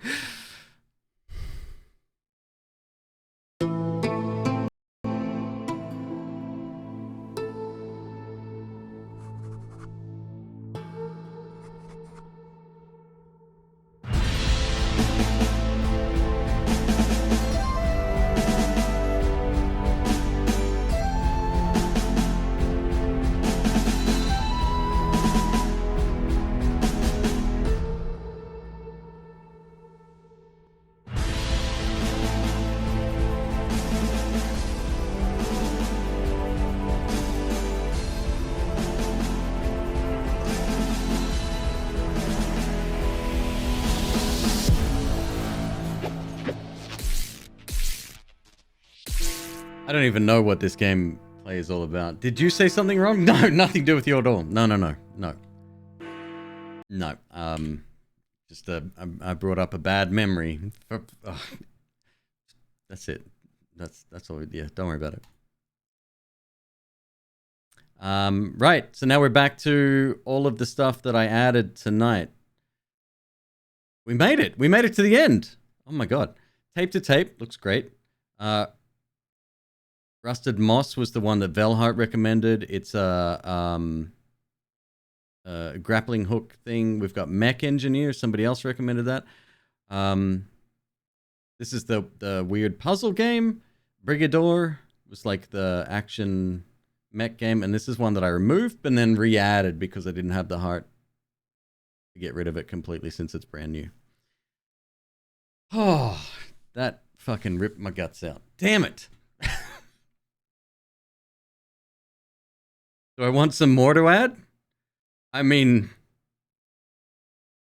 I tell you what, add them to my suggestions channel, and then I'll go through.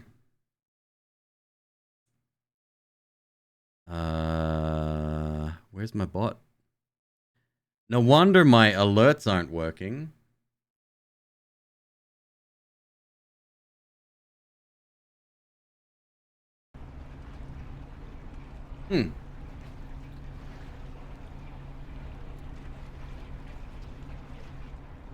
Thank you, Jim. Appreciate you, dude. Yeah, that's a rough one.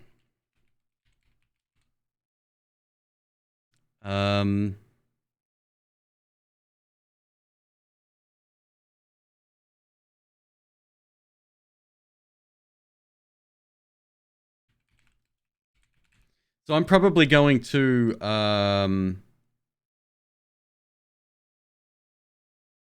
cut this stream up a little bit because I have a feeling the first 8 hours or so is gonna get DMCA claimed, which is fine. I'll upload it on YouTube if anyone's actually interested in watching that. But yeah, I'll definitely split it up just to be on the safe side.